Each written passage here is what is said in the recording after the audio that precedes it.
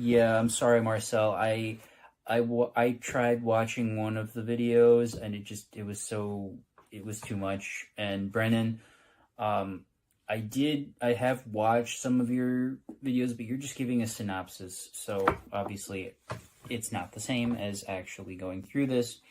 But seriously, and you guys do great work, but I cannot go through super literary encounters. It's too much for me. That's good. You've taken your first step into a larger world.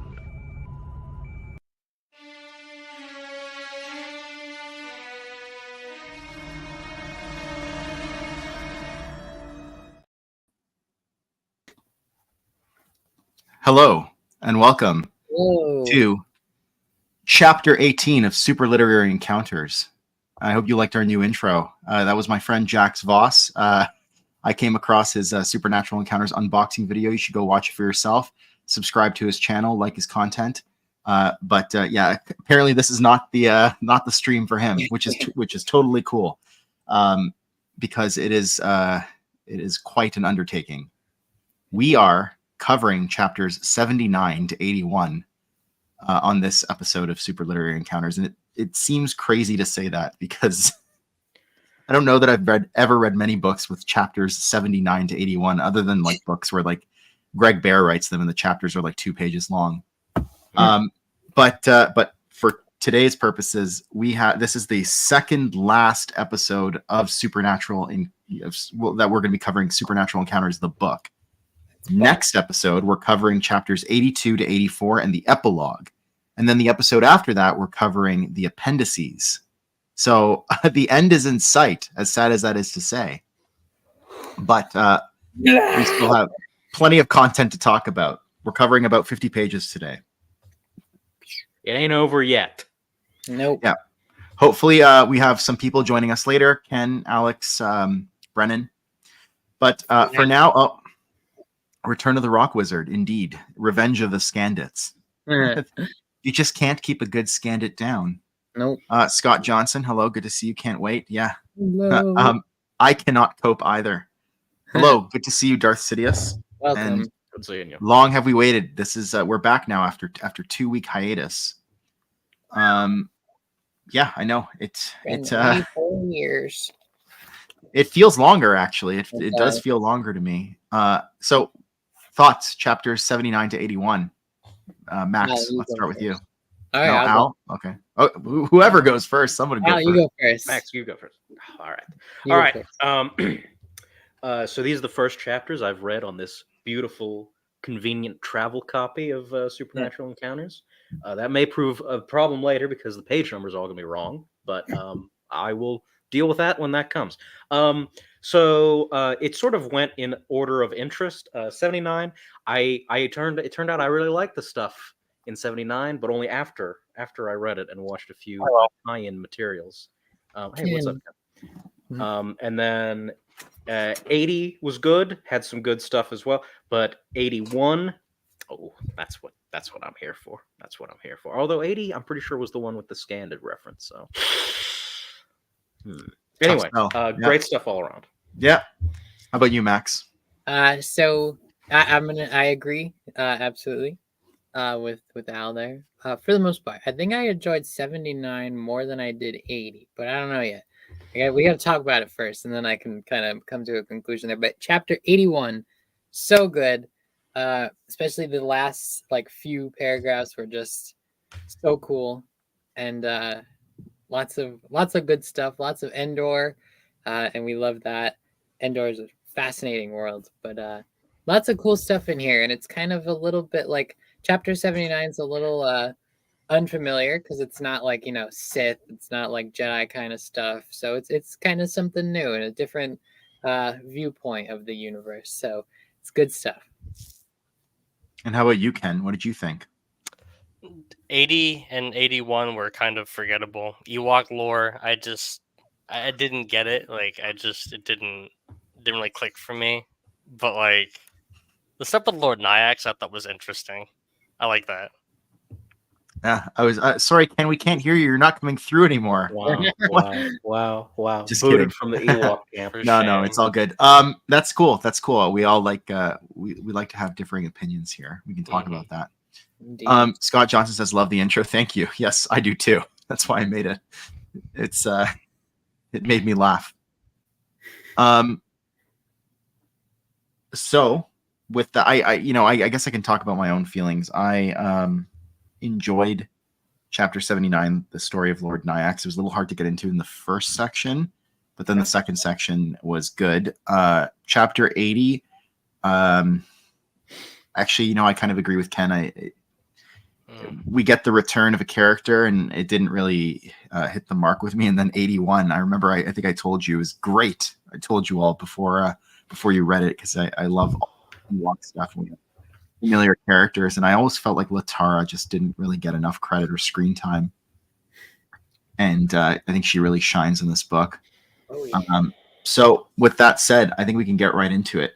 Chapter 79 is called The Tragedy of Sedkona, and section 1 specifically is the Strega and the Mind Witches. What page is that, so I can get it on the PDF here? In my PDF, it's page 847. Oh, that's weird. Thank you. In the book, it's Thank you. 515. Yeah, well, and of course, we should mention that Supernatural Encounters available on Amazon. Might not be forever, so pick up your copies. It's sold in 3 different paperback copies. They're really nice. So we get into it right in the beginning. We're told that in the passage of long and strange years, some of the youthful descendants of the wealthy Seyd Hatarai were overcome by ennui. And it's never good when wealthy people are overcome by ennui. Oh, no. Because it's like the Krath, right? They eventually turn to the dark arts. Yeah. To fill the void in their lives. Mm-hmm. We're told that the witch queens, and we've been introduced to them in the past, who first came to Sedkona, kept their magical books and paraphernalia well hidden after their new civilization was established, intending to prevent a repeat of the events on Droman Kos that had robbed the matriarchy of their power. But with the passage of epochs, what little survived became the treasured relics of a vanished age and displayed in the museums and palatial homes of the wealthy. And so one of the most dangerous grimoires fell into the hands of Tivani Kalenda. This grimoire in particular is known as the Codex of Revealing. Taken by Kalenda from her grandmother's estate, it talks about a sacrifice in blood that is required. And so she brings together a group of wealthy dabblers, and they decide to commit themselves to carrying out this ritual, and they name themselves the Strega, which is Italian for witch, right? Oh, that's cool. Yeah, you didn't know that? No. I know Strigoi, that's Russian for like vampire. That sounds similar to Strega. I don't do I didn't other make the languages. I just don't have the innate talent to learn them. Actually, let me fact check that. It's like Sith sorcery. Yeah, it is. Yeah, I was right. It is Italian. Hey. Yeah. So they undergo these ritual killings, and they decide to. Yeah, I know. Pretty dark. I love this part. Yeah, the blood of many imprudent youths was poured out that evening as the Strega croaked the blackest of invocations. At long last, the red curtain moved as if from a breeze, but the Strega knew that only stone lay behind it, and there were no currents in the room. Another minute would pass before it would flutter again. Then there was a rending sound as if the planet's mantle had cracked open. Darkness fell upon the gathering.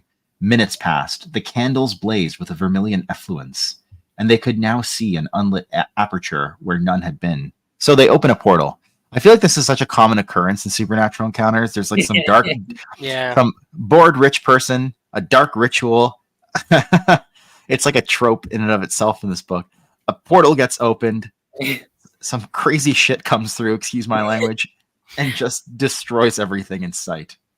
This kind of reminded me of a Lovecraft story we read recently in my literature class called The Outsider, where he like goes and he like into this tower in this abandoned castle that he lives in.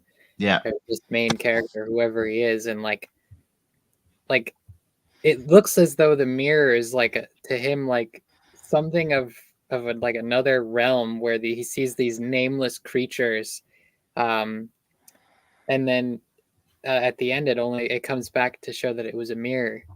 So it was like It was him the entire time, or something like that. But it yeah. just reminded me in the fact that they say it's like an archway, and it was carved from this and that, and then like out of it comes like these nasty creatures, So kind of like I don't know. I was reading it, and it just kind of reminded me of that a little bit. That's awesome. And hello there, Anakin Solo. Thank you for joining us. Hey. So this aperture opens a portal, and it basically it says, in the aftermath of the Strega's invidious ceremony, it was as if a black cerement had fallen over Sidcona. Nightmares stalked the streets and homes, transforming their world into a ghostland of death and ruin, rendering it unrecognizable to any who'd known it. Only a small remnant managed to survive, and for them, life was reduced to short spans of privation and madness.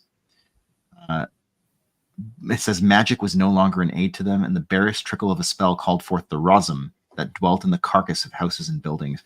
So this place basically becomes a nightmare realm, right? There are like literal demons stalking the streets and that kind of thing. Hello, good to see you, Harry. Hello. Harry gave me a little bit of information about some background information on something later on in this chapter. Are you able to reveal your sources like that? I mean, why not? I mean, I'm pretty sure it's a public article, but you still. Just did. Well, we're going to talk about that right now. But basically, what I was going to say to cap off this specific subchapter is that some people from Sidona managed to get off-world. It says, but the rescuers ever marveled at the fall of Sidcona. Its glamorous pleasure gardens, once overflowing with nectar and spice, its massive marble-carved halls and lascivious temples dedicated to strange and sensual gods, its inviting courtesans and laughing Epicurean habitués from countless worlds, in a fortnight torn down by this dark ritual. This is like such a Supernatural Encounters cautionary tale, if there ever was one. Mm-hmm. Don't invoke Satan. Yeah, don't invoke blood rituals and stuff. I know. Don't open a portal to hell. It's the moral of this story. Just don't get involved with the dark magic or anything. Don't. Like. Don't.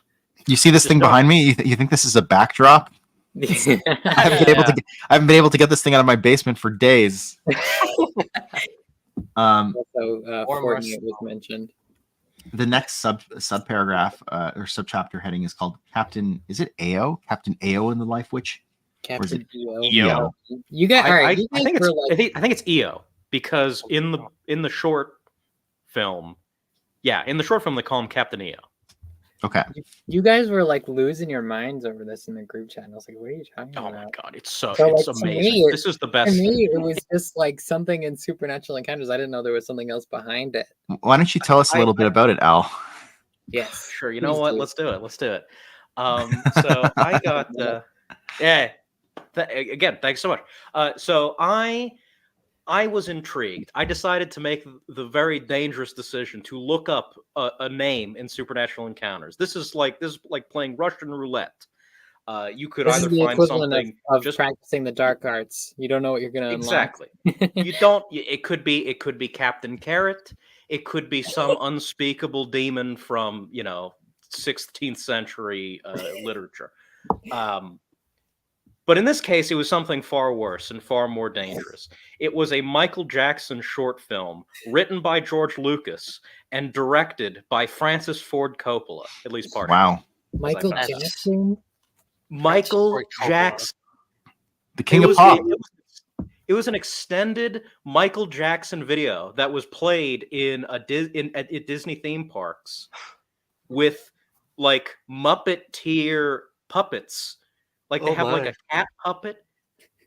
It was amazing. I watched it in awe. I was like, this is the best thing I've ever seen, the worst thing ever created, and probably a hallucination.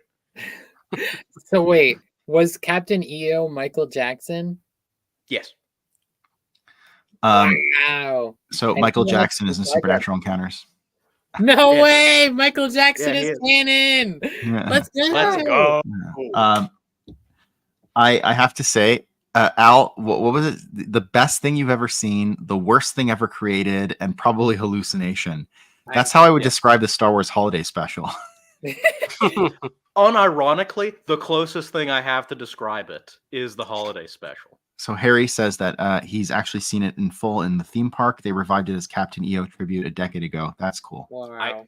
I would really love to see it. So I have very mixed like I just said, I have very mixed feelings about it. But it is undeniably very interesting. It's very cool. Well, It's I'm very happy. What do we have here? Oh wait, what have we here? Sorry, that's the line. Hello, what have we here? Who knew I was reading about Michael Jackson the whole time? Alex, can you hear us? Yeah. Okay, cool. My So laptop broke, so that's why. that's okay. Yeah. That's okay. Rip to your laptop. I wonder if I can get you a picture. No, I can't. Oh well. Checks. I remember he wanted to be Jar Jar Binks as well. That's crazy. Who? Michael Jackson? That's right. Yeah, I remember that. That would have been better. Maybe not. I don't know. That would be a wash, I think. I personally, as someone who actually likes Jar Jar Binks, I think Ahmed Best did the best job. I love Jar Jar. I've always liked Michael Jackson would have made it a totally different character. It would have been like, it would have been totally different, which could have been interesting. How would he have sounded like when he talked to like? I'm not gonna do it. No, I was trying it out in my head, and I'm like, no, this is not gonna go over well on stream. Thinking about it, but no, it's not a good idea. Let's just say, watch Captain EO. That's how he would sound. He would probably not do something very dissimilar from that. What other movie was he in? Was he in The Wiz? I don't know. The Wizard of Oz remake. Associate Michael Jackson with music. He was, but he was trying to get into acting. Obviously, it didn't go well. Well, So after the night creatures take over the streets of Sidecona, Captain EO rolls up and performs Thriller. I'm just kidding. No, I mean not dissimilar. I may not be wrong. Yes, Harry's been waiting to have this covered, and he was in The Wiz, Michael Jackson, as his own film, Moonwalker. This is so weird. So we're told that of the said Hatarai who escaped Sidecona, one was Ava Curlsill, who became the Grand High Witch and the self-styled supreme leader of Stoko-Ricey, a sparsely populated core world. She had nothing but an ugly stone around her neck, and that stone turns out to be one of the force crystal of Naga Sadao. Yeah. The untainted Turag crystal, imbued with power that she, I guess, had gotten passed down through the ages. She basically stages a coup on Stoko-Ricey and says so. She gathers a bunch of people. It says that no one took notice of them when, in the dead of night, they slit the throats of nearly all the slavers, constables, and government officials on Stoko-Ricey. The next morning, when the gruesome discovery was made across the city, Ava Curlsill went into the city square, accompanied by her numerous allies. Once the denizens had gathered, she revealed the truth of the prior night, of the justice of their cause, and the fact that she was now supreme leader of Stoko-Ricey. Based. Oh, hello. Good to see you, Corey. Like Al, Corey only discovered the magic of Captain EO through Supernatural Encounters. He's watched it unironically about a dozen times since. Wow, I really got to get on that then. Harry says when it comes to his Supernatural Encounters contributions, he can confirm that he helped identify some of the species of EO's crew. Very nice. We can talk about EO's crew because that comes up page 849 to 850. She shortly after these events, after she proclaims herself the supreme leader, she gets confronted by the famous Captain EO and his Space Knights, who'd heard of her revolution from Commander Bog of the Galactic Republic. So, Ken, maybe you can read us actually. Sure. There's two paragraphs here, but start. The Space Knights were a ragtag band of musicians. It's sort of like in the middle of a paragraph on page 850. The Space Knights were a ragtag band of musicians made up of Hooter and Elispad, Idi and Odi, Apollocephalus, I probably butchered that word, but right, wingless avian known as a Haga, Fuzzball, a metamorphosis flutter, and the droids M1 Domo and M8 Domo. M8 Domo. Okay. And then the next paragraph, if you please. A native Calatinian and a popular entertainer, Io had gathered them in a direct response to the Species to Earthlings for Earthlings movement that had raised its ugly head after years of dormancy. After successfully and non-violently dealing with the EFE, they decided to continue their adventure of bringing freedom to the galaxy. Personally, I've always been a fan of bringing freedom to the galaxy through the power of music. Oh yeah. Yeah. I think that's the goal. Hello, Vaughn. Good to see you. Hello. Hey, Vaughn, I think I told you I got all those things that you sent me, so you can clear out your storage. But thank you again. Ragtag band, Harry says, is how the narrator at the start of Captain EO describes them. I love that borrowing of wording to strengthen the connections. Yeah, I agree. Yeah. That's a good pull. I think Captain EO fits right into Supernatural Encounters. Midomo and Madomo. I love those. Is that actually from the short? Everything in that paragraph is from the short. Now, I think it's so in the short it's Maj Domo and Me Domo. So like Major Domo and then Mini Domo. Right. But so one is like a C3PO, the other's an R2D2, but the R2D2 fits into C3PO's chest. Oh my god. Oh, like a Bollocks Blue Max kind of thing? Yes, exactly. Wow. That's crazy.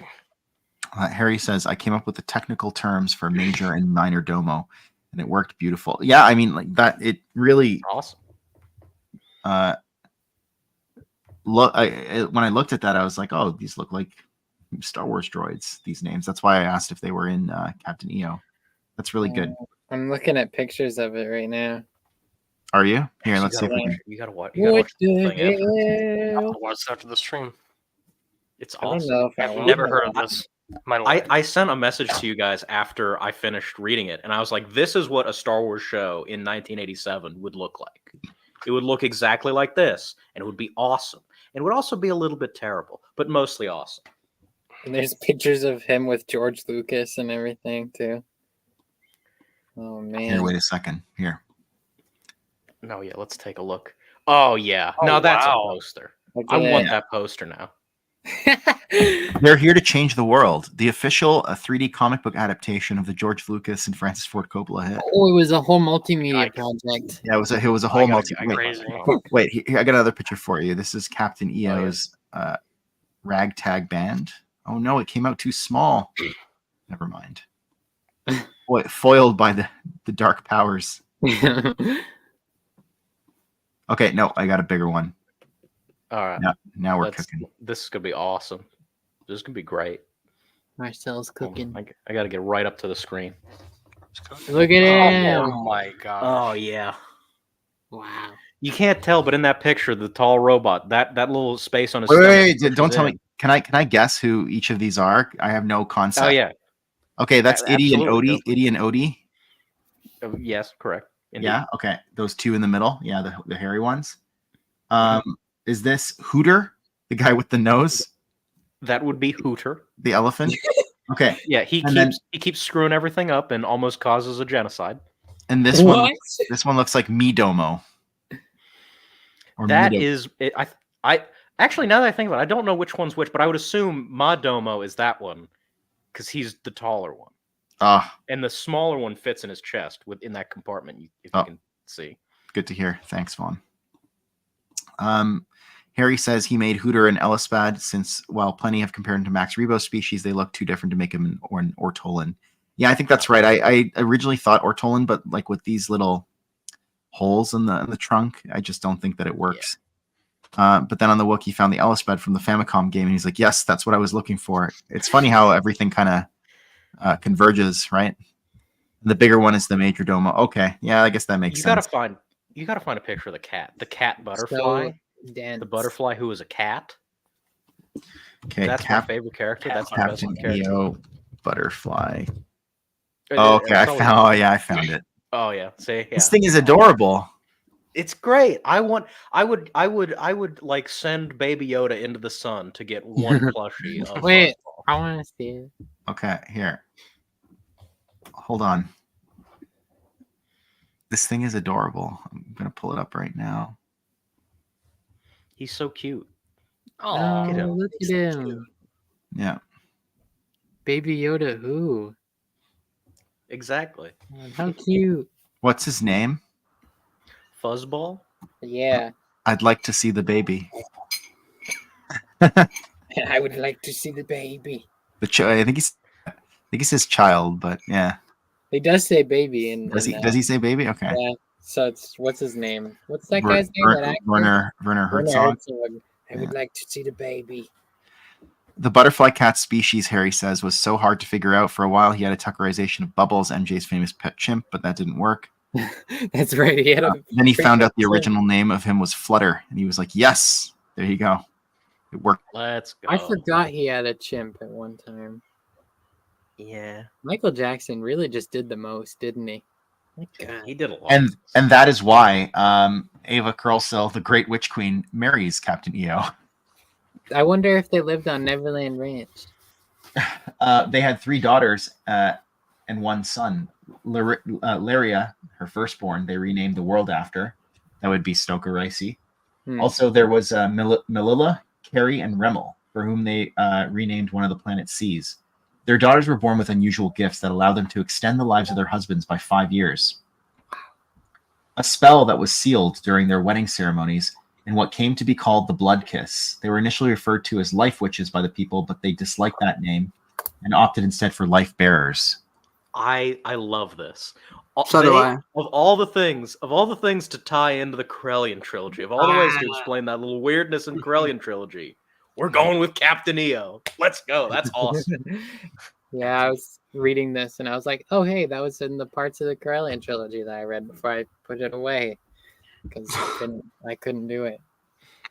But I did read that part, and I was like, damn, Lando almost married one. And now I know they're descendants of Michael Jackson. According to Harry, there's another reference there with Ava Curlsell, but he can't blurt it out for obvious reasons. There's also a weird witch lady in the Marvel comics or the Archie comics. I don't know if they're the same ones, but it was definitely another weird one. I don't remember what issue that came from, but yeah, I don't know if it was meant to be the same race or not. Hello. So, Brady, good to see you. Tassu Leach, good to see you. Thanks for joining. I think Brady's going to be streaming later tonight too, so go check it out. Watch both. Watch this and Brady's. Yeah, put like 2 tabs on. Yeah. I think he's going to be doing Tales of the Jedi. So Fine Editions is his channel name. Go and sub to him. Obvious. Yeah. No. Fair enough. We will look for it, but maybe we won't be able to find it.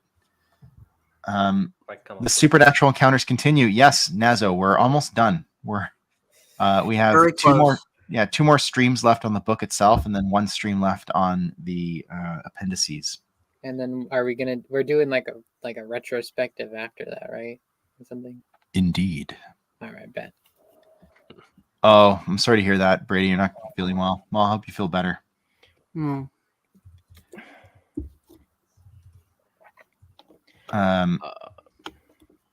Oh, wait, no. No. He says, my only hint, check who played the Supreme Leader. It'll be easy from there. Is Ava Curlsell like a Tuckerization of Andy Serkis? Angelica Hudson? I don't know. Hudson, jeez. Houston? Oh, the Supreme Leader and Captain EO. Never mind. Yes. Andy Serkis. I don't know. Hey, I'm reaching. In Supernatural Encounters, nothing can be possibly wrong, okay? True. The Supreme Leader. Let's actually get a picture. I'm going to throw up a picture of her. It's not a Tuckerization of her name. I mean, is it? I don't think so. Angelica Hudson. No. Houston. What? Wait a second. What? Is this the Supreme Leader? Oh, What? Jesus. Oh, yeah, that is. Yes. It's That's awesome. like Look a at that. cyberpunk nightmare right there. That looks like if the Borg Queen and an alien like a xenomorph created a human hybrid. But That her- is to say, her, yeah, like, the face, her the head forehead. looks like a Klingon. Oh wow, Nazo, that's so great that him and his dad are reading Supernatural Encounters. If you ever get jammed up or anything like that, not that we're like experts, but please feel free to reach out to any of us here and that's all. tell you what we I'm so think. glad to hear We're gonna be like, no, we don't remember that far back, but try anyways. that. That's That's why awesome. we've got notes. Captain EO is top EU. That's right. That's the Supreme Leader. She indeed influenced the Borg Queen in First Contact. That's so interesting. Ree Houston, you're so close. Okay. Angelica Houston. Man, this is Well, we're not going to spend too I'm much time looking- on this. right. Let's see what else she did.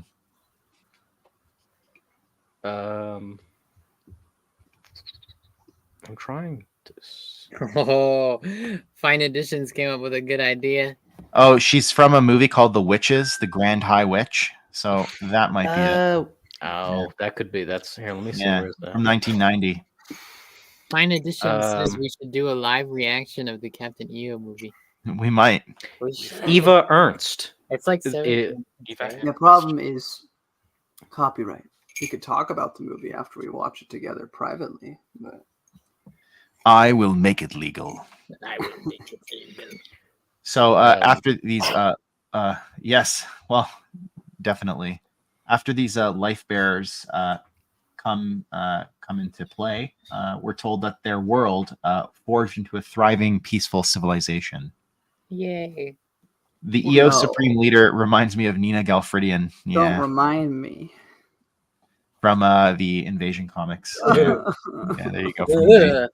That was a comment from Scott Johnson for anyone who's listening and not watching. The trauma I've just received. From that. So, what does all this have to do with the meat of this chapter, which is Section 2, the life and legend of Lord Nyax? Let's go. Well, His we're told grandmother was a life bringer. that's right. Several left Lyria Curlsill, not wishing to give. I guess it's a planet name now, actually. Not wishing to give up their ability to have children. Ursula Nyax was a young girl when she and her mother, Merlina Kottel. Actually, I don't know that there's a relation there, but they were living on Lyria Curlsill, which was formerly called Stoker Ripley. So they departed that planet with little more than the clothes on their backs. She not only declined sterilization as a life witch, but refused to extend her abusive husband's life, giving support to her child instead. You go. First they went to Sidecona and then quickly realized this is no place for anyone. It was a desolate world, struggling and failing to recover, and no place to bring up a child. So they went to the next best place, Corellia. Yay. Yeah. And there they attempted to eke out a living. But I get the sense that the Corellians were skeptical of these witches in their midst. Witches. Yeah, it says life grew hard after Ursula's mother died. Man. Rip. And harder still when she got pregnant by a young rogue whose promises she'd foolishly believed. He'd wound up in jail while she ended up with an infant and a reputation that forced her to start over again in another town. Yeah, I mean, like almost like I don't know, how does she like make her money? Like a fortune teller, kind of like a. That's what I was thinking. Yeah, that's what I was minor magic woman. Yeah, like she's just Vima. got a little shop set up or something. Yeah, like Vima Debota. Yeah. She ends up in the spice mines of Kessel. Wow. Well, Ursula Nyax doesn't. She, her son though, his name is Gregor. Mhm. So This is a surprise tool that will help us later. So remember that name. We're introduced to these characters called the Defenders, and I was just curious if they came from another part of the expanded universe, and I'm just not remembering. But Defenders. Yeah, one of them's that blue sky tree. I think is I forget his name though. Let me see if I can find it. I think it's it's right. Jackery. Jackery? Yeah, Okay. Yeah. Yeah. We're told after aiding the Corellians against Sith occupation. I don't even remember when there was Sith occupation of Corellia. There's been so many Sith occupations in this. Probably like SWTOR? crazy. I don't know when this story's supposed to take place. I think this is like But it would have been, yeah, I mean, that makes sense if it's SWTOR because the Sith do occupy Yeah. that planet. When I think obviously this is after like I don't know. Do you think this is after like the new Sith Wars or is it like I mean, it takes place after, like, the chapter comes after Darth Bane and Bane. KOTOR and Yeah. all that stuff. You know, interestingly, it wouldn't need to be that far back in the past for it to become a legend, right? Like even like the Jedi were a legend within like a generation in the Yeah. galaxy, Yeah. right? I mean, So- we have legends from like the 1800s. Mm. Look, I mean, what about Saint Nick and all that?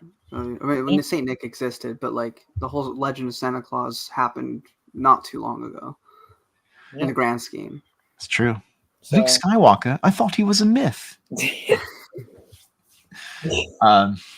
I would say this takes place during like the 1,000 years, but you know, between right. the Rusan Reformations and like Phantom Menace. That is my belief A as lot well. of time. It's 1,000 years.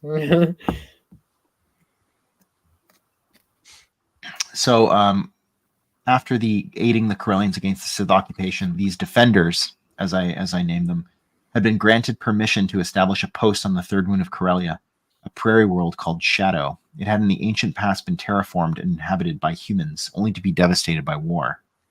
Then, restored by the Killiks, it was brought into Corellia's orbit. Yay. Yeah. I love the Killiks. One of the defenders, Jackree, he actually gives Gregor a job offer while they're working together at one point, right? He says the thing. He says the meme. What does he say? He says there. I sense there's more to you than meets the eye. That was for me. That one was for me. Is that Transformers? Yeah, that's reference? that's our Okay. reference for the. That's our reference for tonight. I couldn't come up with anything else. That's all I got. He tells me, he said, I could teach you things no school can. Not only would you be helping me help people, but you'd be helping your mother as well. And Gregor says, I don't know. I can't just start over. Perhaps later after I finish school. He can see that there is potential to this guy, but I think Gregor also makes a comment, kind of like off the cuff comment about, what was it, like people like not. Let me take a look actually before I. Yeah, he made like some like really like condescending Rude comment. Yeah. Yeah. And he was like, "Bro, why are you saying that?" Refugees. Bro, why are you saying that, Cam? Yeah, I think it was about refugees. Yeah. That's exactly how it went down. Why Bro, waste? why are you saying that? He said, Sorry. why waste good credits on such lazy and stupid ones as these? Gregor asked the defender. It'll only discourage them from getting work and benefiting society. He comes off like Cartman. It's just, but Bro, I just love like Jackree. He's like, you have done well, young Gregor. He literally says, you have done very well, young Gregor. You should apprentice with me. So he's the missing Sith Lord. He's probably part of the Bainite tradition. Probably. Oh, yo. Oh, no, hold on. Hold the phone. I didn't even think about that because I thought this guy was some benevolent guy because of what happens later on. I mean, he is maybe. I don't know. Or he led the Paw Patrol into glory. And I'll leave my joke there. Okay, I'm being serious here for a second. Look at his words. You've done well, young Gregor. You should apprentice with me. I sense there's more to you. That sounds like the way a Sith Lord speaks. It is true. Yeah. I got Oh. inklings of that when I read it the second time. I don't think I noticed it the first time. Wow. You know, now that you say that, he's saying he does magically show up at the very end, at the last possible second, to come and fix all this. With Isn't it a a little, flaming it's a little coincidence that he just happens to be like, oh, I knew you were gonna be evil, so I came back with a flaming sword. It says There can only be one. maybe he was part of the Sith, and he saw that Lord Nyax was like a threat to his plans or something. Darth Cognus's apprentice. We'll never know. Darth Cognus had Darth Millennial as Whatever. Well, didn't Darth Millennial break off though and go and oh yeah, he kind down of the did. prophets He of the dark said- side? He said, "No, I'm Yeah. leaving," and then he left. So she's like, you know what would work better next time? Bird people. Bird people Burb. never fails. So, so Cognus, like if like fan headcanon that this Jackery was Cognis's apprentice. I mean, she's dead because he's looking for another apprentice. So That's right. She has to die at some point. Yeah. All people died. Not all people truly live. indeed. But Gregor says, "I'm sorry," he told him as he walked away. "I'm just not interested." So he turns down his offer to join the Defenders, and attends Corvella University on Karelia. And in his second year, he manages to make friends with a small group of intellectuals who shared what they reckoned to be radical ideas. He put up with their clumsy foibles and youthful experiments with illicit substances due to his feelings that he'd finally found kindred spirits. Their conversations ran from critiques of politics and religions to foolish Karelian cultural practices. And their names, I think we're introduced to two specifically. Thon Jilin, the son of Hannes Jilin, a popular senator from Coronet, and Hitchland. Yeah. Hitchland, old boy, what are you talking about? That's preposterous. Let me get out my smoking pipe. Get out my fine liqueur. There's an interesting quote on page A53 of the PDF. It says, "What's the point of an education if not to challenge the status quo?" I wanted to be controversial for a second because it's been my experience that academia is largely geared towards reinforcing the status quo. I mean, ideally, what it does best is teach you how to challenge it yourself, right? It provides you with those tools. But, I think old ideas are very, very slow to be rejected by the... So it's just, what's the point of education if not to challenge the status quo? I think that cuts both ways. That's my controversial comment for the evening. Sorry, academics who might be watching this. Pish posh. What do you know? What do you know? Yeah, exactly. I would hypothesize that you are the problem in education. From my point of view, the Jedi are evil. Okay. Yeah. There's this fun exchange that they have as these college students are arguing with one another. Hitchland is like, "You're the one who wants to make me a believer," Hitchland prodded. "The burden of proof is on you to establish the facts." And then Von Jilin interjects with, "Have you not noticed? The people who say that never actually want it." So they're like talking in their... I love that we're making them like elegant British when they're probably just like regular Karelians, just like... They probably are New Yorker sounding. Yeah. Something. Frequenting the salons. What you believe, just that you're a closed-minded clod. That's what he... Come on! Yeah, that's probably more like... With a chip on your shoulder. But I think it's true to say that people who say like, "Oh, the burden of proof is on you to establish the facts," they actually don't want you to establish the facts. They're just trying to throw up a roadblock in your way so that you have to jump through an additional hoop. Yeah. Or you get even crazier ones like the burden of, like, not even just burden of proof. It's you have to convince me. Yeah. It's another step beyond that. Alex, this is why I don't get into debates with you. Well, it's a slippery slope. Look, I there's things that I need to... So many voice messages. Chill on. Hey. I was going to reach down and grab the cat and say, "I only debate this," but then she almost bit me. So no, that's a bad idea.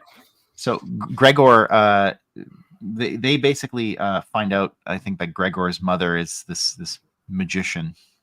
And they want to, Hitchland is the skeptic. He doesn't believe in anything other than the material world, and so they basically put Gregor up to going to his mom and getting her to teach him some magic. And she does. He says he hadn't remembered using the gift as a child, but he surprised himself by demonstrating proficiency in a short time. After practicing several simple enchantments that he could replicate reasonably well without embarrassing himself, he led his friends to a lonely creek not far from the university grounds. And then he performed for them, and even Hitchland, the skeptic, was convinced. Based. It's like a little Harry Potter boy. That's right. So then they graduate, and they enter the real world, as it's called. And it says after graduation, things took a slow downward spiral. Hitchland became the businessman he'd always aspired to be. Marrying a self-absorbed woman that chattered like a squib and popped out a bevy of fat and complacent children.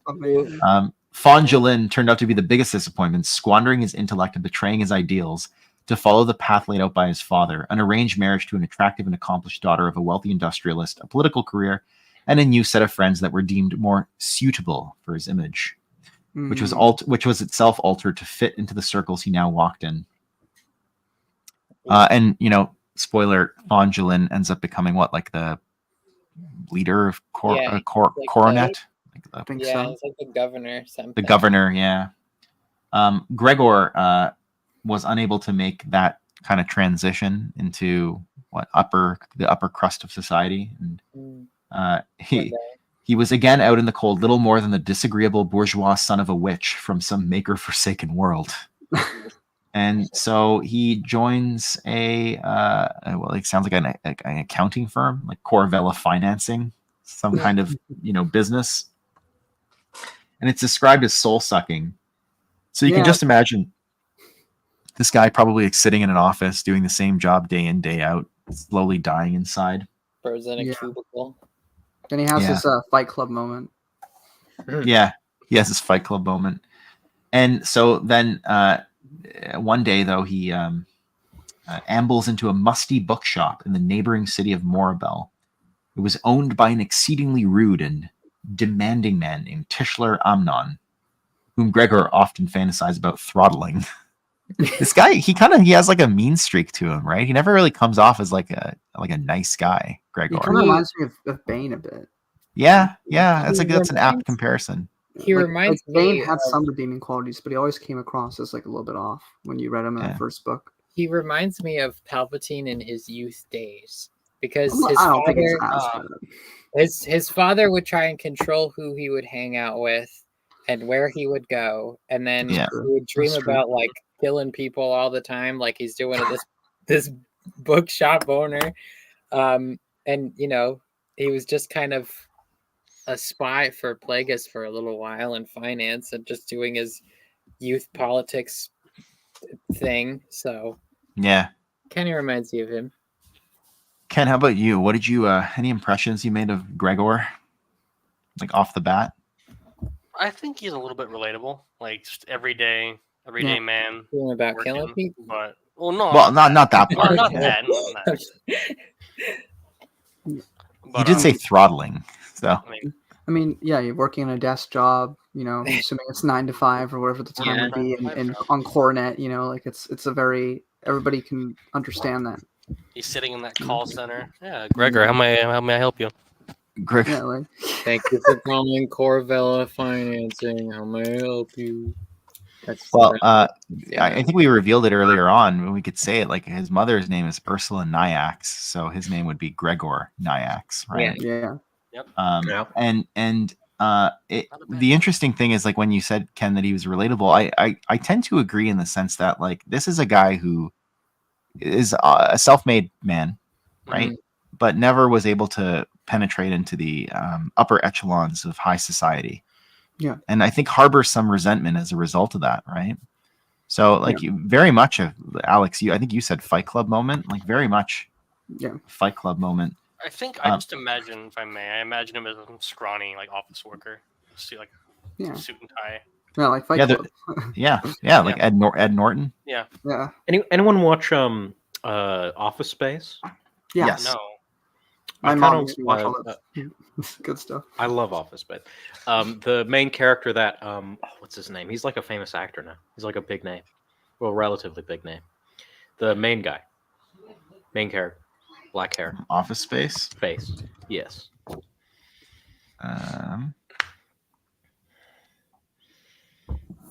Ron Livingston? Yes, Ron Livingston. Thank you. Yeah. Someone kind of like Harry says kind of like it's a great movie. It's kind of somebody unassuming, but is a little bit devilish. Has a little bit of an evil streak to them. Yeah, I think that tracks, right? Like I think that's sort of what I took away from his character, kind of as he's portrayed early on. His Office Space no. Yeah, just like it is connected. Yeah, we were making a comparison. So he ambles into this bookshop, this musty bookshop, and I feel like we can all kind of envision this. We've all been there. And he finds an odd-looking book that kind of speaks to him, right? Well, not like actually. In Supernatural Encounters, you have to be very clear about that. It doesn't actually like speak to him. It just like I think it catches his eye. Peculiar in its heavy weathering, with a cracked black cover marked only by an unknown but intriguing symbol. He knew that he must have it at whatever the cost. So he haggles with the deplorable bookseller and manages to purchase it off of him for, what was it, like several months' wages? Was it even more? I think a year's wages. Oh, man. Yeah. Wow. Where is it? Hold on. It's on page 856. Because by the end, Gregor agreed to pay what amounted to a year's wages Oof. for this book. Wow. Wages in this economy? If this actually works, in this economy, Gregor thought as he carried his prize out of the shop, I will gain greater satisfaction than that. Because he gained some satisfaction when he returned like 2 hours later with like the actual sum that the bookseller wanted from him. I'm just going to call it. It sounds like a grimoire to me. I think it is a grimoire. It's known as To Conquer a Life of Illness and Dark Dreams, credited as its author one Etka Chu, a Sith wizard who lived on Alpharides and had taken over from Supreme Malevolence Judeo upon his demise. You remember Supreme Malevolence was like the name of their leader? It was like their title. Yeah. Chu was not a well-known Sith, preferring instead the acquisition and preservation of lost knowledge from ages past. I love this part. And can you read it for us? That as per his introduction, I think it's the top of 857. As per his introduction, the work was an extrapolation of various manuscripts ancient beyond time and forbidden to all but the most dedicated of devotees. Those who follow to the letter these formulae will attain greatness above the ugly and mundane words of blind sentients who were risen from the mud and blood of gods only to serve their betters. I love that. That little epitaph. Based. Dope. Scott Johnson says sacred text, and it is indeed. So he decides to actually follow the rituals or incantations inside this book, and makes his way to one of the moons of Corellia called Sarcophagus. Oh, sorry, no, Sicoria's moon, Sarcophagus, the Corellian system. It says all who died in the Corellian system were buried on Sicoria's moon, Sarcophagus, appropriately called the Dead Moon. His mother was amongst those who'd been interred there. And he enacts the ritual on Sarcophagus after exhuming his mother's corpse, which is totally horrendous and horrible. Wow, everybody's off camera. I feel like I'm just speaking to a wall here. Sorry, I was leaning into the screen. I didn't want you to see like. And I just don't got one. My camera Yeah, still doesn't work. Sorry. Unfortunately. Right. Trying to get to work, but no avail. That's all good. So he exhumes his mother and performs the ritual, and from his mother's rigored corpse were croaked the forgotten secrets of the ancients. This part. Sorry, I had to run upstairs really quick. But this part reminded me, like, he takes his mother out of the grave and everything, and he's using. Yeah. So not exactly, but it reminded me because I read this. This Charles Dickens story, not Charles Dickens. I forgot the author, but we read it for class. It's called The Body Snatcher. I don't know if anyone else here has read it. No, I don't think so. Okay. No. So essentially, there's like this professor of anatomy, and they study like dead bodies and stuff. And so his two students have been basically like killing people and using their bodies for experiments, and the professor would just not ask questions as long as they had test subjects, right? And they would go into people's graves and take them out and experiment on them and stuff. So it reminded me of that because he's like going into his mother's grave, taking her out and using her for a dark ritual or something, So I was reading, I was like, oh wow, it's kind of reminded me of that. And then in the end, one of the people they killed was stole away with their carriage as like a zombie or like a spirit or something. It was really freaky. But yeah, so you're muted, Marcel. Which in these days they would steal away with their car, right? It's just like. How did we feel yes, about there it that is. term carriage Robert being Louis used? Stevenson. So Well, it was- the yeah. Body Snatchers, Robert Louis Stevenson, better known Yes. as the author of Treasure Island. I wanted to say actually, well, this reminded me of that scene in the Dungeons and Dragons movie that came out with Chris Pine, where they're going around the graveyard, raising like dead Viking, or not, they're not Viking, but like dead barbarian warriors, and asking them questions because they're trying to find this this like artifact. Yeah. And they can only ask like the warriors like 5 questions. Yeah. And then I think the last one, they forget to ask the 5th question. So he's like technically still like undead. He's like, is someone going to ask me this 5th question? Like they've just left. They've gone. They're done. Wow. I gotta watch that movie. And then like, I think in like a post-credit scene, he's like still there. Being like, is someone going to come back and ask me this question? See, I like that. That's a good because that's a mechanic in the game, right? It's Yeah. Yeah, no it's one like has to speak with dead or something Yeah. like that. And, Yeah. We've used that before. in Baldur's Gate, there's like a scroll of speak with the dead, and you get to ask them questions and stuff. Exactly. So much like that, Gregor Nyax, his mother's rigored corpse croaks the forgotten secrets of the ancients, secrets that would lead him to the deepest, lightless realms of mental and infernal space. But rather than fear, he felt elated. So the book was real. The rewards for his act of depravity were great. Gregor rapidly rose to wealth and relocated to the burgeoning, bustling metropolis of Coronet City, which was fast becoming transformed into a baronial enterprise of Orphigiate design, texture, and taste. Already, filigreed poems were being recited and Baroque songs were being sung in reverence to it. Alex, can you read us this poem? It's on page 858. Page 858. Okay, give me a wee second. That's okay. Give me a wee second. While he's 858. You said I'm here. I'm here. Yeah. Okay, you're here. Okay. All right. Where's the poem begin? Oh, I see. No, it starts on the page before that. Then. My bad. We're I'm going off the PDF, so. Yeah, I'm in the actual book. Okay. I think this is it because nothing else looks like this. So it's sectioned off. Cornet City, Incarnadine, dream of the Hesperian queen and her setting subjects, resplendent in Damascene. That's right. Okay. Into the sparkling dawn, thy golden children roam on. Cornet City, land of the amaranth and roaring estate, the charming Sybarite.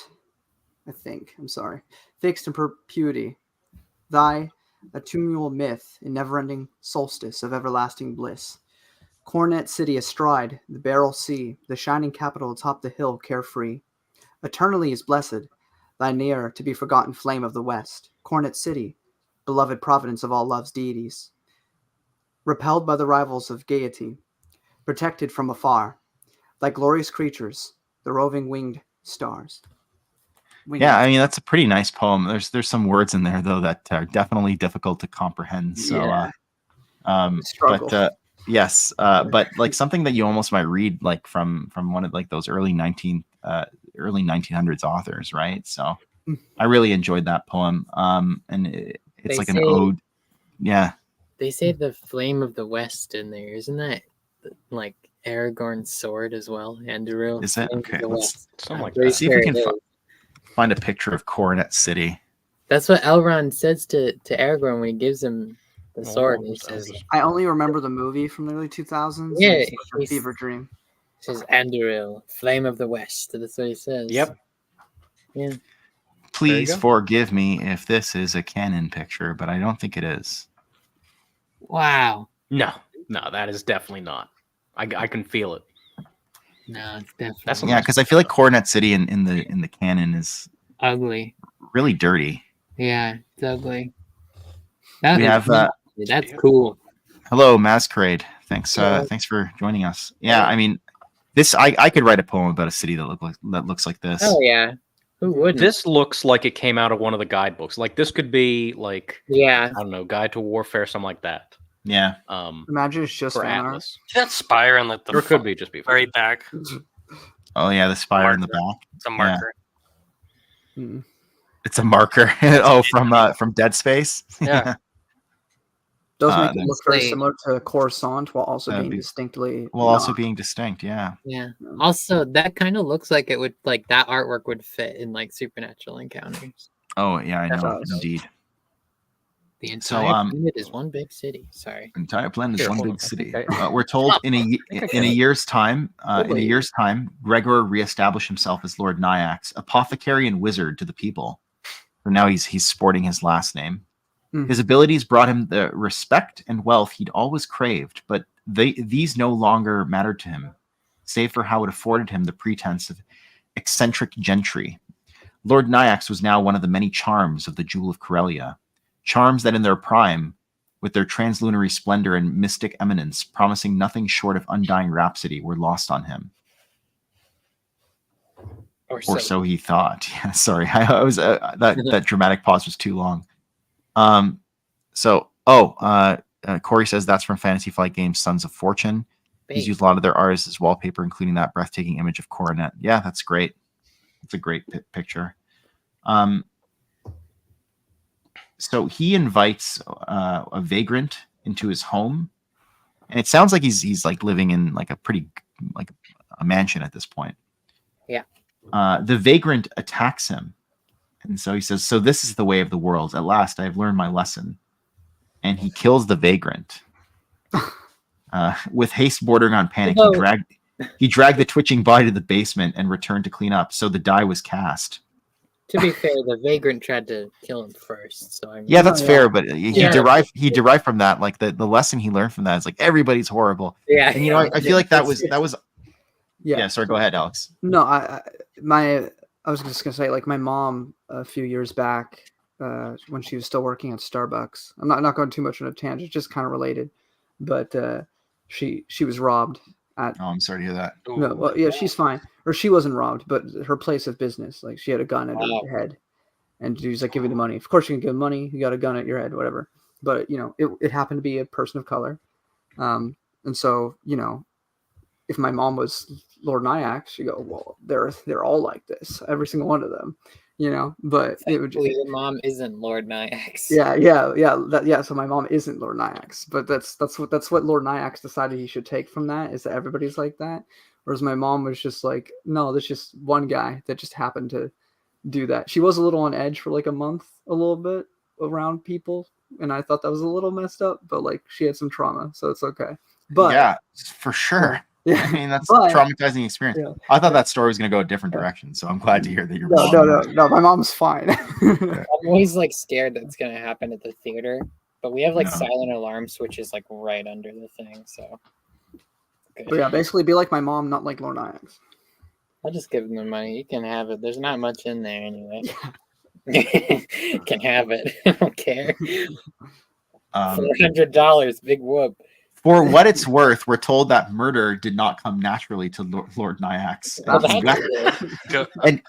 And he wept the first few times he did it, so he's a repeat offender now. He's basically killing people like out in the night in Coruscant, right? He's become the literal boogeyman. for me. Doesn't like violence. I He used to kill people. All right. And that's the little story in New Jedi Order. I don't get. There's no spoilers for Rebel Stand, but there is, because there's something going on in that book, and they relate it to this story about Lord Nyax, who would kill Corellian children in the middle of the night, and it's coming from this story. He took the lost and left behind, widows, orphans, and others down on their luck, who scrabbled about looking for shelter or alms. And also, he did take pleasure in one killing, though. He killed that bookshop owner. That's Well, I right. mean, you know, that's how sometimes that's how it goes. Oh, yeah. Divine justice. But he convinced himself that his cruelty would serve a greater purpose and proceeded through the Caligulous rites laid out by Etka Chu, that's the Sith sorcerer, whose writings he could now clearly read. It sounds like a sneeze. Achoo, you know. Etka Chu. Sounds like you're sneezing. So he built an underground vault for himself, and he erected this thing called a jade door, surrounding with an eldritch Strix symbol built of maize and the spilling of much blood. It would serve for an infernal portal. Oh my God, have you not learned? Stop opening infernal portals. They're not again. What is it made of? Stop doing that. This Made of was maize? maize. It See, it's says made of corn. built of maize. Built like of corn? He Oh, built okay. the thing out of like corn flour. I think the symbol is itself built of. Anyways, whatever. It's the door. It's just eat the door. It's made of corn. You just Eat the eat door. in there. Eat the door. It's a door. That's a Made of door. corn. It's a door. The entire door. door is Corn. made out of corn. The entire thing is one big door. Made of The corn. entire door. Oh, so this is what Children of the Corn is about. Oh, Yeah. Yeah. Yeah, they just walked through the corn door. Yeah. through The the corn corn door door. ye enter. Oh my god. So Also, with the, Salonian tunnels. I don't know. That's kind of This weird. is- this was the last of the invidious incantations in this book, and the one that would reveal the truth at last behind the darkest folk tales of old. So with excitement and no small amount of trepidation, he steps through the lintel, and I think goes through this portal. And he goes, we talked about this in a much earlier stream. He goes through the Black Pilgrimage, right? He makes that trip to the charnel worlds, et cetera, et cetera. Yeah. Um, Did that last, I believe. Stop going to hell. No. guys. Stop it. Just leave it But- alone. No longer was he the same man. All past things were discarded like so much dross. What loves, hopes, desires, fears, and boundaries he'd agonized over had been eradicated, along with his flesh. For the purpose of public appearances, he employed the dark arts to shape himself a flesh mask that resembled a version of his former self. Is that picture in Supernatural Encounters? Is that a picture of Lord Nyax, like right at the end of the chapter? I think it's supposed to be. Okay, then we're going to show it. I went looking for the damn picture it's in made this of version. stone. It's not here. There's also a picture on Wikipedia which just looks like a scarier version of Rain Thol, but Ah! So he's like Hugo Weaving in the first Avenger. He's just wearing a skin mask. I get it. Basically, Yeah, so yeah, I mean, that's not a bad comparison, Al. it's just I like that. darling. Ooh, This I is like- Lord I like that Nyax. design. It doesn't look like skin. It just looks like stone. All right, what do you guys think? Is he vibing? No, he No. does. He's He's not there's no vibing. vibe. Do it to him. He He's is doing vibrating. it. He's doing He's it, yeah. doing He's it got to his him. own vibe. He's vibrating like a chihuahua that is at maximum anger, but he I is not tickled vibing. someone. He's vibing like Okay. a Rottweiler on crack. But what's the little knob on his head? I thought it was like a top knot, maybe, or something like that, Could be. Maybe it's a man It bun. looks like- like a ponytail. He's rocking the Exarchoon ponytail. Oh wow! Is it a oh, wow. mohawk? He's what? Is the mohawk? He walks into a barber shop. He's like, "I want you to give me the Exarchoon cut." You know the one. I can only deliver you the late '90s Clark Kent. Yeah. Just a little off the top. It's not delivery. Brady says Nightmare on 1313. That's hilarious. Yeah. Just Yeah. a little off the Yeah, top. they're- and they took That all Will the Smith stuff. song about Freddy Krueger. Wow, I've heard that song. On my before. street. Yeah, that little top knot. That's his fade, Maxine. That's his fade.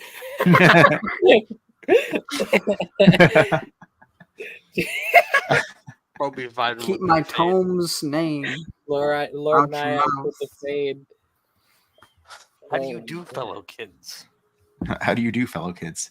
So what does he do next? Beginning on page 860, well, actually, he doesn't invite him. Fawn J. Lin, who's now the president of Corin. Well, I guess the president of maybe Corellia. Basically, he- at this point.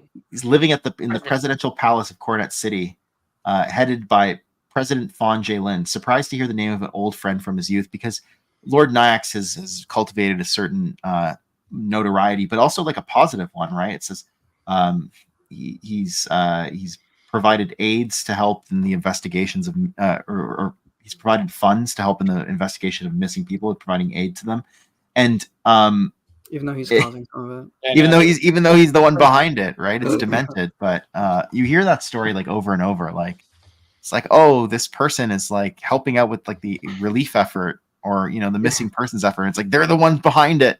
Yeah. Wasn't that the Nobody- clown? Wasn't that Gacy? Didn't he like help out with looking John for- Wayne, for- yeah, Gacy. Yeah. Maybe Uh-huh. I'm not really familiar Okay. with him beyond the fact that Killer he clown. was, yeah, he's a killer clown, and the Yeah, guy that that's- like Todd McFarlane, I think, had based. My God, I forget his name. Pennywise. the Violator. Like Violator, and there was also like another character in Spawn No, that was based I off of didn't him. read Uh, that Spawn. It's like Yeah. Darth Sidious just being like, "Oh, I'll devote all my resources to finding the Sith," and then he's just like, "Eh." I am the Sith. Yeah. So he gets Fawn Jalen drunk at his mansion and says, "I will call for a carriage," Lord Nyax promised, seemingly unaffected by the copious amounts of wine he consumed. "And while we wait, allow me to be a proper host and give you a tour." With an inscrutable smile, Nyax led him through the impressive castle, finally leading him to a passage that wound down to the basement. My most interesting things, however, are kept here. So, for future reference, if someone gets you all drunk and lures you into their basement, Just Don't like do- Darth Vegas. don't go. Yeah, Or- just don't drink and don't go into. If someone anybody else's says to drink you, alcohol, "Now it's the let me moral of the show story." you the most interesting part of my house," after you've had like a dozen drinks, Here, leave. step into my basement. Nothing sus here. You're drunk. It's just my gaming lair. It's just It's my, my gaming gaming lair. It's my. Look, whoa, pro base, gamer, bro. I'll Mom. come down. It's where I my keep all, it's where I keep base, all my my- copies of Supernatural Encounters, Oh, I want to see. Let's go. all my different variants. It's my That's where I keep all my I wish- scandits. I wish all my- Brennan all was my here. train scandits. Yeah. I wish Oh my Brennan God, was yeah, here Brennan. because Brennan I would got go, my soda collection. No, Brennan. If Brennan was Jay Lynn, he would be like, "Oh golly, you have how many copies of Supernatural Encounters?" Yeah. Wow. Oh my God. I hope he yeah, watches love this that- later. I love that impression of him. That was beautiful. Okay, I hope he watches this lady. This is I- my I actually MLG gamer cave. This is my base cave, my basement, if you will. I've got a mini fridge filled with Mountain Dew. You gotta come check it out. I have every single copy of Supernatural Encounters on my shelf, but you say you have the one misprint labeled one. I have to see it. And then, but it's gone. The one with the Scandic Wow. cover. Imagine. They got me. The- They got me. This is good. It's like Montresor invites Fortunato Oh, to the yeah. basement to sample Amontillado. Yeah, That's the classy version. We're thinking of like Amontillado. the modern like gross versions. That's Do you like- want to see my EU collection? I have Escape from Dagu in my basement. Yeah, Pandora, you want You're I'll to let you read You're it. gonna have to escape from Dagu. Was that your Red Letter Media impression? That's Oh, That was pretty- Plinkett, yeah, that was good. yeah. You know what's funny is that like I think like there's a story out there where like Matt Wilkins had Dylan over and he like let him read Light Cider at his place or something like that. I think that's actually something that Surprised happened. Dylan's That is so that something that happened. It's like, you want to come see Light Cider? It's just in here, in that shack right over there. Yeah. It's on If this somebody shelf told me right they'd there. escape from Dagu, I'd probably fall for it. I hope So I hope Matt that's the I next hope season Matt of True Detective. enjoys my accent if he ever listens to this. You know, the funny They're thing gonna- is, like, I've they're gonna watched all bring his back- videos, right? And then I called him the other day to ask him about some advice on something I've been talking to you guys about, and he sounds the exact same. It was insane. I thought, for Just some reason, I tell thought him like maybe he'd to- sound different on the phone, but no, it's the exact same. It's Just incredible. Call him, just like, hey, So, what's up, man? Perhaps now we should pivot to actually revealing what is in Nyax's basement. Yes, Oh, please. man. So he brings him into a room. There were no people, not any longer. Strewn about the walls and floors were the stomach-churning results of their anthropophagic habits. At a gesture from their master, the grisly things of Lord Nyax shuffled silently towards him. Do you like my examinate army? Though I suppose they are quite animated when I command them. They are the ultimate expression of betrayed ideals, he said caustically from behind Jalen. I'm afraid the smell is quite terrible in closed quarters. A door sealed shut above, leaving Jalen alone with the things in the shadows. So this was funny because I thought like for sure Jalen is dead, but surprise, he actually Yeah. isn't dead. I thought they don't smelled think- he bad doesn't on die the at all, does he? outside. In this, Sorry, what? he doesn't die at all in this, does he? No, he doesn't. No. No. He gets a little messed up, but he's good. The Sith Lord spares him at the end. I'm just kidding. We're all fine now. We'll get to that. Wow, he's not confirmed, but yeah. So when Fawn Jalen, the president of Coronet City, is now trapped in uh, in Lord Nyax's basement. Gamer basement. Yeah. His basement. In his EU library. You know that Eminem lyric where he's like, "And Dr. Dre said nothing, you idiot. Dr. Dre's dead. He's locked in my basement." Basement, yeah. That's just Lord Nyax. He became a rapper. Jalen said, nothing. So he went from Jalen being- said he's locked in my basement. And in the music He went video, from there's being- like a milk carton with like Dr. Dre's Yeah. face on it because he's missing. So he went from being Ron Livingston to Eminem. I like this Yeah. character. He's my new favorite. Harry says, Red Letter Media has acknowledged the EU only, to my knowledge, 2 times in the Revenge of the Sith review to push away arguments about retcons, and second, reading off the Wook article of Vader's armor in a very mocking way. Yeah. I think I remember Yeah, the I Revenge of the hate Sith Red one's Letter like, Media. don't tell me about those other books I'm that I so have to smart. read. I watched the prequels and then I'm not even paying attention after time. I just hate on things because Alex just that's sounds me. like an 80-year-old man. It's not very Yeah, flattering. Don't care. ask me about people. Harry says that they're firmly the types who only care about the Star Wars about Star Wars Yeah. as films. I think that's fair. I think really they primarily only really deal with like visual TV or movie media. Reading so is hard. So Honestly, it's mostly just films. Like they do a few shows, but very, very. yeah. rarely. So I'm in the camp of liking Red Letter Media, but I understand Same. that. oh no, I think those reviews I know Really, Alex and I have had conversations about them before. He's like the Ryan Kennel to me of the early YouTube era. Like I just hate his hatred of things, Yeah. especially when it comes off as child. We're not going to go on this, but I'm done. Okay, we can move on. Yeah. So now that Jalen is locked in Lord Nyax's basement, he storms the capital. His septic army expanded with each victim, and at his signal, they went forth in the hundreds to the homes and workplaces of their targets. So too were the beasts called up from the shadows where they'd lain in wait to join in the feast. But he also brings Jalen with him. This is where we learn he's alive. With Jalen in tow, Lord Nyax strode amidst the volitionant forces to reach the top floor of the presidential palace of Coronet City, now the palace of Lord Nyax. With his black cowl barely shadowing his flesh mask, Nyax stalked the corridors. Destructive execrations killed or incapacitated the guards and other brave personnel who tried to stop them. They were like, I don't get paid enough for this. Do it, Lord Nyax commanded. Do it. Do it. He does, yeah. And he has a conversation with Jalen where he basically tells him why he hates him. He says that you compromised your ideals, right? You're a traitor. You've merely followed in your father's footsteps. You could have eliminated this world's suffering and poverty. Did you know that your father was one of my first energymen? Oh, yes, it was his rotting corpse you smelled when you first entered my house. I had him hide in an adjacent room. I didn't want you to get unduly disturbed. And Jalen's like, you lie. My father died of a coronary attack. I watched him interred on the dead moon. And then it's like, Nyax is like, where I disinterred him and brought him back to life, or a semblance of life anyway.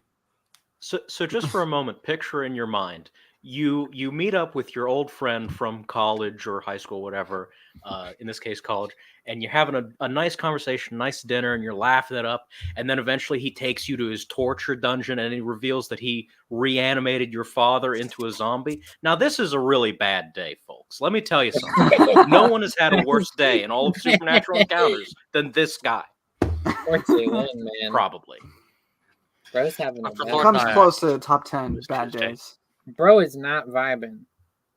No. He's not vibing. I think Lord Nyax is completely vibing, but in Oh, his own vibing realm. He's Not chilling. the same. Chilling. So Jalen at like gunpoint. It's almost like gunpoint. He gets he's forced to make a short and pained statement, basically saying that Lord Nyax is now in charge. Then Lord Nyax stood tall before the projector. Can you read us what he says? That one paragraph on page 862, Ken? Sure.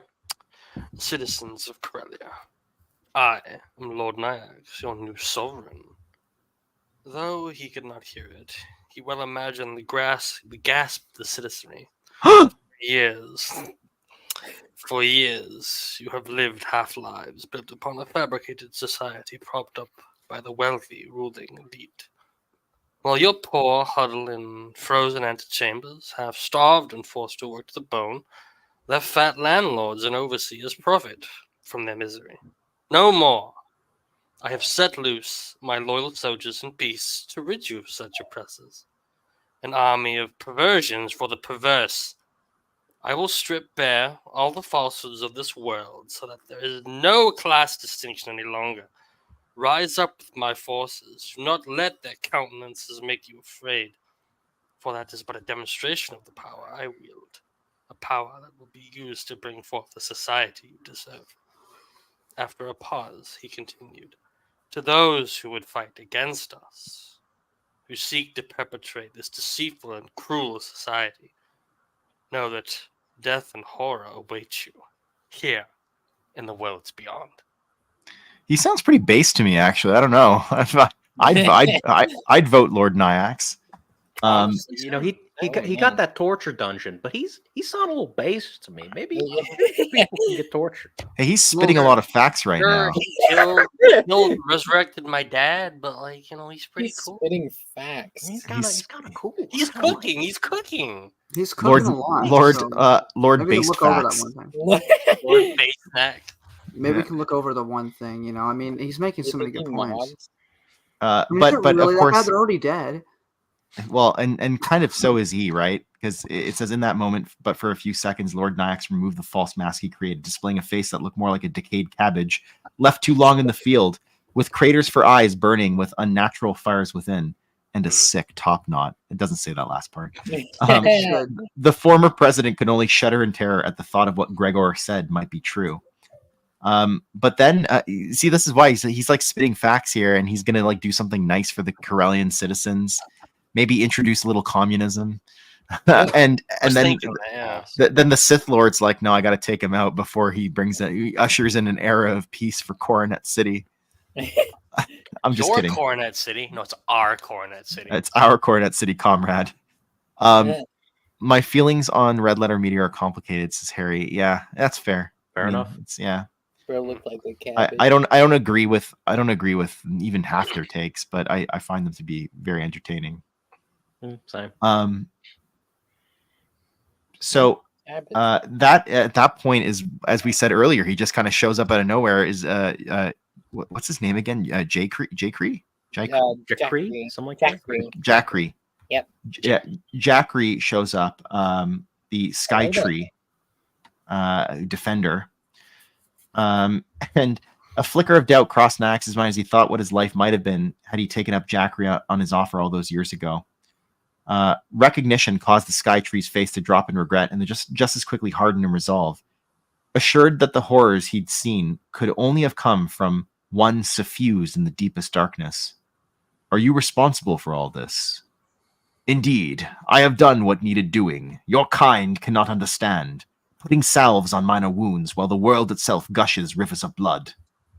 And then Jackree's like, well, we can discuss this when you're in custody. And then Nyax says, I am the only authority on this planet, and I will never submit to you or any other. Knowing all he needed to know. It's like that Michael Jordan meme where he's like, and I took that personally. And I took that personally. That was all I needed. Knowing all he needed to know, Jackree wasted no further time with words and swung.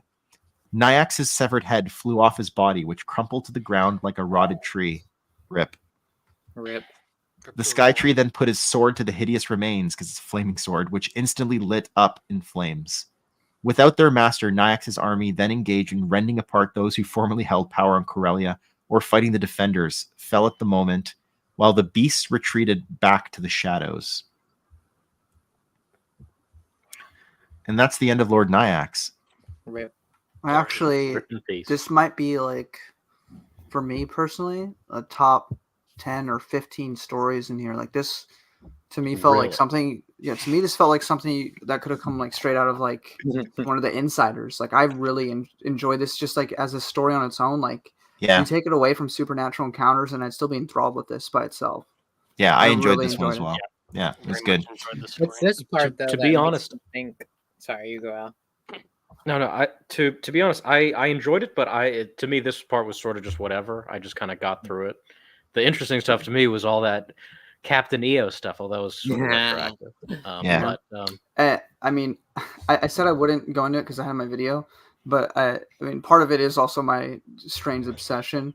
But because he goes to all these really bad places that we read about early on, and he comes back and is acting like this, and it furthers my interest in the whole supernatural realm that we've been talking about for the past several hundred streams, and it just seems to further defend my points that I've been making about certain things. But I also just find the story of itself, regardless of that, really interesting. Because Lord Nyack's already existed in New Jedi Order in terms of a story about him, and then there's other stuff going on that's addressed with that name. But the story of him already existed, and it's a story of like this boogeyman on Corellia. As of New Jedi Order, there's no real basis behind it. It was just something that people believed in, and they attribute it to this current person. Yeah. So getting to see like an actual, like, this is where this comes from. This is where people have this folklore, scary story about this thing, because they also called Vader that. They called Vader that, and they called this person that I won't talk about in New Jedi Order that. So Right. it's interesting that all comes from this story. So I guess just my like of those things in the media of the EU already made me intrigued by this even more. Yeah, it's nice to see how the myths have actual historical basis. Yeah. Right.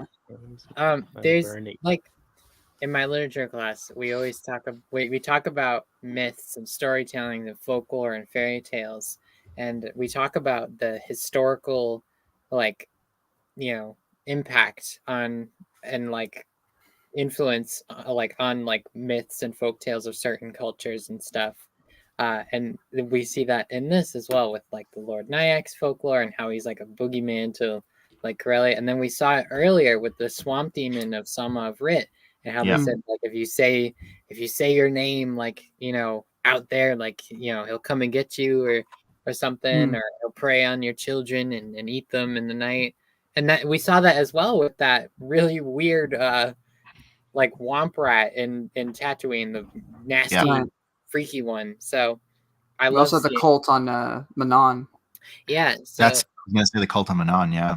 yeah. So I love all these like how like historical instances like influence these like these. It's also just a rather dark story, and Yeah. I think some of the best things the Supernatural Encounters has done throughout the 800 pages that we've been reading is, in a lot of stories there's a lot of this like foreboding kind of like this isn't a horror novel, but a lot of times it feels like the implications to a lot of these things are quite dire and concerning, because when you get to Dawn of the Jedi to the rest of the EU, none of this stuff, as far as we can see, plays a factor, right? Yeah. So like that's not the biggest threat we have is the Vong, which after reading Supernatural Encounters are kind of nothing in comparison to the stuff that we've read about. Well, I mean, let's not go that far. Like they have killed like they caused Well, no, a they war that killed killed like trillions. trillions. Yeah. But like anybody can kill trillions, like if they have the numbers. Like they had the numbers, and they Yeah. super suicide bombers. They were willing to die for it.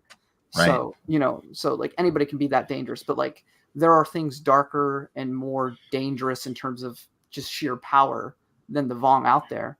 So, and I'm not discounting the Vong. I'm just saying that like after you read this book, there's so many worse things that our characters in the novels have never had to deal with. I know. So, and that's something that Lord Nyack's encountered because he went exploring all this stuff, and he came back worse for it. And they're still vibing in the Nile retreat. So anyway, I started slicing, as Dr. Royce Crater tells us. Harry says, yeah, it's like how the Iliad was thought to be entirely made up until archaeological discoveries found that it had some basis in fact blended together with mythology. What do you mean it was not? It was all factual, not mythological at all. They also try to tell us that the Exodus never happened with the Jewish people. Are you? I believe it was Arthur Wonder Evans. Woman? No, oh, sorry, wait. It was Arthur Evans who discovered. Well, maybe not. No, actually, you know what? It wasn't Arthur Evans. It was somebody else who discovered. Troy. It was Troy. Germany. Yeah. It was German. Otto something, I think. Otto Octavius. Otto Octavius discovered Troy. Yeah. Who discovered Troy? I used to know this. all these moments lost in time. uh, Heinrich Schliemann. That's Heinrich right. Yeah. Like Yeah. Tears in Rain. Not that it's on it. No. I was just joking about being 100% Super factual, German name. but it did have some basis in Excavated history. by Johann Ludwig Heinrich Julius Schliemann and Frank Schliemann. Calvert. Sorry, somebody asked me something earlier. I was looking into this. Guggenhagen. No, we don't remember. Okay. Hey, Alex, why don't you put that lilting voice to work and read us this last paragraph here. Corellia did improve for a time. It's on page 864. 864. Alrighty, I got you. 864. I'm right. Okay, I am here. Okay, the final paragraph. Okay, Corellia did improve for time. Okay, am I doing this in my terrible German accent, or am I speaking? No, normally? just speak normal. Okay. Corellia did improve for a time. Sarcophagus was then forbidden to offworlders for burials, and legends began to spread. It was said that Lord Nyax travels the 9 hells and returns on Halloween as a revenant. Mothers tell their misbehaving children that his ghost roams the streets, searching for lost younglings to devour. And some swear that his black shadow haunts the necropolis on the dead moon.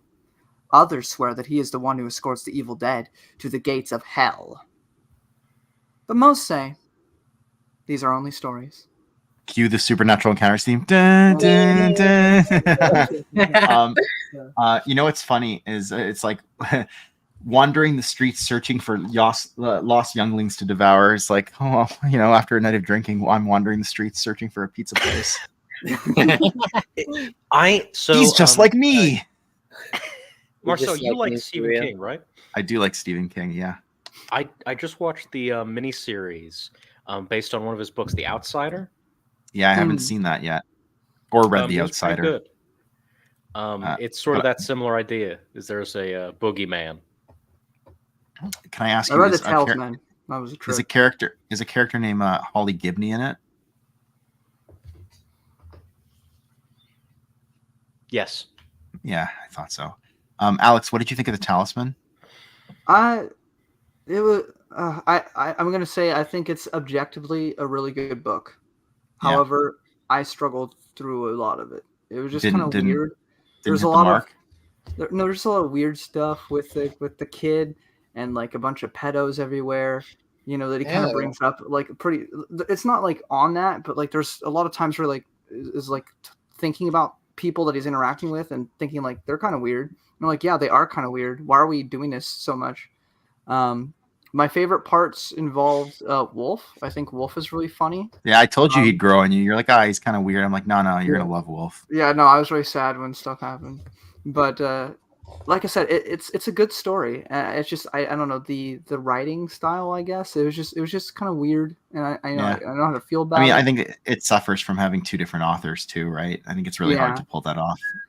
Harry says that sounds like Charon, the figure in Greek mythology that led people on the river. Yeah, the river Styx, maybe to the underworld. I met that guy in Assassin's But I will Creed. read the Black House or whatever eventually. You won't. You will. Yeah, because I'll You make will my or mom you happy won't? doing it. Oh, you will. Okay. Because Yeah, my mom will be very happy if I do it. I've never read Black House. So that is how chapter 79 ends. We still got 2 more chapters to cover, so buckle up. But these 2 chapters, I think, are very, very much thematically linked together. Chapter 80, which begins on page 866, if you're following, is called Vernal Tales from the Endor Moon. And I'm going to look up the word vernal.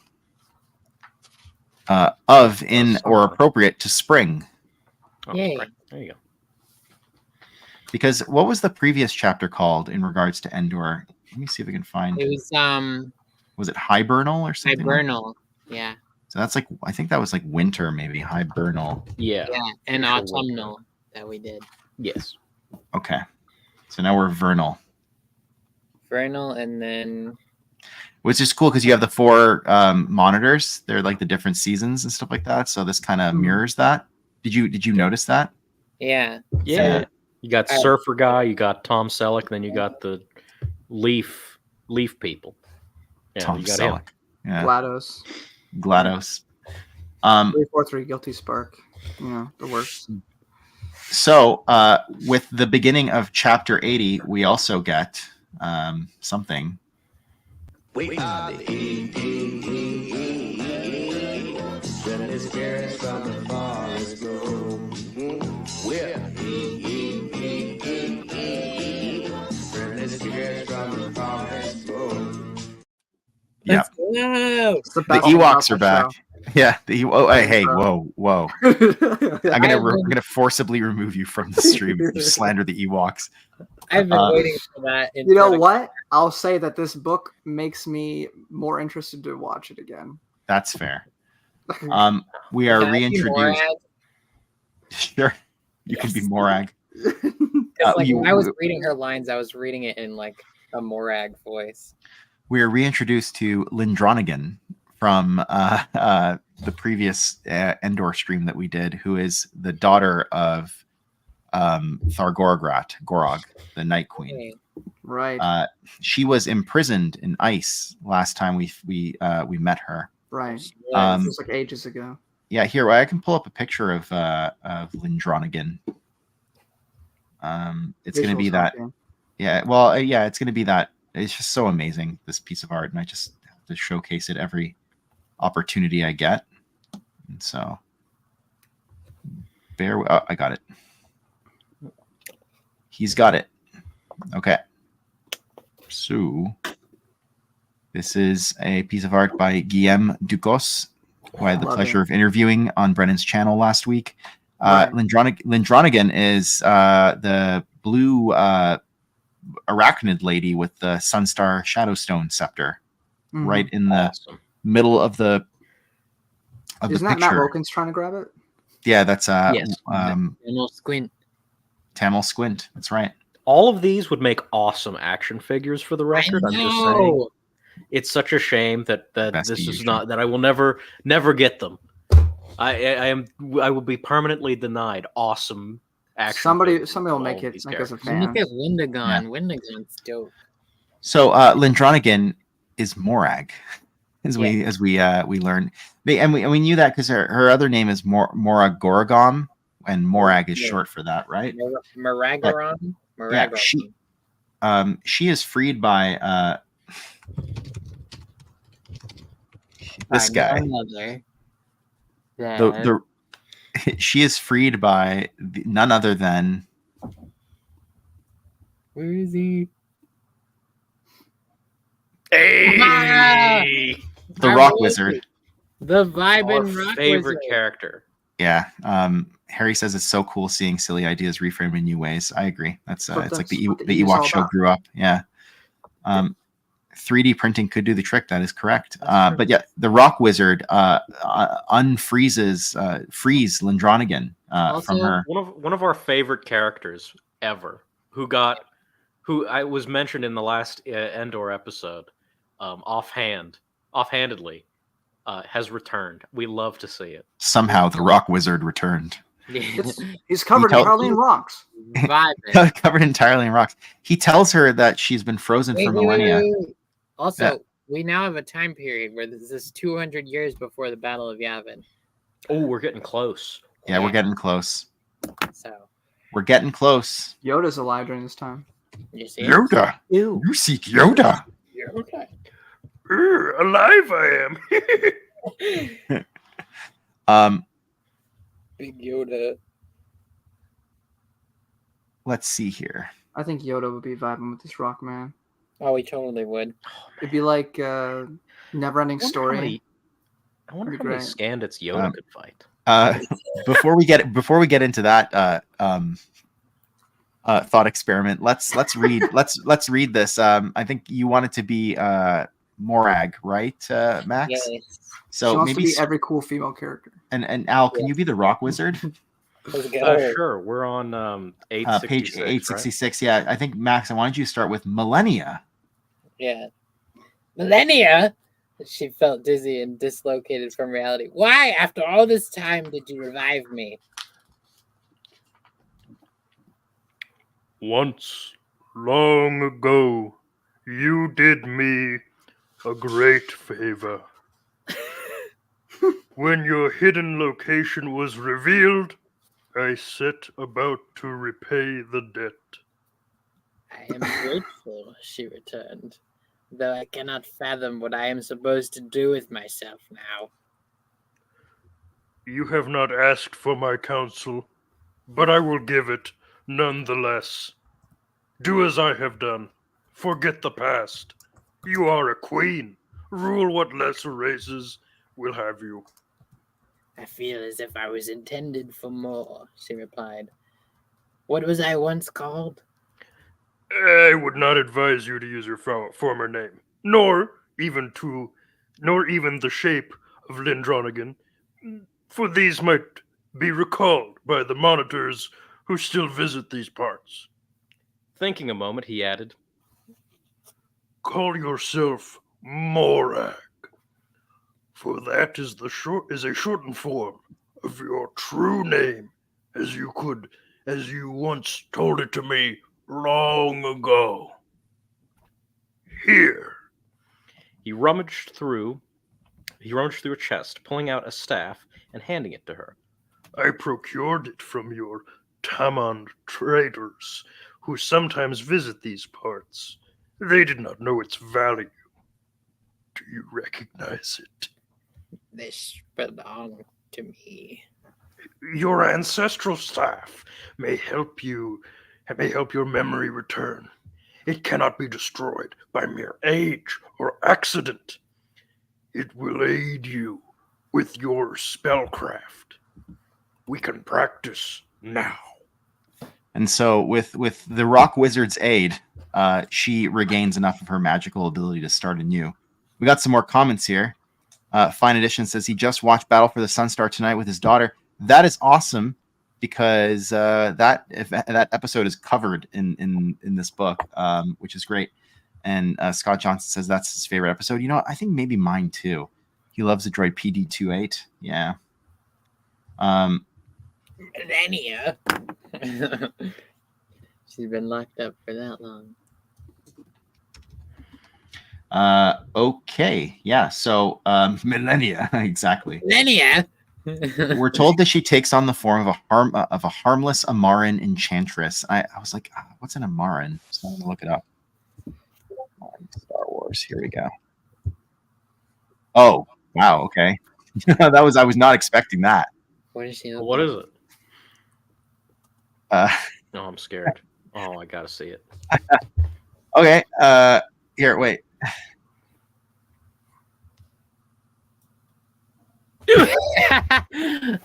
Yeah. So that's why she says she has a fox face. She literally has a fox face. Hey. She's an e-fox. What's Fox and the Hound doing here? Wait, there's an Amaran Jedi here. I don't know if this is like fan art or if this is like a legitimate character, but I'm gonna throw it up there. Oh, too bad. Never mind. Wait, I might have gotten it now. We are the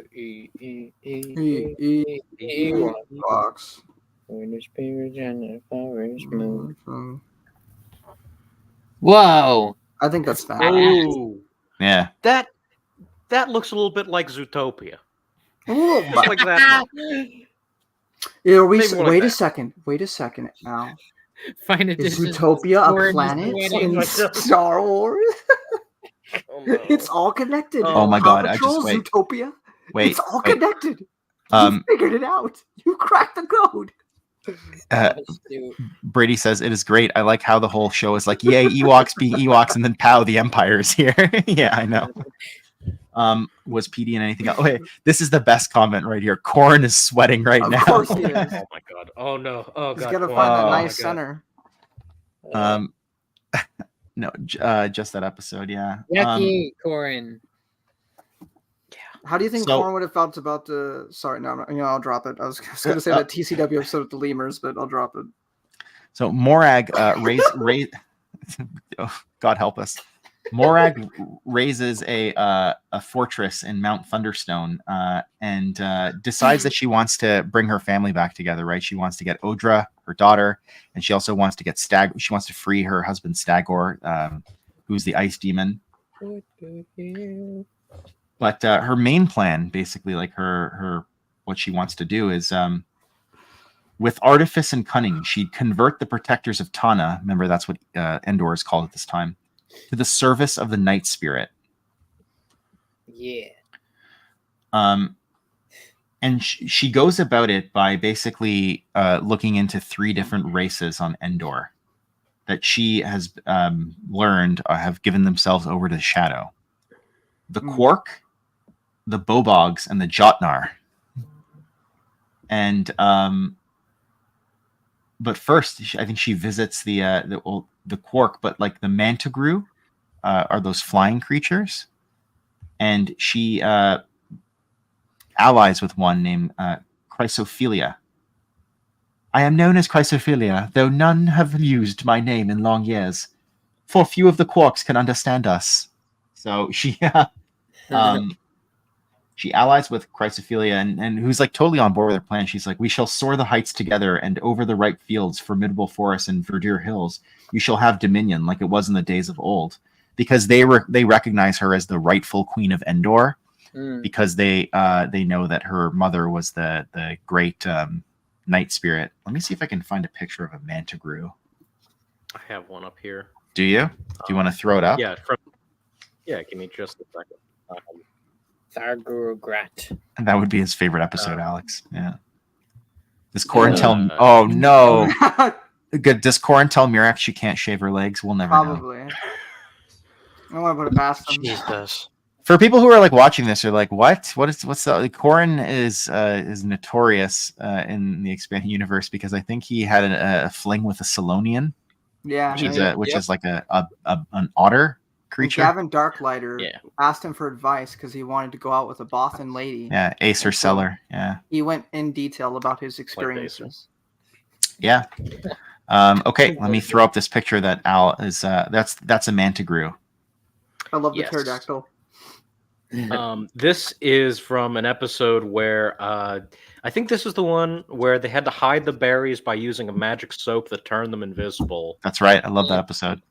Yeah, it's a great episode, and That's like the second Dulocs episode. steal the soap. It is. Dulocs steal the soap, and eventually the Ewoks come in and they destroy their entire civilization to get the soap back or whatever, and then happy ending except for the Dulocs. Except for the Dulocs, who never get their way. Poor Duloc. So even though the Quarks don't really, I think, don't really add much to Morag's plans, she is at least able to make that connection with the Mantigru. So she moves on to the Bobog, and she was even less impressed with them. She came to discover their history revealed more to the story than first met the eye. During the Cosmic Wars, the Bobog had done much good in the defense of Lesser Tana. But it seems like since that time, they were known to be churlish and hostile, a scattered, onerous remnant that had been decimated by the Flogs. Have you ever seen the show? The Flogs are those... I don't know that they're big at this time, but they're like these almost like giant-like creatures, and they're really, really stupid. Is that the one where the baby gets left behind? That's right, the baby Flog, Yes. Yep. See, I remember a few things from the show, I think. Sometimes. Here, I'll throw up a picture of the Flogs, because I remember my daughter really liking this episode, actually. Oh, yeah. Yeah, see. Oh, yeah. There's the baby Flog. He's sporting the... I wish Maxine was here for this. He's sporting the Nyax top knot, which was in style at the time. Man. Gets it. Here, when she comes back, I'm going to put that back up. It's part of the fat. Yeah. So the Bobogs don't really offer much in the way of resources for Morag and her great plan. But we're also told that King Og of the Bobogs jealously guarded a source of great power, an object known as the Mazbat Shard, which he had fashioned into a ring. Now, this part's interesting because this Mazbat Shard is part of Kadevra, the Crystal Rider. It's like a sliver. And it says, evil inevitably came to those who heard its voices and saw its visions. And before long, the royal court became unhinged. King Og then enslaved the floors. Wait, yeah, the floors. That's Phlors, and used his ring to turn them into giants, declaring them his hammers and sledges. He changed their name to the Flogs, so that's how we get the Flog origin story, right? You missed it, Max, but I showed a picture of the Flogs. Oh yes. And the baby Flog is sporting the Nyax top knot as is the style. Let's go. Yeah. Descendants of Nyax. But the Mazbat shard fashioned into a ring. I thought this entire part about the Mazbat ring was very like Lord of the Rings-esque. Yeah. So they are now known throughout the galaxy as the Flogs. We're told in footnote 220, due to early Republic explorers who brought word of the races of Endor and a few willing travelers back with them. Was that in the previous 226 Endor chapter? Footnote. Sorry, what's that? Is it a different number for you? It's 226. Really? It says 220. And I've got the Amazon one. Interesting. Let me see. Curiouser and curiouser. Let me see what it is in my contributor copy. Was that last bit from the previous? Was that covered in the previous Endor chapter? The various races getting off Endor. I vaguely remember it being mentioned. Well, we're told a little later on we talk about the Endor Gate and various races getting on Endor, but off I'm not entirely certain. 220 in this one. 220? Curiouser and curiouser. 220. So six six extra footnotes have been added. Yeah. Interesting. In volume 2. So the Bobog, there's a civil war that erupts between King Og and Queen Emim, his wife, which is like the most terrible thing to happen, to get into a civil war with your own spouse. It's like the bloodiest war of all. That's very bad. We have Maxine rocking her Jedi robes. It's cold, and I don't feel like getting a sweater, so this is Yeah, it's all good. Rocking your Nomi Sunrider look. Yes. So it says the appearance of the now gargantuan Flogs terrified Queen Emim's army, but she had her own surprise. For when she blew the horn of Tornadon, I love that. The horn of Abraxas. A dozen conscripted Goraks joined the fray. Based.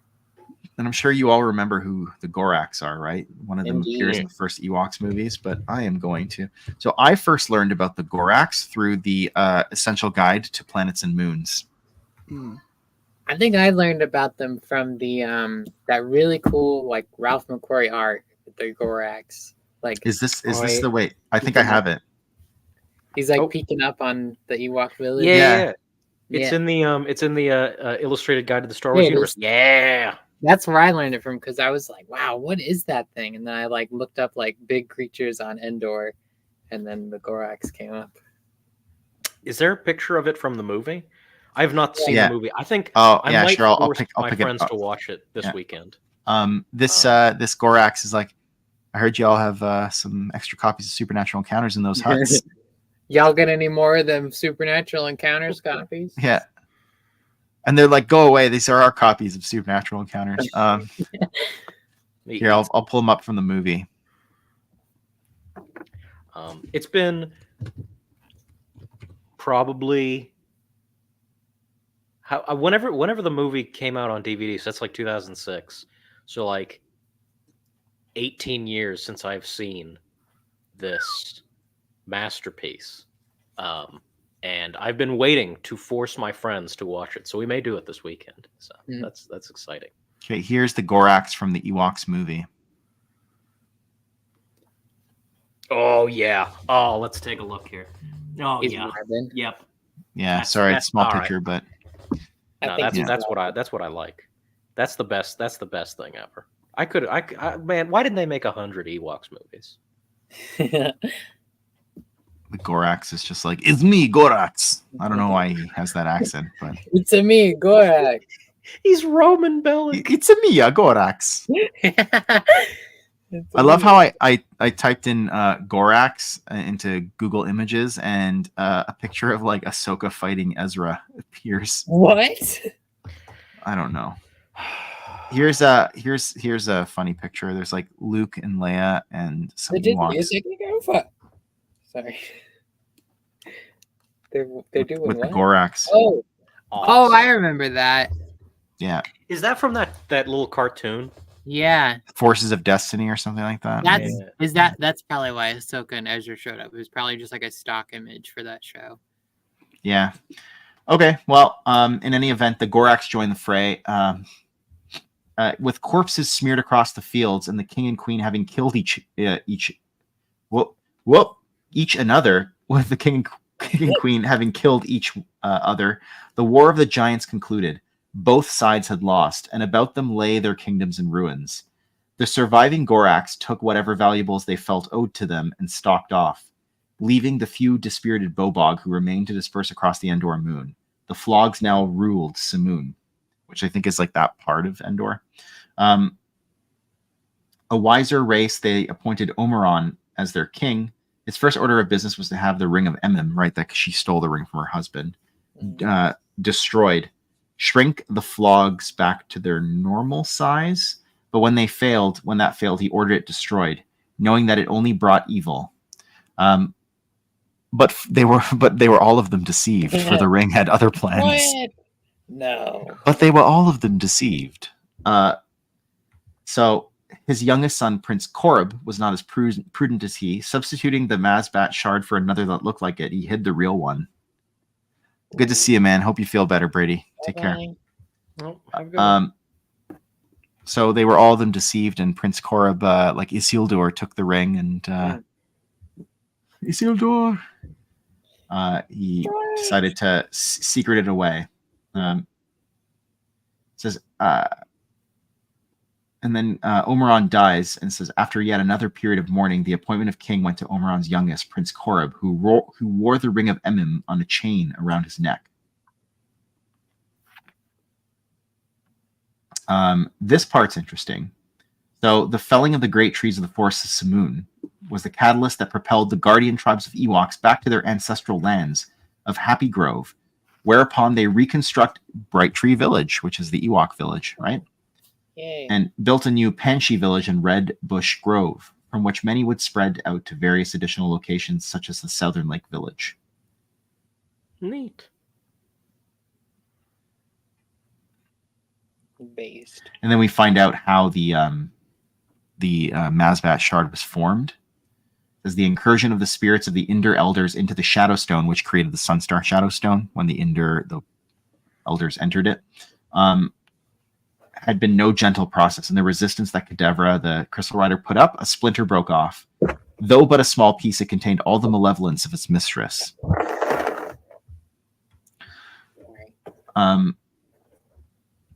And so we basically get this is the part that kind of reminded me of Lord of the Rings, is that we get an account now of how the ring brings itself to Bobog Berg, and how it kind of just works through people coveting it, right? It says, long years hence it came into the trembling hands of the Burgrave of Bobog Berg, who gifted it to King Og. And of course, then his wife steals it from him, and then Omeron tries to destroy it, and it ends up in the hands of now King Korib. But interestingly, when it was gifted to King Og by the Burgrave, all he recalled of having found it was a terrifying vision of a giant owl that loomed before him. When next he blinked, the creature was gone, and in its place lay the glimmering shard. So, this terrifying vision of a giant owl sounds like one of the immortal gods, the ancient ones. But before we get there, Morag goes to visit the Jotnar, the frost giants, which, I mean, you know, if you know anything about Norse mythology, or you've ever played the God of War games or anything like that, Jotnar should sound familiar. They live in the realm of Jotun, or I guess it's Jotnar, Jotunheim. Mm-hmm. But we might just call them Jotnar for now. That's what I thought.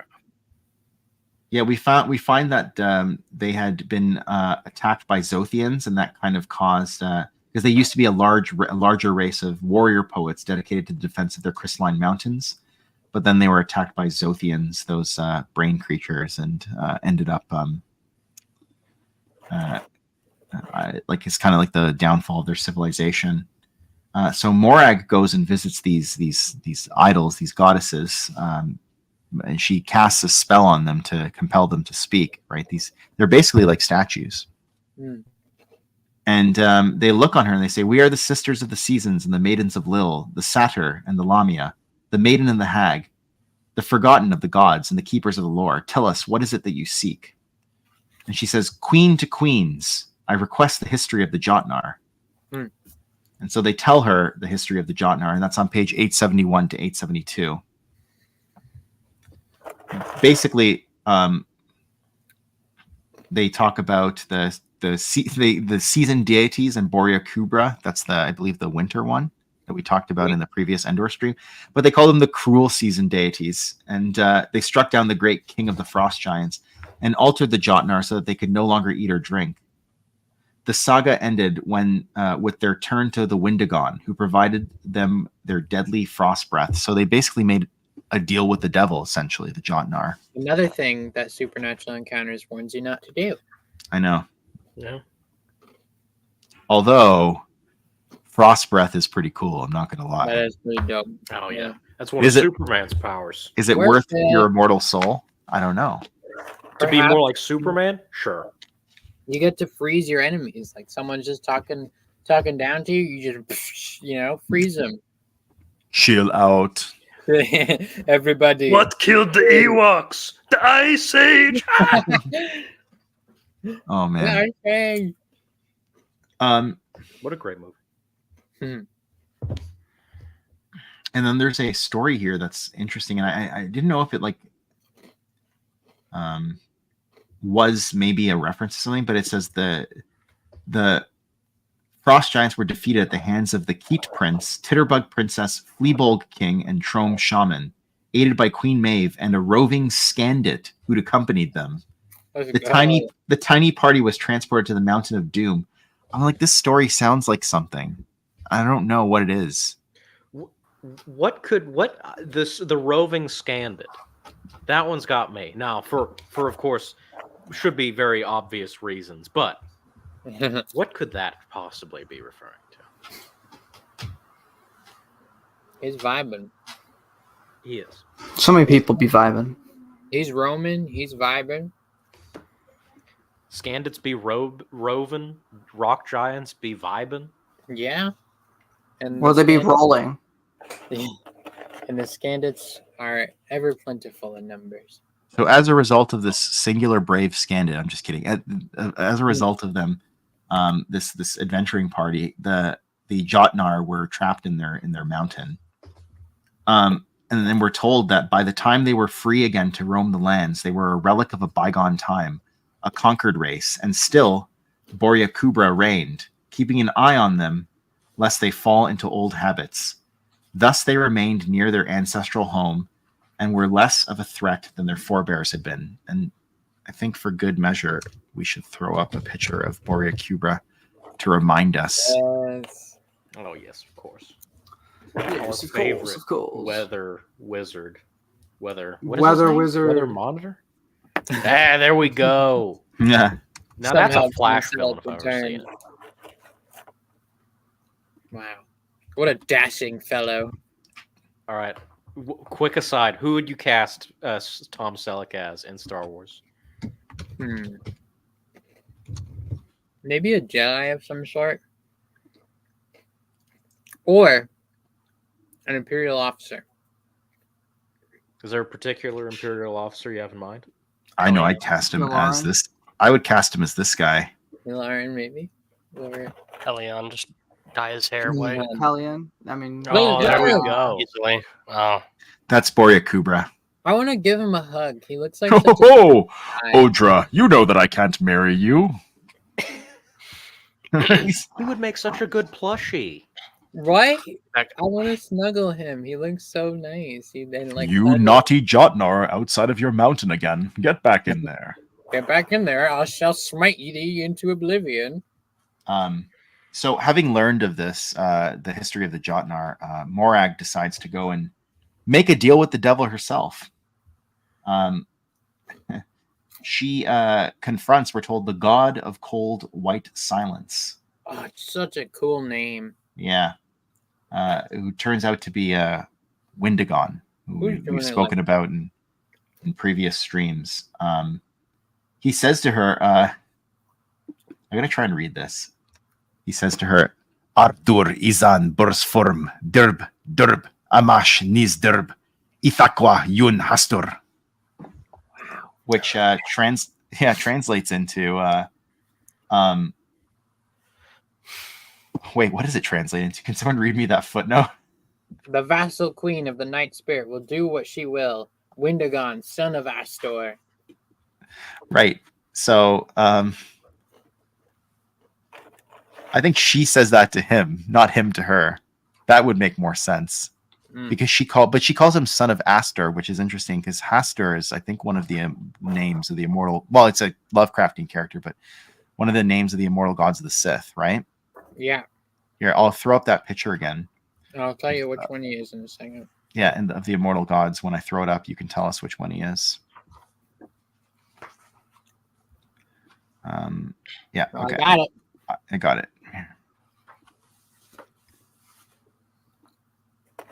There we go.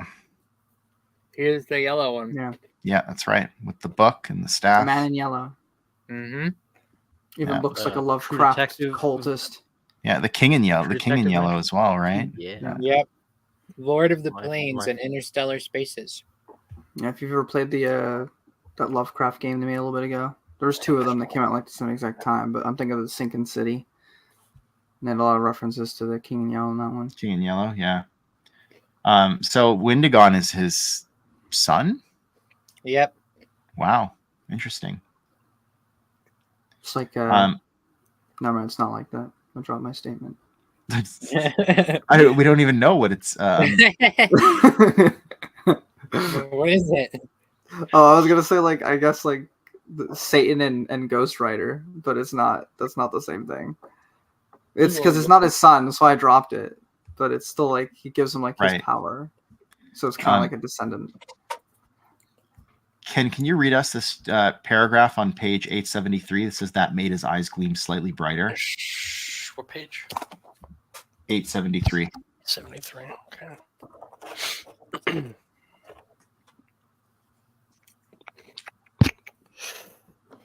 Where am I starting again? That made his eyes gleam slightly brighter. Okay. Here we go. That made his eyes gleam. That made his eyes gleam slightly brighter. The history of this being was long and twisted, interspersed with the darkest myths and legends that none could disentangle from the fabled world of man. From what he gathered, he arrived in Sky River after being betrayed by his fated offspring, the Owl King, sovereign of the labyrinth of Maldweb. The king had foolishly revealed the secret of the ghostly woods and the Arctic wastes, where the Windigoon haunted, to the most cherished prisoner who went on to depose him and rule as the Goblin King. When this one later reconnected with his doppelganger, the great hunter of extreme negative forces, he and his human allies successfully defeated the Windigon, driving him into the realm of nightmare, from whence he made his way to Sky River. On Windigal and other worlds, he had established a reign of terror before he was summoned by the Kisai. Can I show you guys something? I looked up because I just realized the Wendigo, right, is Yep. Windigon, right? Yeah. I was going to bring this up. But so apparently here, let's see here. Yeah. Uh-oh, he lives in Canada, guys. Uh-oh.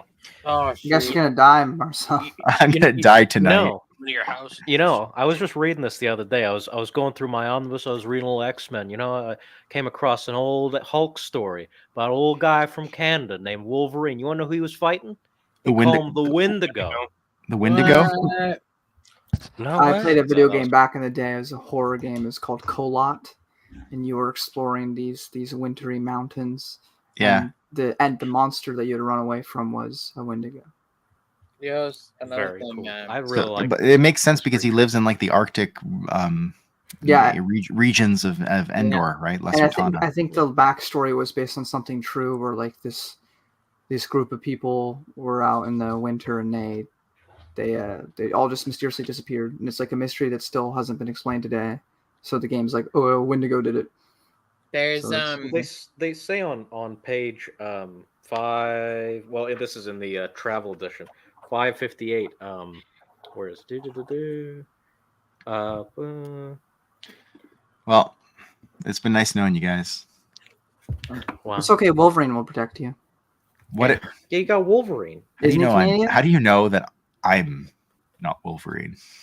I mean, you Uh, could be, Not but close, I don't know. but there's a I guess.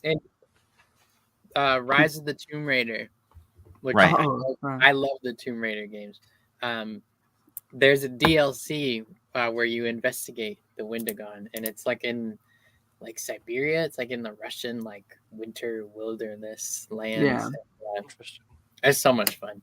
I love that game. Rise of the Tomb Raider is so good. I like the ending to the section where it says, Morgan never saw the entity again, though rumors would come to her from time to time of winter gods stalking the northern regions of Endor, ever on the prowl for the lost and depraved to sate an endless hunger and bitter loneliness, because that is the story of the Wendigo. If you eat, Yep. if you Yeah. commit cannibalism, you will turn into a Wendigo and you will be endlessly hungry forever. That is Actually, I just realized. No, sorry. Continue. Sorry, that was my bad. Yeah, That was it. that was pretty much it. That's the legend of the Wendigo. That's in the Marvel comic. Ooh. I like that it's in this. That's good attention to detail. Because that's the whole point. So No, I he just had an ADHD moment, so I apologize. he gives her a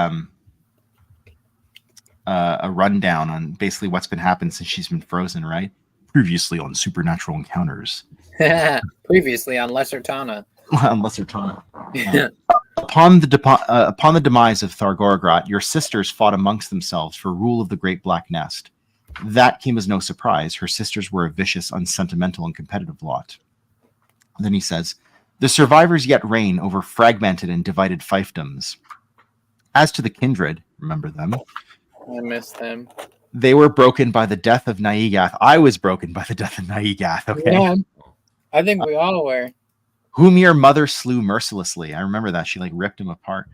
There is enmity now between your sisters and their race, yet none will probe the viscid skein of the great black nest, and even the great webs are avoided for now. As to the ancient ones to whom you swore obeisance, some stir in their prison of stars, and some roam free. I wonder which are which, right? I think maybe the 6 immortal gods that we previously talked about are still imprisoned. Yeah, they're all imprisoned because Telani had defeated them. Yeah. And then they kind of came back a few times, but then the Celestials put up the barrier. And That's right. So the Father Shadows and all his cronies, which the immortal gods of the Sith, they're all locked up. Nal's all locked up in there too. But they can still kind of influence the world, which is and they can. It's a get lot out. like I guess it's kind of like hell in that sense. Yeah. Like Satan. And then there's especially with the creation of sublight engines and hyperdrives that can kind of scoot out. Yeah. Specifically now because he can infect someone and then take their ship and Yeah. dip on out. So Yeah, they work through intermediaries, right? yeah, and then obviously the dudes chilling in the Nile retreat. Oh, I have so- another joke that I wanted to say real quick. Yeah, go for it. It was in my brain. Right. Supernatural Encounters shows Supernatural. You're okay, Marcel, because Sam and Dean already killed him. That's all. Yeah. Yeah. I stopped watching that show after season 6, and there was Well, that was the 9 more first episode. seasons. Yeah. There was a lot. There was one of the longest running shows. But Yeah, yeah, that's true. the season 1, There's episode 1s, also- they're good. Yeah, I know. I remember that. There's also those dark beings that captured Abeloth for a little bit and almost killed her. That's They're true. still chilling out there too. I thought those Sure, were yeah. the one or the No, those were the there's the immortal gods of the Sith, and then there was those dark entities. Shadow beings. Yeah, they were like Oh. like kind of like the step below. I would. Think. Oh, I thought they were meant to be like the same thing, but maybe I was. Well, mistaken. they all had like horns though. Like they Mm. kind of looked the same, Yeah. or at least horned helms or something like that. So Yeah, Yeah, I thought that was just like how they were appearing, but I could have been mistaken. they're all chilling somewhere. yeah, I mean that's fair, Alex. It could have been just like how they manifested. Well, because right? I was just thinking like Abeloth. We're on this section right now. I don't know how Abeloth would be able to be stopped by something lesser than them. So I thought the idea was it was them. That was. Well, it was before Ibeloth was as powerful as she was. They said Right. she was not powerful, but still a child, No. And Right. she had made a great attempt, admittedly, but and also there was like that disembodied voice that spoke at the same time. So presumably, he who must not be named was also present. So, but I don't know. I read it as they were just these like not the immortal gods, but they were like these incredibly powerful dark entities that were able to overtake Abeloth in a time where she wasn't as strong as we know her to be later on. Fair enough. That's how I saw it. I could be tripping. Who knows? I do trip a lot. I could also especially be when tripping. I wear my Uggs. I only cook half the time.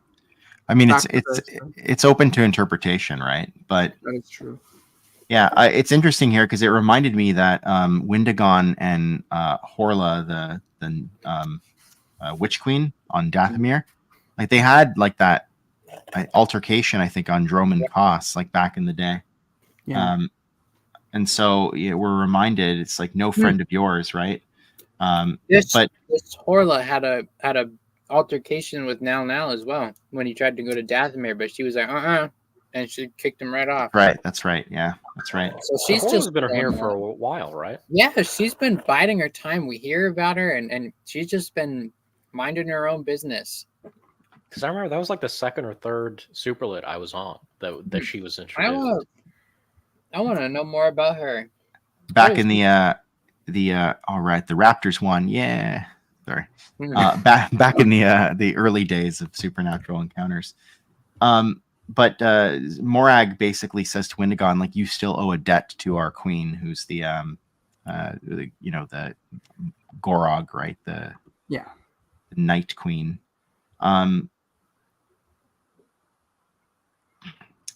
He wants to basically like get out of there. He's like, I returned to the harvest for it's bountiful and the hunger is strong. Of his hunting grounds, she knew little and cared less. Stealing herself for an answer, she demanded, not yet, tell me of Stagor. So she's gotten some information out of him. She got some information. She goes on like this quest, basically. She goes to these different races to see how she can either, use them or gain something from them. But she also gains knowledge along the way, right? From the goddesses, the statues that she cast the spell on, but also now from Windigon. But she's like, tell me of Stagor. And he basically tells her, he says, frozen and hidden by the monitors, seek the tallest of the ice mountains, but know that you will not like what you find. Oof. Wait, can you read this line, Max? There's little in the worlds that I like, but it will further me along my destiny. Exactly. And then he says, perhaps, but one final warning, Morrigan, would-be Queen of the Night Spirit. You have passed through ice, but I see the shadow of fire and earth hovering above and beneath you, waiting to devour. Oh, man. He calls her Morrigan, which is, we're told, I think, like the more formal version of Morag. It just reminds, like, I read it and it just reminded me of Morrigan Cord. Reminds me of Dragon Age. I was going to say that. Yeah, I knew that would resonate with Alex. With that, the Windwalker's face seemed to liquefy as it changed to that of an ancient beaked watcher. Then, as the Emperor Owl, he spread his wings and flew off into the gray twilight. Moragaram never saw the entity again, though rumors would come to her from time to time of a winter god stalking the northern regions of Endor, ever on the prowl for the lost and depraved, to sate an endless hunger and bitter loneliness, as Al said earlier. Oh, man. Mm-hmm. And finally, after all this time, beginning on page 875, we get Anyway. I wasn't there. We meet two Ewoks named Nidu and Logray. Let's go. Yeah. The They're old shaman. exploring the forest near their ancestral home. He's the old shaman, but in this part of the story, he's a young Ewok. He's not a Walkling, but he's a young Ewok. And they come across a humble Amaran enchantress known as Morag. I think they seek her out specifically. So we're told that Logray was a shaman named Makrit's apprentice, and Makrit's son was Nidu. Yes. Morag was said to they had heard intriguing rumors about her, this magic worker known as Morag, and they sought her out. And they were eager to trade for a potion to help Shaman Makrit with a spell. And she basically asked like why they want it, and we find out a little bit of what she's been telling people about her past, her history. So she's been lying. She says her history lay eons in the past, as she had done long before. She told everyone she met a false story of her origins on the Endor moon, claiming that she was the sole survivor of a shipwreck. And I believe that shipwreck was the Free Enterprise, which we talk about a little later. She says that she's from there. But like I think that's mentioned in one of the endnotes. But essentially she's lying, right? She's not the sole survivor of a shipwreck. She's been on Endor for millennia. I think that might be her origin given, at least according to the Wook, maybe? I remember reading that somewhere. That's right. But I think there were the endnotes point out that there's some contradictions with that origin, and so this is Joe's explanation as to... Excellent. Yeah. So we find out on page 875, going to 876, that she learns where the location of the Sunstar Shadowstone. It's with the Ewok chief Buzza in Bright Tree. She gets it out of Logray because Logray thinks she's pretty. That's right, yeah. Bright Tree Village. And we find out that the estrangement with the Duloks is a more recent development between the Duloks and the Ewoks. Nidu is not really sure of Morag. I think he senses that she's a bit of a seductress and that she can't be trusted. And so he urges Logray to go home. Let's leave. And then we get an interesting segue to the Free Enterprise and the Endor Gate. So basically we're told that the Endor Gate continued to cause problems for unwary captains, and not a few survivors of downed vessels ended up caught by Morag or her creatures.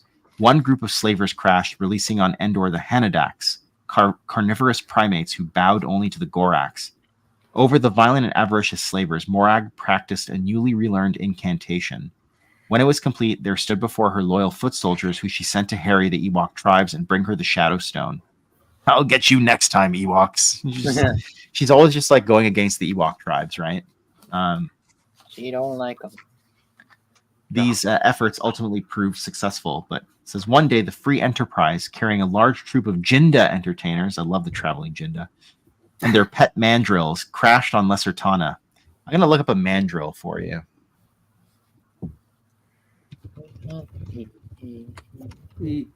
Ewoks. It's gonna be stuck in my head for all week. I'm gonna die. Oh, yeah. Has anyone heard from Brendan? You're gonna be... He's too busy with he's filming something with Matt right now. Yes, that's right. Yes. Yeah. For a more civilized age. So a mandrill is like a type of baboon creature? Yeah. It's like with the blue under the eyes, right? Something like that. Yes. Oh yeah. I'll throw up a picture. Something else for Corin. I know there's a transformer who's a mandrill. Yeah, there we go. Yeah, there we go. That's the thing from Lion King, isn't it? Yeah. Well, I mean, What's his name? Forget. So Morag.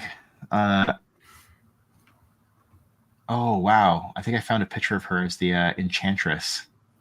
Oh no! Let's see it. Oh man! I don't want to see it. I don't know about this. I don't know about this. Here's the Amaran Enchantress. Oh my god! Oh. Is that a Thundercat? Is that a discount Thundercat? Hey I man! think that's Corin's dreams. Oh yeah. Definitely foreign screens. For sure. But then, of course, Morag. You really want to see what she looks like in the cartoon. She Oh yeah. like this. She don't look like that fox. No. Yeah. Oh right. Which she has the features of the mandrill baboon. Ursula Grey. Yeah, that was really good actually. Yeah. It was. So the Jinda entertainers and their pet mandrills crash on Lesser Tana. Morag deemed the former to be idiots and scared them off. The Jindas, the poor Jindas, and the latter she thought were intelligent, strong, and loyal. She'd been looking for such ones. She's like the Wicked Witch of the West. She's gonna create flying mandrills. Fly, my pretties. So she began a difficult and trying spell that would imbue the creatures with a portion of her sapience, giving her a devoted cadre of daughters that she could use to help take control of the world, tulpas who would carry out her will.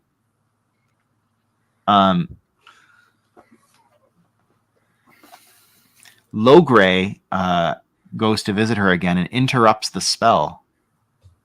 And then on page 877 at the top, to Logray's horror, her appearance began to shift.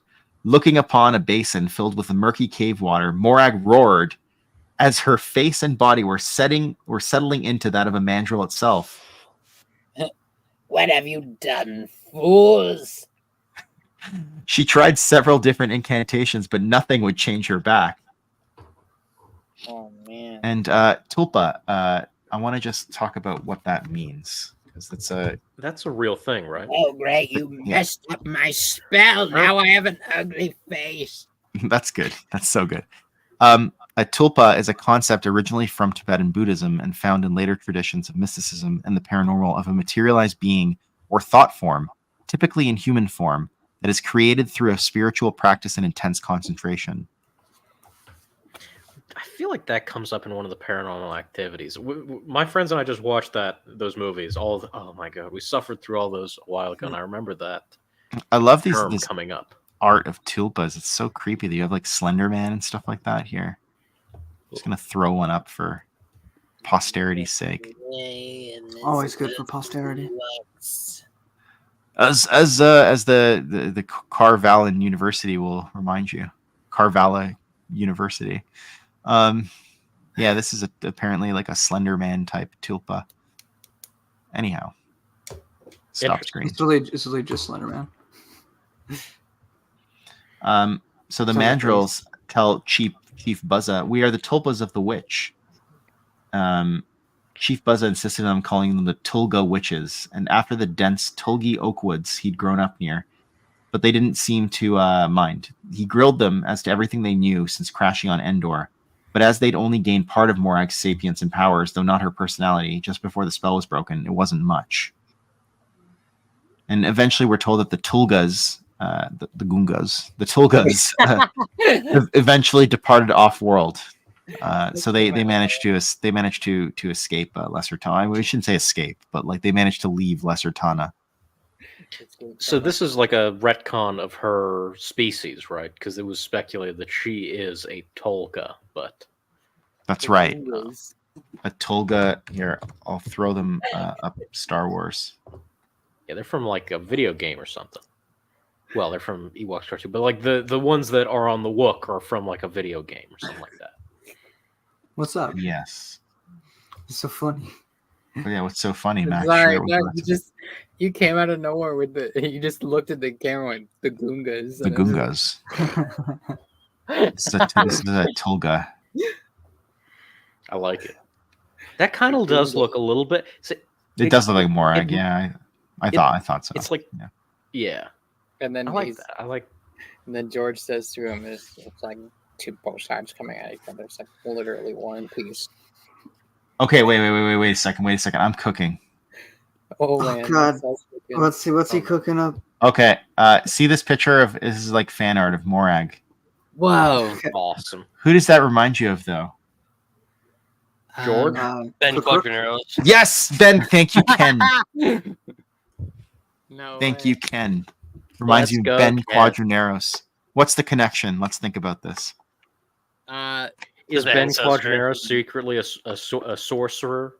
Well, bent on he destroying the Ben Ewoks? Quadraneros comes from the planet Tund, which is famous for its sorcerers. Sorcerers. So Ben Quadraneros is a sorcerer of Tund, and we just never knew about it. Oh man, He's the Dr. Fate of Star Wars. He Yeah. is the most powerful sorcerer ever. Have you ever seen this one picture of Ben Quadraneros? It looks like she's saying "Curse you, low gray." That's what she's saying in that picture. At one point, I just going back for a second. At one point, they bring up the city of Endorla and then say Endorla, and I was like, "Hey, I got that reference because I've been looking up Shangri-La because of Cobra-La." So, little Maybe connection we should- there from Maybe last they time. should talk about Mandorla. No, No, no, it's what no, we you're gonna should make me talk sad. Yeah. No, I'm gonna be sad. Yeah, I'm gonna be I sad don't wanna too. be sad. Here. I'm waiting for Chris Nelson to sell his copy. Of Yo. Holy no. Ben Quadraneros is the secret Sith Lord we've been looking for this entire time. Please send no. this to me. I will. Please send Okay, this to send me. this to I me. need I'm so full disclosure. I'm writing Ben Quadraneros' tale and for You the have Tales to of the Pod include it. Racing fan fiction effort that the other Ken Palpatine is organizing, and I'm not at all writing Ben Quadraneros as a dark side or anything like that. That's crazy. That's crazy. He's a But servant of the old ones. but I did before because other Ken asked for our outlines, and I just posted this picture, and I was like, "That's all you need to know." I think I got him a little worried. Anyways, so I can't wait to read it, Yeah, it's gonna be great. It's gonna be great. especially yours. It's gonna be great. It's gonna be great. It's gonna be great. yeah, it's called I called it like a Tale of Two Bens or something like that. Right, he's gonna I meet remember Ben, you were right? telling us about that and like your concept of it. Oh no! I called it. Sorry, no, it's called The Once and Future Ben. Mhm. There we go. Yeah, I see, love I like that. because I loved it. the once is Ben Quadraneros and the future Ben is Obi-Wan. Anyways, it's The premise of your story is so good. I love it. I know, yeah. It's I studied it to make sure it would work too. There goes Quadraneros' power coupling. If like the night before the Boon to Eve, thanks Scott for that. If the night before the Boon to Eve, Obi-Wan can go on some like wild adventure to save one of the handmaidens from like a Tuscan king, Yeah. then certainly Oh, yeah. he can like have a conversation with someone in the desert. Of Oh, course yeah. you can. But yeah, I mean, to get back to Supernatural Encounters, Morag captures Nidu and promised to exchange the son of the shaman Makrit, in exchange for the Sunstar Shadowstone. Chief Buzza was torn, but I mean, this is his shaman, right? It's like his right-hand Ewok. And so he gave Morag her much coveted prize. But what did she give him in return? Oh, she didn't give him something nice. It was the darkest day for the Ewoks when they received Nidu's head in exchange. Morag had been furious at the Ewoks for causing her appearance to solidify into that of an old hag with the head of a mandrill, and killed Nidu almost immediately, skinning him for a fur vest that she later gave to Ilgo when she appointed him Duloc king. The vest became a mark of royal status amongst the Dulocs. Don't they wear the isn't that in the show? I guess it is. I guess now we know what it is. I don't know if it was ever revealed in the show there was an Ewok pelt, but So it's Nidu. Oh my Very god. unlikely. he's been with us this entire time. Wow. It's like that from a certain point of view story in the canon where you find out like Yoda's blanket is Qui-Gon's It's cloak. Qui-Gon's robe, yeah. Do you think Yoda ever just like takes it up and just like inhales Qui-Gon? Yeah. Although Can we stop all Star Wars writers from this point forward? Can we be done? Can it be over? wait, I forgot who it was in the EU that said Qui-Gon smelled like a bantha, so it's just like his robe probably smelled. Miss him, I do. Wait a second. Wait, so Yoda does like gross things. That's Al Did, just- did Al just Al. froze? The dark powers have stopped him. Oh, my A communications disruption can Oh only no, mean one I was thing. cooking too much. I was Raise it. like, Qui-Gon was gross. Yoda likes gross things. There can only be one answer here. Right. Who was it that said he smelled? I swear it might have been like Thom who said it. Yeah. I remember this actually specifically. I got it now. It's gonna bother me if I don't find out. So I'm gonna look this up really Well, quick. it's a terrible thing to outlive your child, and so Shaman Makrit would never be the same again. There's this really interesting thing actually on page 878. Enervated by grief, he fell to madness, dark magic, and the worship of a Gorax called the Great Devourer, to whom he sacrificed walklings. Oh my god. In disgrace, Makrit died at the Gorax's hands. That's so dark. That is such a dark story. Only supernatural encounters can get away with something like that. Oh yeah. He killed baby He Ewoks. fed them to the Gorax, the Great Devourer. The I mean, most we have the cute Adventures of thing in Tebow. Return of the Jedi. He killed those. You're not Don't yourself when you're. It's like a Eh, Snickers. it's a You're not Snickers yourself when bar. when you're hungry. I Oh, got don't it. forget, in the Adventures of Tebow, that there's a Duloc that's bothering the Ewoks, and the wind gods push him off the cliff. And when he hits the floor, he goes splat. And this was a book for children. Yeah. I just want to remind everyone, it was Well, gnarly. children should know what happens to them when they fall from large heights. I got the quote here. It says, Master Thom once commented that Qui-Gon Jinn looked neglected like a bantha and exhaled a foul body odor reminiscent of that of a Rhodian. And then Thom also criticized Jinn for taking every word from his own mouth as a pearl of wisdom.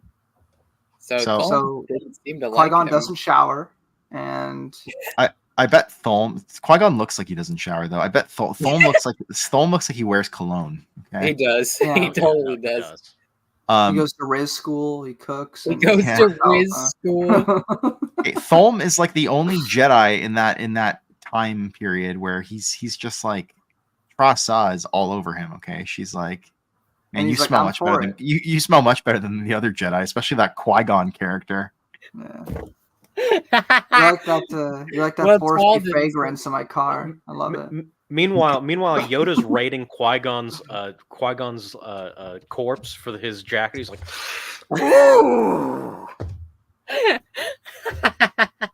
Dooku's getting a little we whiff should too. kill Yoda. I am against Yoda. I am Obi-Wan totally may against have been Yoda. just You're master racist against Yoda? shower. You know why?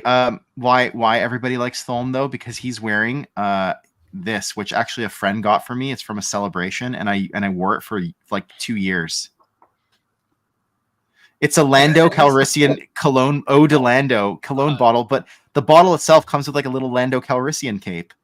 That's Oh amazing. my god, that's wonderful. That's also an amazing joke because next week, What have we here?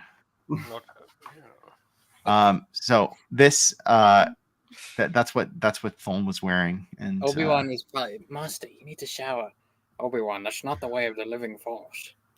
He's like, Master, the Force I doesn't- have no the Force Riz does with not you standing shower, next to me. Obi-Wan. The Force You does must not be You shower. have no Riz. Riz anyway. You must embrace your bodily pheromones, Obi-Wan. Our bodies do not matter. They are instruments of the Force. Obi-Wan, Merely- if you were I wise really- like me, you I wouldn't re- shower. No deodorant. I nothing. reiterate, no more Star Wars. Star Wars canceled. Over. Done. we finished. We don't need Yeah, it. but Qui-Gon Jinn's a Chad. I'll fight anyone who thinks otherwise. So I'm gonna fight Thom. I mean, Thom. hey, he still had he saw that one girl. What's her name? Tall. Tall, yeah, in the Jedi Apprentice. he So was clearly somebody driving was a into it. Corey says, I need a live action Thom played by David Carradine. I don't care what, and just make it happen somewhere. Yeah, that would be a good casting. Although it's kind of hard. I guess with AI, anything's possible. So after this happens, Bright Tree Village goes into another period of mourning after this happens with Shaman Makrit. Rip. Logray took it upon himself to punish Morag and trekked off into the in the dark to Mount Thunderstone, where she has her fortress. But he was no match for her, and he would be imprisoned for years and basically become like her slave / apprentice. She taught him some of her magic as well. Morag eventually goes to visit her daughter Odra, and her daughter is just like I refuse to believe that you, some squat mandrill-faced monster, are the beautiful Lindronigan, my powerful mother of old. I think not. Wait, what Damn, was- what a diss. This is on page 879. That's such a diss. Go for it, You're Max. ugly. You I can't be gotta my find mom. it. You're disgusting. Okay. Oh, yeah, you're using the paperback copy. Yeah. Wait. Where the hell is it? Yeah, he It's did. on the- it's He on the did pass quite a long time ago, actually, Corey. On the top of 879. Yeah, but she's using the paperback copy, so her page Right. number is not the same. I mean, I got the Legends Con copy. I don't know if it's any different, but No, she's using the Amazon paperback copy. She's oh, using right. Yeah. I need to see my pictures. Oh, yeah. I refuse. Okay. I have not traveled all this way for your impertinence. And pulled out her staff, upon which sat the Sunstar Shadowstone. Perhaps this will convince you. And for too brief a moment, she was Lindronigan again. Although the crystal had been deaf to her demands, the illusion should suffice. Odra's face contorted into a mask of horror and disgust. So it is you. I had thought your letters a hoax. What happened to you? I just love how she's like sitting there like penning letters to her daughter. And she's getting these letters in the mail, like, what the hell? So she's like, what happened to you? Her exclamation brought the urchins to the door. She has kids now, right? She's married to someone she doesn't love because she's still obsessed with Borya Kubra, the Winter King. It was as Minid, that's the rock wizard, Minid, had warned. Odra was but a shadow of what she'd been. If anything, her bevy of servants, maids, and impudent children had made her more petulant and spoiled. I passed through death. Now pack up your things and let us retrieve your father. There is much to do ere we begin our conquest of this Etana. Yeah. And she's like, you have been away a long time, mother. I won't be going anywhere with you. I am the Duchess of Sleet and have duties to attend to. Is this why you came back, to jeopardize my standing with the king? Then lowering her voice, she added, I spent centuries enchanted in ice after trying to force his hand, and even longer trying to regain his trust. I have it now, and all of it would be destroyed by bringing him back. He whose betrayal the king still grieves. She means her father, of course, right? Mm. Ungrateful offspring, Morag stormed incredulously. It was a betrayal he made because you demanded the king's hand. Can I just throw something up here again? Sure. Oh, Odra. Time to go into carbonite. Time to... It's just like, you've betrayed me for the last time. He does it with like a smile on his face. I'm going to have to freeze you for a few centuries. Odra, you killed all my family. Time for you to go on ice. Sort of skipping ahead a bit, Odra says, your promises never come true. The protectors of Endor bested you, and they will do so again. No, mother, I will have power my own way. I also just want to say, like, the kids like pop out like behind them and they go scram, like scram. And then she says to Odra, did you see that? Then I have raised a fool for a daughter. I think it is best that you depart, old woman, Odra said, her eyes turning glacial. Go and peddle your wares somewhere else. I have things to do. So she believes she's her mother, but she's just like, I don't care about you anymore. And then the next sub-chapter heading is called Goodbye to Romance. And that's for sure what it is. Sad. Yeah, so we find out that she had, Morag had taught Logray several thaumaturgical skills that would help them along the way. Years had passed since she first trapped him, and so he was now a full-grown Ewok. She decides to bring him with her to free Stagor, her husband, the Ice Demon. Who wants to play Stagor? Kenneth? Sure. Can you start with, is this chattering pet? He calls Logray a chattering pet. Wow. Poor Logray. What page are we on? It's on 880 at the bottom. 880. Ah, is the chattering pet your new lover? Stagor asked cruelly. How does he, or he does not know or see you for who you are? How far you have fallen, Lindronigan?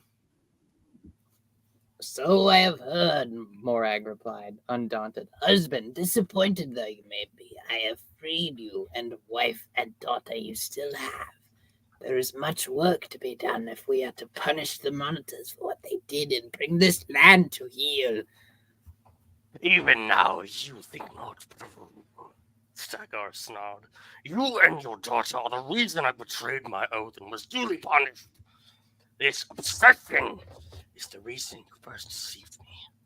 And what of this great mother of yours, the Night Queen, who is going to make the stars tremble? Has she been turned into a mole? Morag visibly bristled, but she held her tongue. She was betrayed and killed. Then all that you dreamed these long years was in vain, and all that you planned has come to naught. We do not need her rule, Morag insisted. I am the rightful queen. I have no use for your fantasies. Why? Sorry, Ken, you're cutting out there, man. I am? Okay. Ha! He laughed humorously. I have no use for your fantasies, wife. They are as foolish and vain as Odra's. Tell me truthfully, if you can, how long have I slumbered nice? It feels like an age. Never have I lied to you, husband. It has been many millennia. Many? Many millennia? So this is the goodbye to romance part of this chapter. He says to her, he doesn't love her anymore. He says, listen to me carefully, witch, he articulated, so that we understand one another.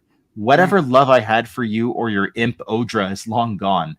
My heart, along with my body, was frozen long ago, and not even your magic can defrost it. And for that I am glad, for all that I touch turns to ice. See, here is a demonstration. And I just love how he calls Logray a chattering pet. Here. Chad Logray. Reminds me of my cat. I heard her a little while ago. She wants me to come play with her, but like, Marcel, how bad So- am I cutting out? I'm pretty sure my mic's peaking. That's probably why. You're fine right now. Okay. Yeah, you're just a little low, but I have my volume turned down, but last time you guys said it was too oh, high. geez, Alex left us, and I didn't even see. Well, Yeah. oh well. Yeah, That was like a few minutes ago. Okay. In any event, thanks for tuning in, Alex. So he tries to cast a spell on Morag, tries to freeze her again. Oh, right, he does actually freeze her. I think Logray manages to defrost Morag and save her, which is very interesting. Bro saved Morag. And then she kind of turns a bit on Logray and basically tells him that he's just like a worthless slave to her. She's probably hurting at this point too. I actually I don't really feel sorry for her, but I kind of feel sorry for her. I don't know. No way. But she's I don't know. Because she obviously wants nothing but to rule, but it's also the fact that she is trying to get her family back and they're just not having it. Because at one time she was very happy and more family inclined. That's right, with Stagor, yeah. Yeah. And then it was all just kind of ruined because of her selfish desires. I think this is another good example of supernatural encounters kind of expanding, taking a character who's sort of, well, to be honest, nothing. Two-dimensional. Turning them into something very, very two-dimensional, very flat character, and turning them into something more interesting, a little bit more dynamic, have a few more things going on. I like that. Because in the show, she does just witch over there, mean. That's about it. That's all you get. So it's nice to have a little bit more than that. Not that that's bad, but it's just it's nice. It's nice to have some. So Logray confronts her, and he basically says, like, you're no Amaran either, but rather some kind of creature from some unhallowed shadow plane. And he uses, I think, like they basically go at each other, and they fight for dominance of the Sunstar Shadowstone. And it says the Crystal Rider that was once known as Cadavra pulled against Logray, but the spirits of the Indra ruling council pulled against Morag because, of course, the Sunstar Shadowstone is made up with basically like two entities. Yep. Right, the Indra ruling council, those protective spirits on Endor, and also the Cadavra, the crystalline rider who has been warped by her time imprisoned with Gorog. So the jewel did the only thing it could do. It split into two halves. The dark half flew into Morag's hands, the light half to Logray's. So surprised was she by this that she could only watch as Logray held his half, put it in his backpack, and ran and booked it towards the exit. It doesn't say booked it, but that's what he did. He booked it towards the exit, removing the magical net she'd cast around it. What a Chad. She says, "Do not do this," and he stopped to look at her. If you do not return with my half of the stone, you'll force my hand. And she basically tells him that she's going to come after him, and if he doesn't return the stone, my half of the stone, then you will force my hand, and when next you see me, it will not be with mildness but rage. That stone is mine by right, Logray. and then when she's by herself, she's like, "Stagor was right," and then she uses the word "henceforth," so someo's about to become a Sith Lord. Ah, shoot! Another one in the Rule 2 era. Henceforth, you shall be known as Darth Scandit. Don't scan it. Thank you. Morag is the Sith Lord we've been looking for. Scandit's walked so that Swiper the Fox could run. Oh, Sith Lord. Seriously, look at Swiper the Fox. He looks like a Scandit. This is a 100% accurate take. It's just that realization killed me on the inside. Here, I'm just gonna throw it up for Maxine. I know what Swiper looks like. I used to watch Dora. Yeah. Look, compare my little avatar. Yeah. That's a red Scandit, what we call that. Yeah. I used to watch Dora. I know who Swiper is. Swiper no swiping. But seriously, when she does say henceforth, nobody becomes a Sith Lord. She kills her own heart. She basically destroys it. A black ray emitted from her finger into her chest cavity. She seized. It was more painful than she imagined it would be, though she knew that such curses more often than not killed their users. If death has come for me, then so be it. But basically, she's left with what had been her heart was now a charred stub. From that time forward, Morag wore a permanent scowl, able to find laughter only in the misfortune she caused her enemies. Those cursed Ewoks. Sorry. No, it's good. We should throw up a picture of Logray because I feel like we talked about him so much. Should we throw up a picture of Logray from the movie or from the show? He's so good. Because right now, yeah, he's so distinctive in the movie that we'll do both. Well, there we go. Joey. Did you just speak Ewok? I did a little bit. Dangar. Sorry. Dangar. When they're about to cook the rebels even faster, they go Joy. So Corey says first Paw Patrol, now Dora the Explorer. Essie has gone too far this time. Yeah. At least I didn't make that connection. At least I didn't ruin it in that way. Look at Logan right there. He does look different in the cartoon. He's much more expressive. He kind of looks like Paul Giamatti in the cartoon. I'm telling you, look. Gosh, he does. Right? He has that like. Here, I'll find it. Lucklings must be careful when you go into the forest. So none of the Ewoks, except for Wicket, look like they do in the movie at all. Like they just didn't get any of them right. And it's not as though this came out the same year or even the year before. This came out like 2 years later. What's Okay, next? look. Here's Logray. And here's Paul Giamatti. He's rocking that Logray look.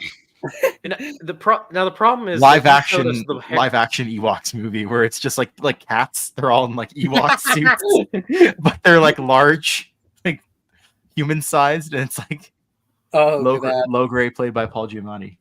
Max, did you have to watch Cats for your job? Did you have to be subjected to Cats for your job? No, thank God. Alex says trying to sleep, but somehow Alex has returned. Go Diego, go! Go Diego, go is also canon. Yeah, okay. Paul as Logray, please. Liar, liar, blue man screaming as Ewok must happen. Wow, this chat really came alive.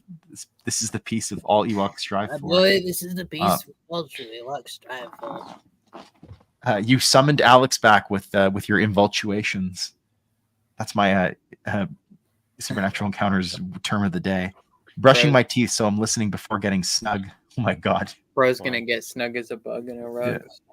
Yeah. Points to anyone who knows what that's referring. I don't know what this is referring to. Mm-mm. This is the piece. Harry lives on a different. He lives on a different plane than the rest of us. Oh yeah, no, he knows. He knows about Captain EO. Like before yesterday, if you told me Captain EO exists, I'd be like, no, you're lying. That don't. Oh, I know what this is, my boy. This is the piece that all true warriors strive for. What is it, my boy? It's from the this Legend of Zelda like CDI game. The animated, the animated Zelda. Anyways, yeah. That's awesome. I listened to about 10 minutes worth of what's his name reads the Bible from the Zelda CDI game, The Merchant. Yeah, yeah. And then you're like, hey, this isn't my Spanish class recorded. What? So Logray triumphantly returns back to Bright Tree Village. Chad. And they say, yub nub. Well, I don't know. They probably say that, but they're like, "Welcome back, Logray." And he doesn't talk about his time with Morag. In fact, he becomes a bit of a recluse, right? He like moves to like the outskirts of Bright Tree Village, and then Chief Buzza, Morag attacks Bright Tree Village with her Mantagrues, and Chrysophilia is killed. Now, although she no longer had a heart to break, her passing, Chrysophilia's passing, was devastating to Morag. She kills Chief Buzza and feeds him to Chrysophilia's children. Oh my god. This is really dark. Man. This didn't happen in the cartoon.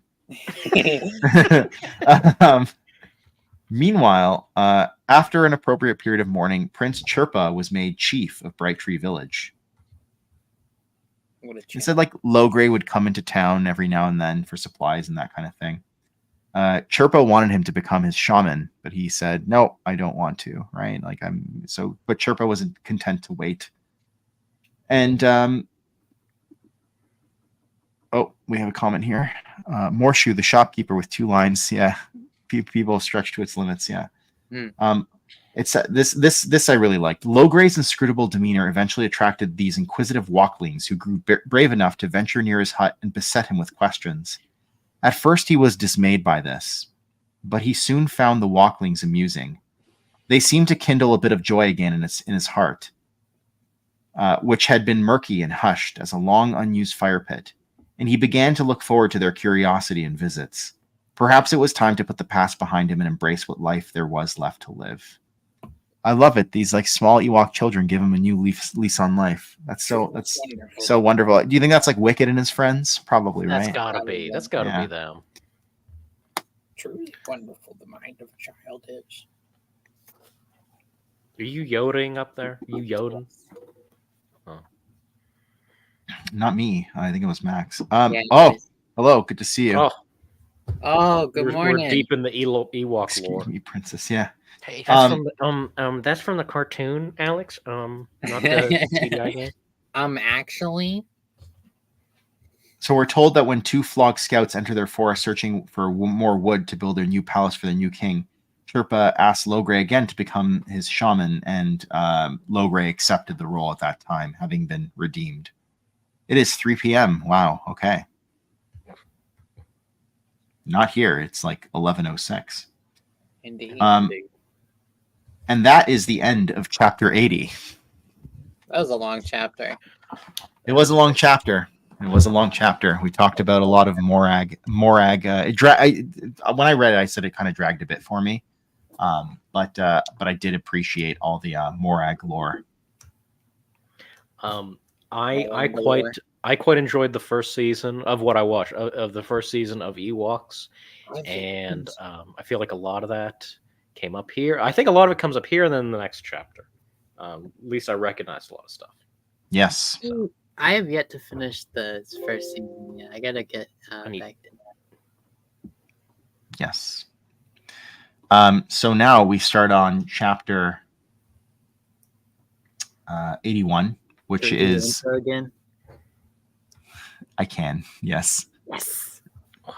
We are the when the spirits from the forest go. We're when the spirits from the forest go. Okay. So with that being said, the chapter 81 is entitled "Autumnal Tales of the Endor Woods," and the subchapter heading is called "The Totem Master." And this is where my name comes from for today. We're introduced to a character, a grifter named Murdal DuPont, a vain and egotistical man who'd won and lost fortunes in the smuggling of plutonium Nyborg and other contraband. Unfortunately, finds his way on Endor, sole survivor of a ship that crashed on Endor. Right? It's like Endor's like the Bermuda Triangle. It keeps pulling in ships, right? With this Endor Gate business. Indeed. He thought we were. Well, it's not the end. We still have a chapter to cover, so you are able to catch more. Yeah, there's more. Yeah. We're about 2/3 of the way through. Actually, probably a bit more than that, actually, because this chapter is quite short. It's like 10 pages. So it says when the odd. So this Murdal DuPont is described as a Godoan Twi'lek hybrid. And it says Godoan. Yeah, Godoans. Is this a real character? Oh yeah, we have pictures too. I think they're from the Marvel comics. Yeah, Star Wars Marvel 77 issue 99. Here's a Godoan.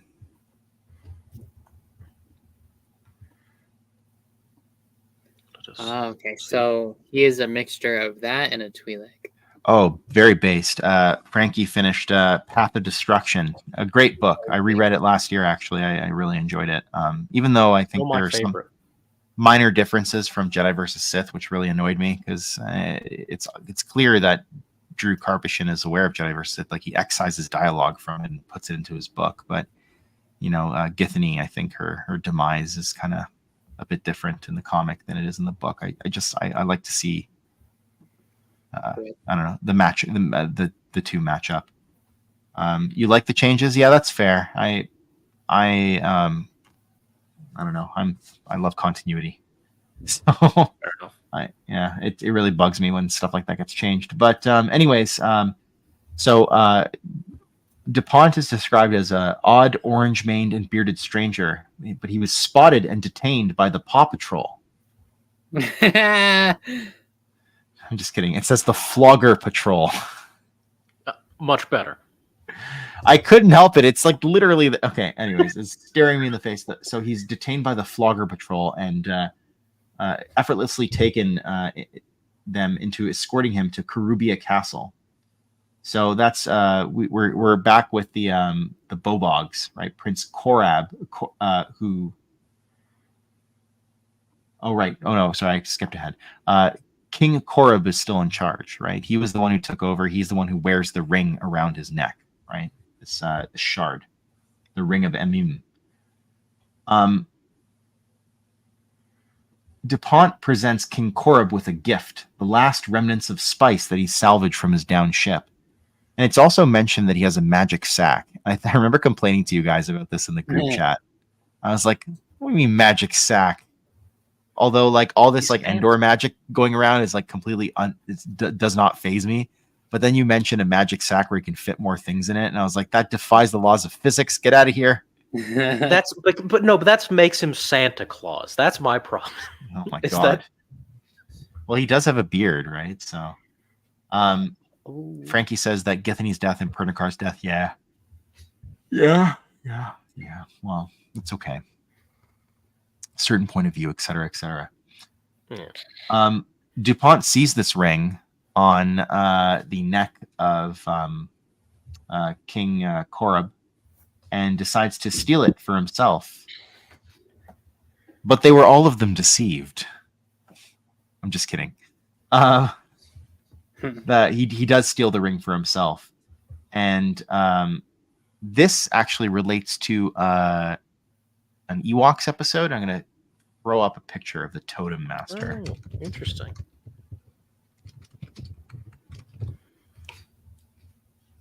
The Totem Master is the 6th episode of the 2nd season of Ewoks. Oh, yeah, see, I didn't get that. So this is DuPont.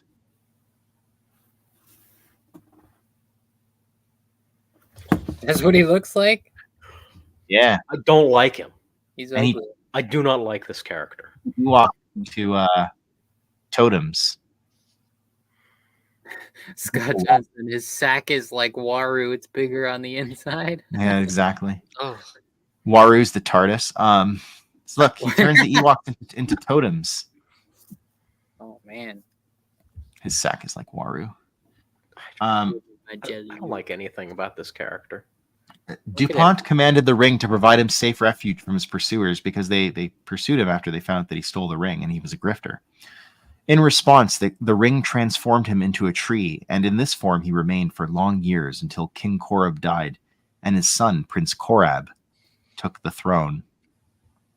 I love that. It's like, yeah, let's change a letter in this guy's name, and we'll just name his son that.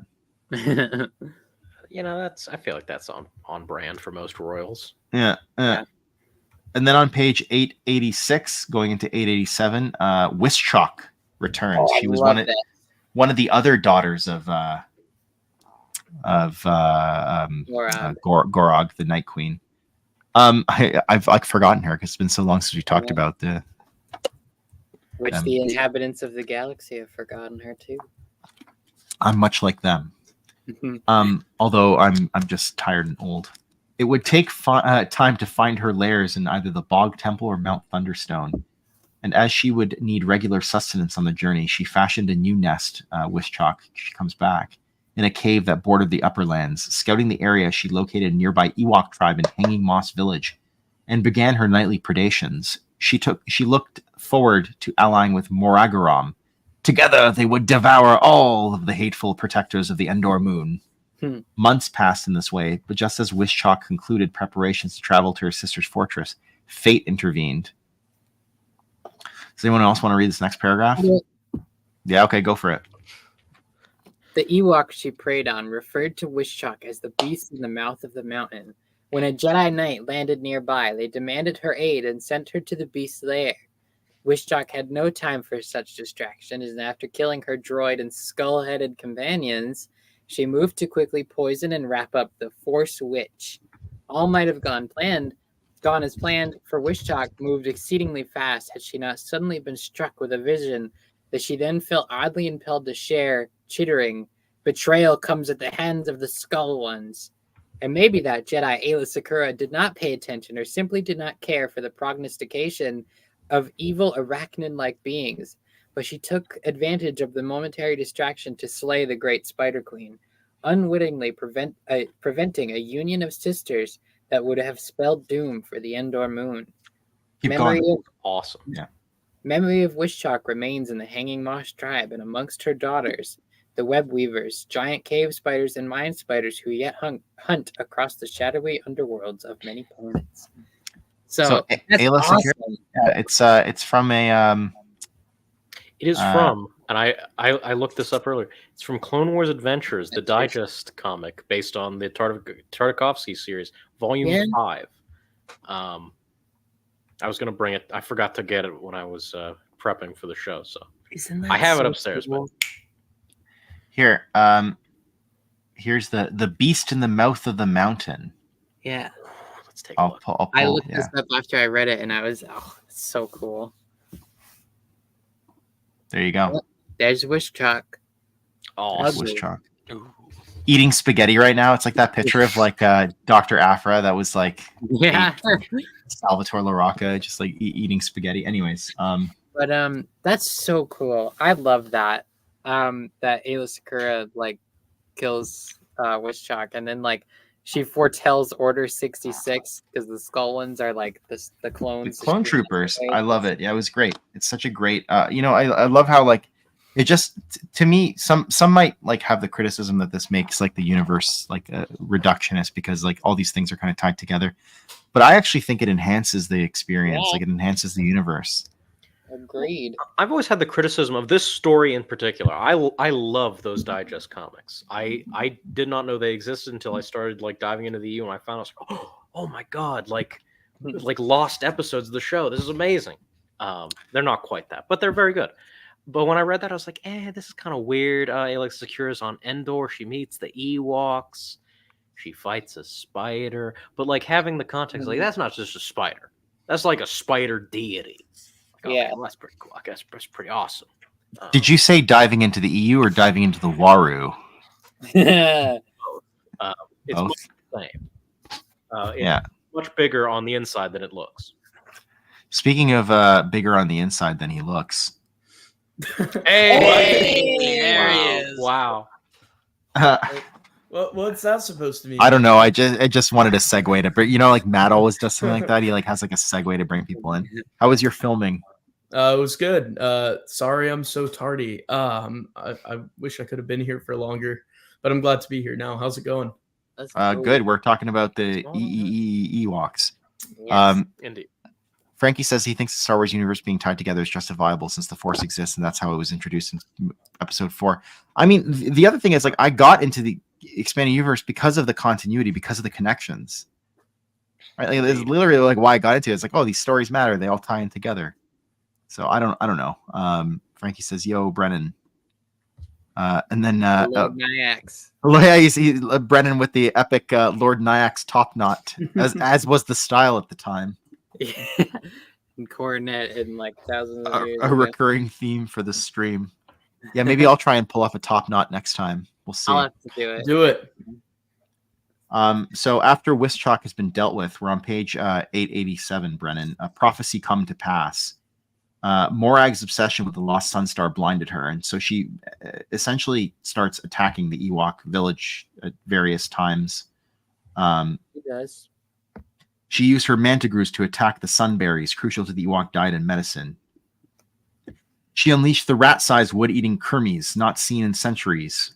She bred the giant megawalk. What is a megawalk? Whoa, wait. Is that Brent, like please tell me the walk? mega walk is in the show. Please tell me. I've not heard that one. No, before. I think it's from the German Ewok comics or something like that. Oh, is it? That would make sense. Well, some of these are. So Max, the megawalk is from Star Wars are you Galaxies. in this volume or Yeah, I okay? got it. What page are you on this one? Because I think the pages line up differently. 563. Okay, thank Okay, you. guys, look at the megawalk from Star Wars Please Galaxies. show me this mega walk. Oh my god! Big Ewok.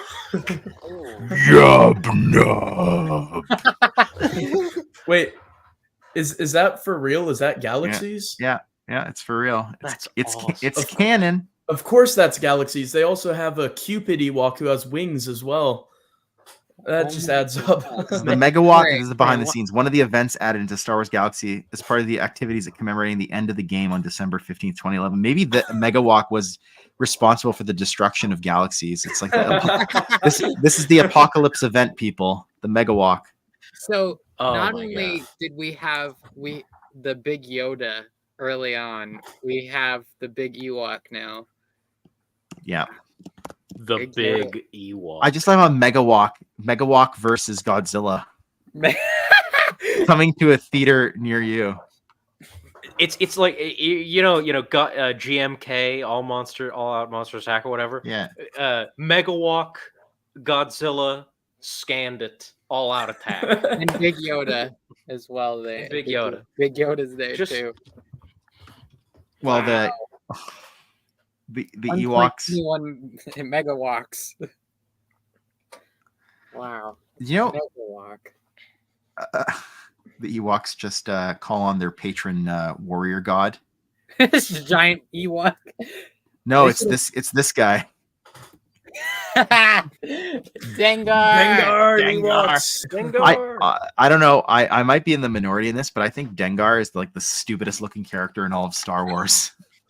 Oh no! Really? I used him for a D6 adventure before I knew anything about him. I was like, this guy sucks. I think I even own a Dengar action figure. And my daughter, she's like, "What's this?" I was like, "Failure is what that is." Always thought it looked like he'd like someone had played a prank on him and wrapped toilet paper around his head, and he just couldn't get it off. Sorry. What's this? Failure. That's right. That's right. It's so funny. But y'all remember the original Dengar Lego figure and how cool he looked? He had like a ninja mask. You know what? The Dengar Lego Yeah. figure looked better than Dengar. Okay. Yeah, yes. He had the ninja mask, and I was like, wow, he looks cool. And then you learn what Dengar looks like in actuality, and you're like, never mind. He's ugly. in footnote 222, which is probably like 228 for you. Correct. Her first attempt was thwarted by the efforts of Airfam Warwick's War Wagon, which caused King, I guess that's like potentially Wicket's dad, which caused King Ulgo to go into exile and be replaced by his nephew, King Vulgar, until he too was defeated by Logray and replaced by his son, Prince Gornish, who is, of course, the King Gornish of Duloc fame in the animated series. Dengar is my favorite alien species in Star Wars. Oh, I guess that makes sense. Okay, well. Wow. Sorry. Dengar. Rip to Dengar. Rip Dengar. I think His that tail is pretty good. The information in that footnote might come from an old Ewoks picture book, potentially, because I know that Ephraim Warwick was featured in one of those old Ewoks picture books, so it might be from there. Some of that information. It's interesting. Scott says that he used Dengar's action figure as a wrestling figure instead of Star Wars figure because he was so bulky. That's perfect. Coming with the steel chair. He was Intercontinental champion once. That's right. Wait, is Dengar actually an alien? No, he's just ugly. I don't think so. He's just a human who got injured. Wow. Scott, did Dengar have a tag team champion and any a tag team partner? Dengar and the Undertaker and Hell in a Cell. Oh yeah. Dengar off the top rope. Yeah. Okay. So then the next footnote relates back to this line, says that Morag defaced precious works of art and even attempted to turn a visiting Balanaka named Boris into a tool of her vengeance.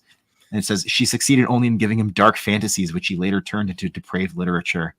What does that mean? Depraved literature? Is that like that that like illicit EU stuff that we were talking about the other day? No, it's Dawn of the Jedi. Hey, whoa. Oh, depraved. that's much worse. Actually, you know what? Depraved literature. Let me see. Anything written by Troy Denning? Franklin. Okay, so Well, he's yeah, just of course. Australian. Hey, wait, no, hold on. Wait a No, minute. That's bait. That's bait. That's bait. I didn't. I meant depraved in the sense that he tends to focus on adult themes in some of his books. Oh, well. So like I didn't Shadows notice that of, when I read Shadows Denning books when I of the was Empire? 12. It's fine. Yeah. So he's just Australian. Denning He is. gang, rise up. So then we get a retelling of the Sunstar episode, Morag's demise on page 888.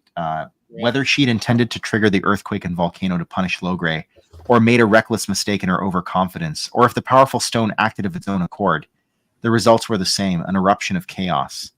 With the mountain falling down around her and lava rising up from below, she commanded the Stone of Shadow to align Sister Moon and Brother Moon and bring forth her people from the realm of spirits to return her to the Great Black Nest in the forsaken lands of Illithurian. Far off in their bleak domain, the wizards of the Night Spirit heard her call and flew forth to save the eldest daughter of their mistress. But by that time, the King of the Night Spirits had arrived. But by the time the King of the Night Spirits had arrived, it was too late. Morag had fallen to the fires of her mountain and rose up again, only to perish in stone. The prophecy of the Windwalker had come to pass.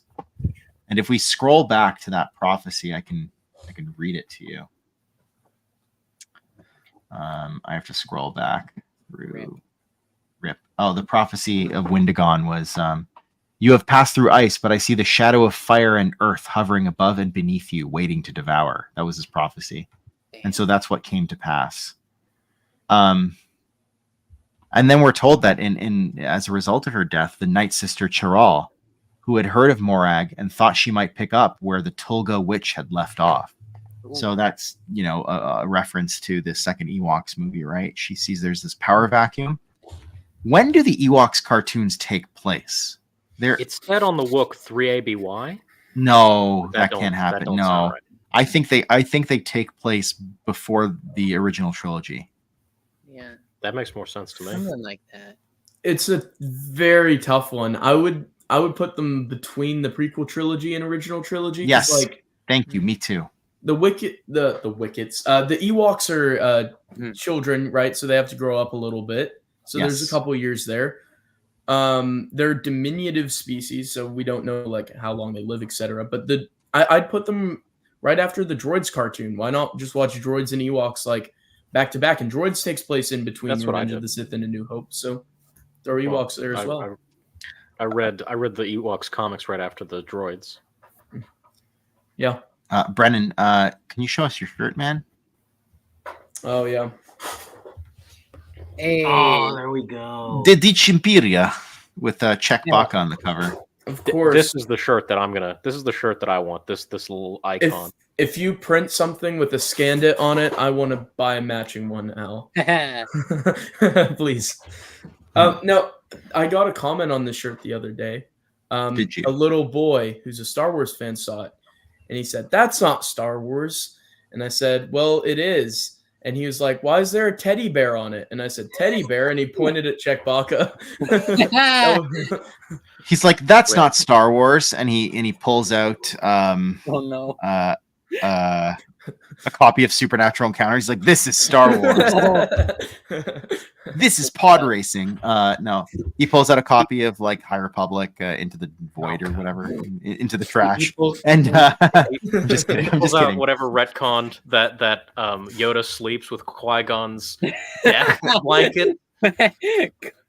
Qui-Gon's smelly robe. What a terrible character. Robe. No, it's he pulls out the Ahsoka novel. Sorry, that's not even Star Wars to canon anymore. No, it's not. Retconned out of existence. That and Dark Disciple have been banished to outer space. Yeah. I need to ask my one friend who's into the canon what she thinks of that, because she likes that novel a lot. Dark Disciple was cool. I'll give it a few good parts in there, but damn, they just kind of out the back door. Logray returns to Christophsis. No, I'm just kidding. Logray returns to, because we were talking about Dark Disciple. Logray returns to Morag's lair to see about destroying any dangerous potions, charms, or spellbooks she'd left behind before they fell into the wrong hands. But once there, he fell into reverie. The simulacrum came upon Logray, stunned to see his mirror image standing before him, and struck him on the head.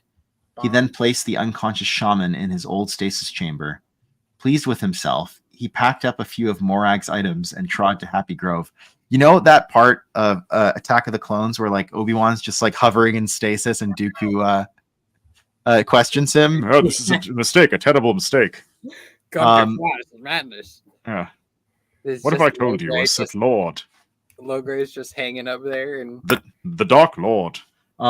So I I just imagine Logray just like hanging in stasis. As the Now, other this can't be Logray like twirls his mustache and he's like, "Now my final plan he will come has. to fruition." Yeah, He's according to the cartoon. Now Frankie says theoretically, that impression. Thank you. Yeah. theoretically, that stasis that should be like bioorganic, right? That shouldn't be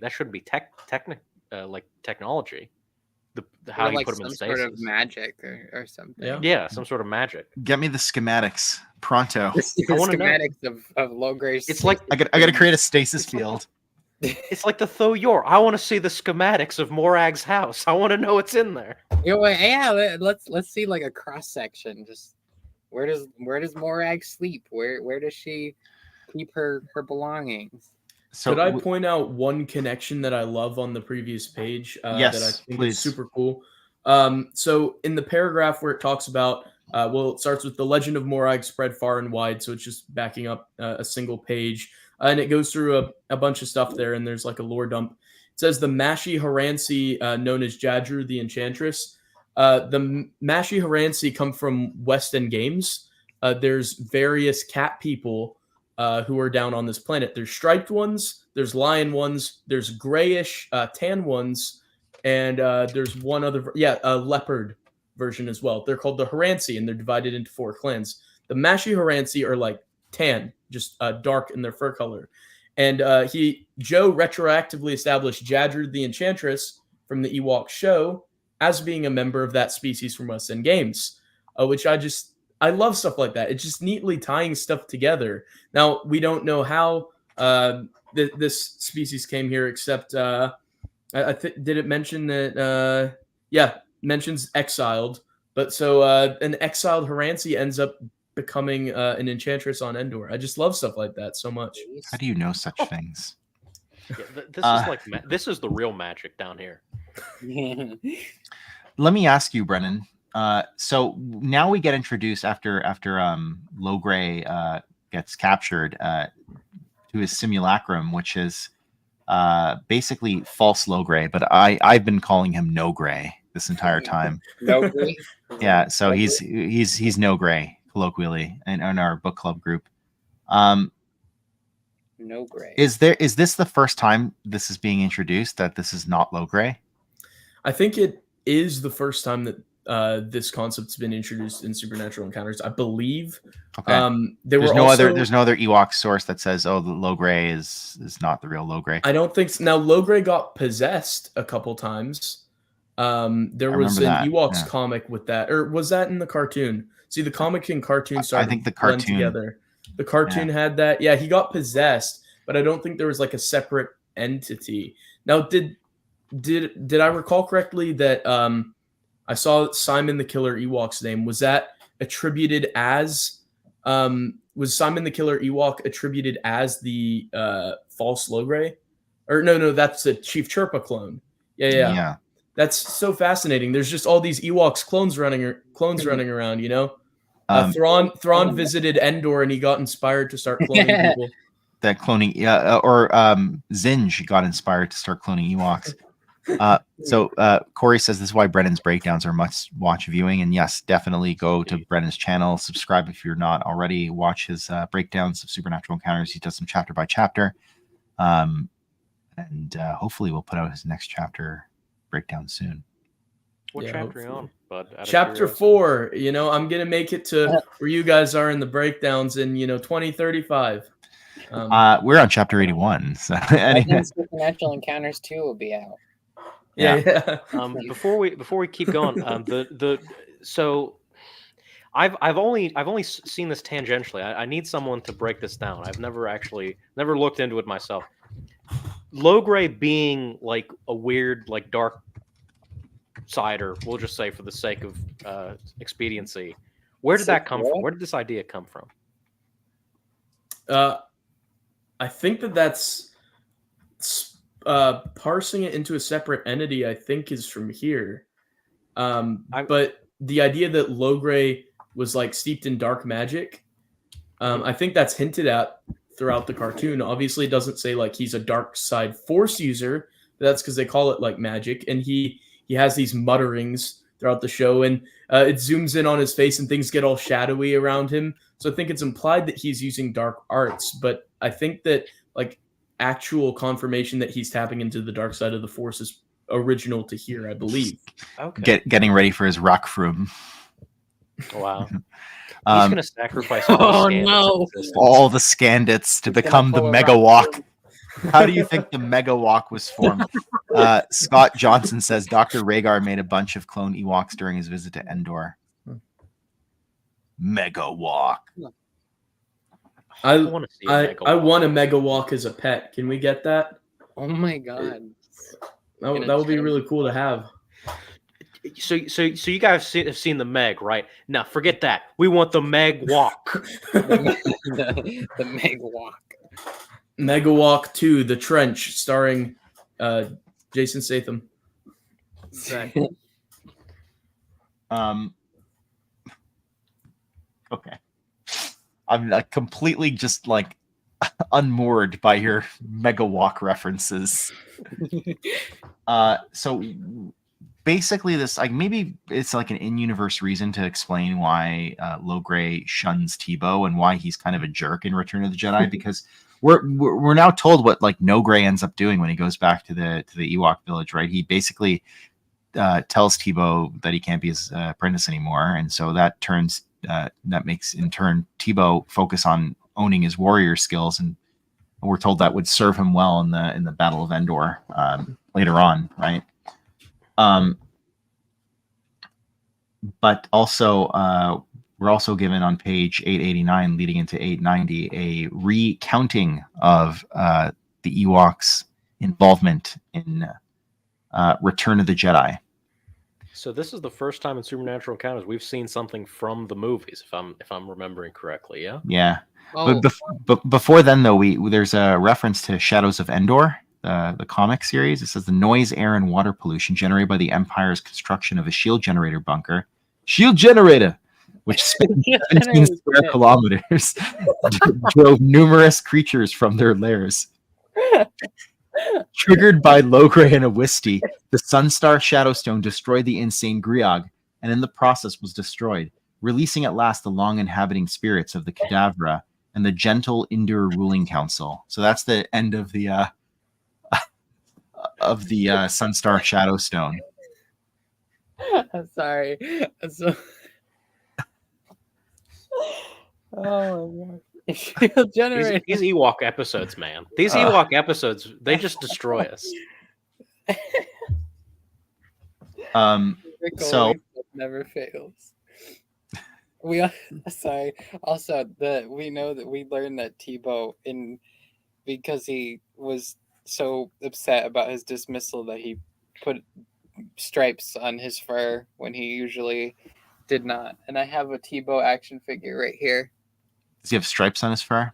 He does. Oh wow, that makes sense. I always wondered, like, how does he have stripes like that? Those don't look like they came naturally. And I those also are have very Wicket right here. clean peg. Oh, they look good. What Wicket is that? Is that like a Black The- Series Wicket? Yeah, Black Series Wicket. It's the newest one, and it's so good. So good. Yeah, Still need to pick up. Great detail. Yeah, he's one of the best ones of 2023 that came out. And then It looks like he jumped straight out of the screen. yeah, and then he comes with a bunch of weapons, like comes with like a bow and arrow, his spears and everything. And then the Tebow is a little bit of like an older Black Series, so he's like much taller than Wicket. Like, hold on, sorry, I just want to put my bookmark in there. But like, where's Tebow? And then there's Wicket. Oh man, I don't Like like a that. walk. I don't care for that. Or Well, like yeah. mid-scale walk, and then That Tebow, is that also a Black Series figure? Yeah. yeah, these are Yeah. both Black Series. I wonder why Tebow get is so those. much better. I guess Well, the it's just 'cause actor. he's an older one, so like they didn't get the scaling quite right, and then they later updated the kind of Ewok like format, and they made the scaling.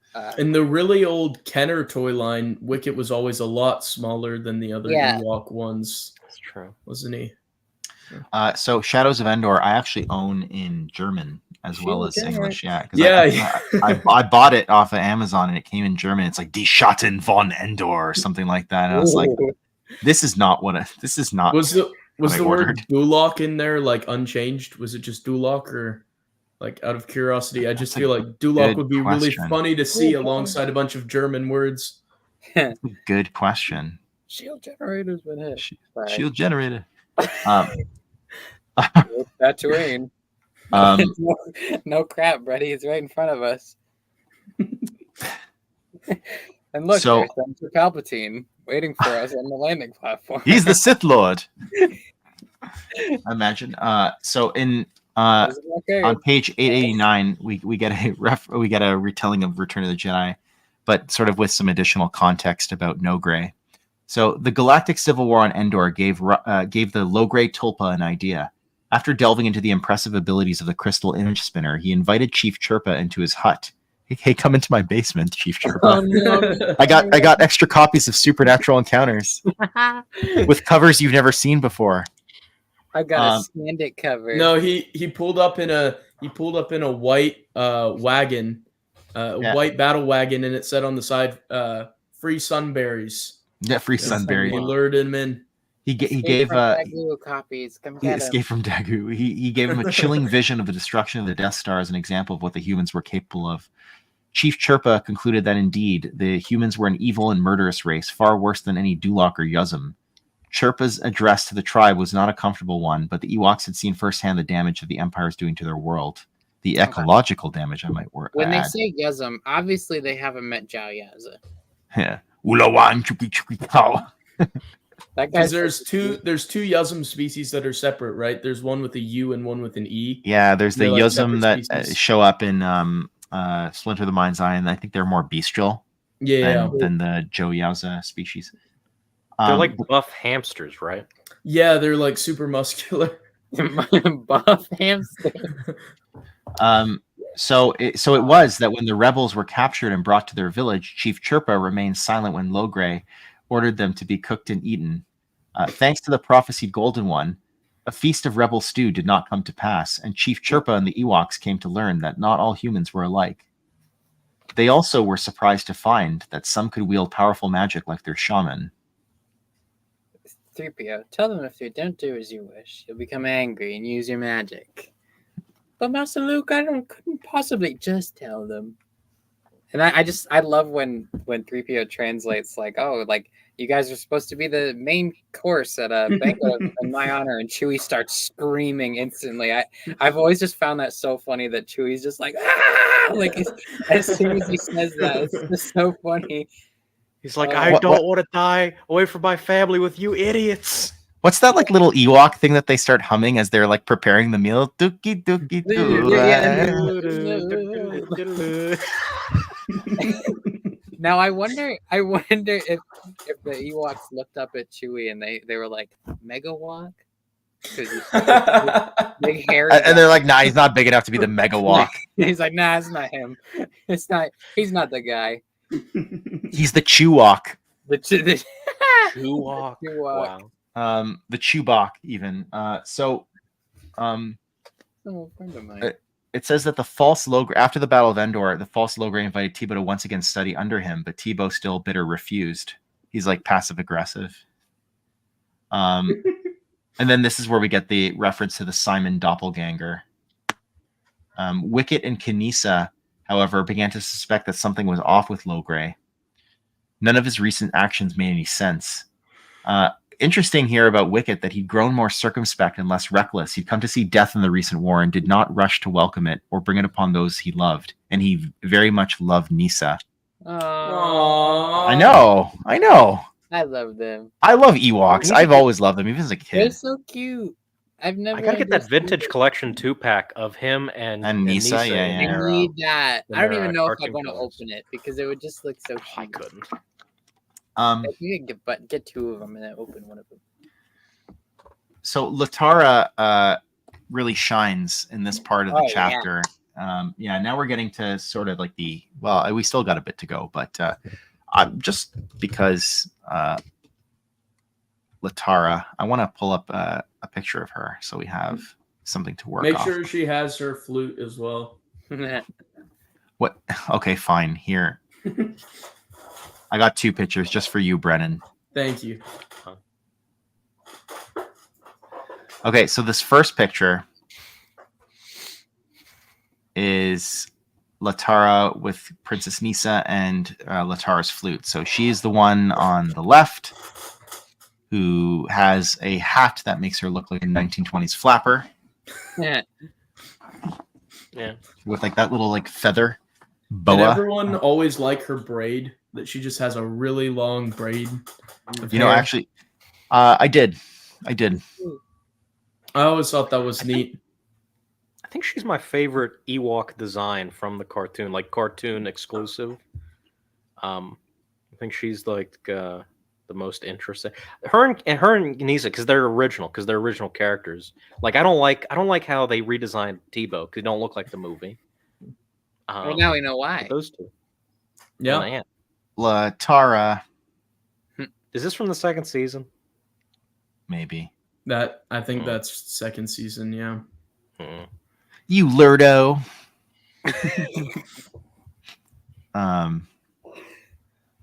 She's the best. Yeah. I wonder. Look in this picture. In this picture, she's just like Chapa Chowa. Here, wait. We have to go. We have to at least say that like once on a stream. She's just like Chesko Sebulba, man. She starts speaking Huttese. Chesko Sebulba. Oh my god. Should I give the show a watch? Absolutely. Yeah. I'm glad Alex isn't here to tell you otherwise. Yeah, Alex is an Ewok's naysayer. Oh man, Yeah, that's why he left before we started getting into more of this stuff. Wow. Okay, wait. Oh, hold on. Just to go off the Latara speaking Huttese. Chut wicket. Chut wicket. Lurdo. Latara teams up with Tebow's sister Milani, who's like this annoying little walkling in the show. But I couldn't stand her character in the show. Yeah. I was always annoyed by her. Wasn't she like obsessed with Wicket? Like she was. She in love had with a him? huge Yeah, crush on Wicket. Yeah. I remember that. And then we get references to Weechi, Willie, and Deej, Wicket's brothers and father. Yeah. They burst into the hut wielding blowguns loaded with tranquilizer darts because basically what happens is Latara, I skipped ahead. Latara thinks that something's up with Logray or No Gray, but she doesn't know he's No Gray, and so she decides to investigate his hut, and she finds a whole bunch of items that belong to Morag. Mm-hmm.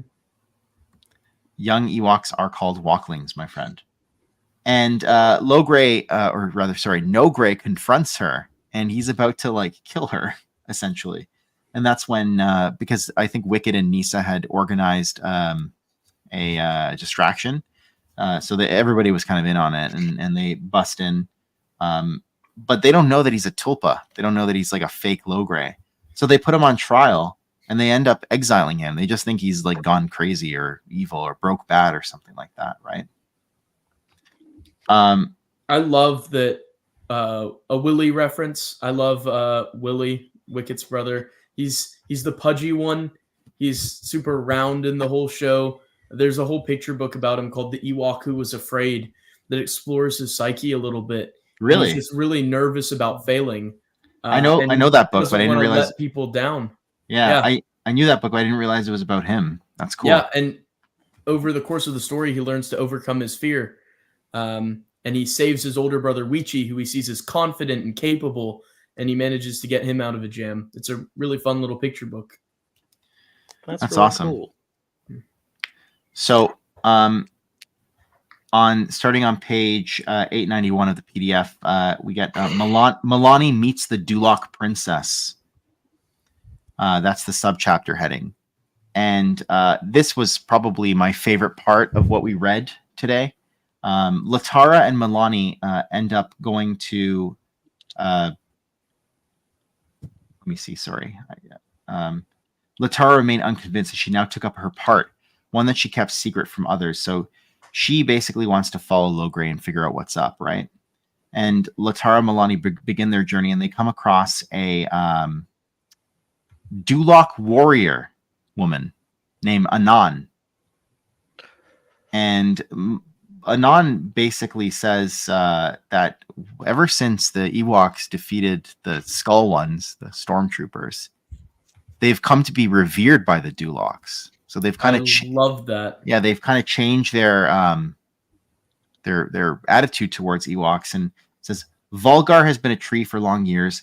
Gornish is no more, and none know what became of his son Boogut. What a name. And then Latara says, hopefully he's at the bottom of a swamp somewhere. Latara spat caustically. It's a new era on our world. Ever since your people defeated the Skull Ones, the Ewoks are held in high esteem by the Dulok tribes.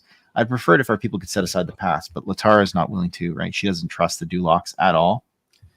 And, I mean, they had so many adventures in the show where they're literally in jeopardy. Their lives are in danger from the Duloks. If you're a kid and just going out to pick berries or something and you're afraid these people are going to come stab you with spears and eat you, I can imagine that you'd have a hard time trusting them as an adult. Yeah. But Milani says, like, we could use her help, and Latara just doesn't want to tell her anything of why they're there. But Milani fills Anon, this warrior woman, Dulok warrior woman, on the entire story. And Anon stated, it is a noble quest that you are on. I agree that something is very wrong with this Logray. The Duloks know of possession and tulpas. Much of the history of our people involves traffic in the forbidden arts. What you call the dark rituals, she whispered. But that is no longer. I know where he might be hiding. There is a network of caves at the foothills of Mount Thunderstone that are said to be haunted by the ghost of Morag. My sisters and I ventured there once, intending to prove ourselves as fearless as the males of the tribe.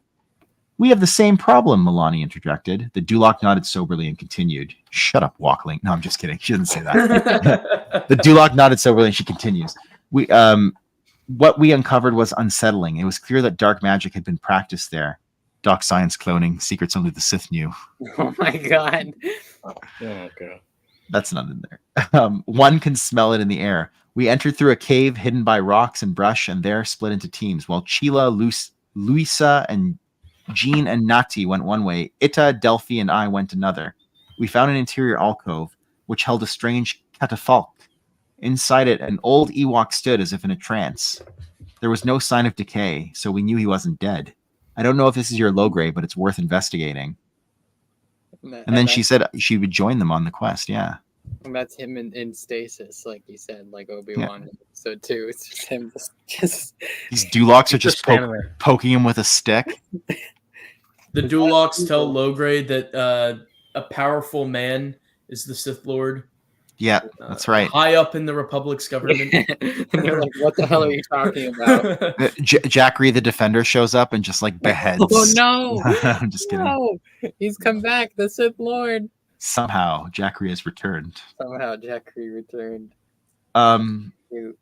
Latara thinks that it's a absolutely not. For all we know, it's a Dulok trap. Latara! Milani intoned. I apologize for her. We could use the help. I said no and I meant it. So eventually Latara ends up going there herself, and she sends Milani back to the Ewok village, right? Before we move on, I just want to point out one last thing. I trust the words of a Dulok about as much as I trust a Scandit with a crate of nuts. Slander. The slander. This is why I did this chapter. I love the Scandit references. The Scandit slander will not stand. After watching this show, Superliterary and Superlit, I don't think I'll ever watch the Ewok show the same. Every time I see a Scandit, I'll just think of Al. Every time I see an Autobot, I think of Al. So, well, I'll take that one. That one I think is, that one's a little bit less embarrassing. Oh yeah, that's what I think of when I think of Superlit. It's what, Tom Selleck? Oh yeah. So, I love this paragraph. Can you read this paragraph for us, Maxine? Despite her past reputation. It's about Latara. Where the hell is it? Top of 569 for us. Oh, I got it.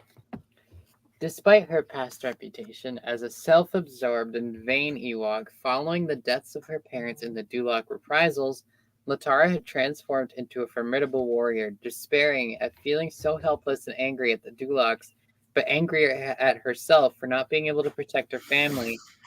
She went on to train under the legendary Asha, who she'd fought alongside at the Battle of Endor. Latara no longer felt helpless. I love it. I love this character development. Yeah.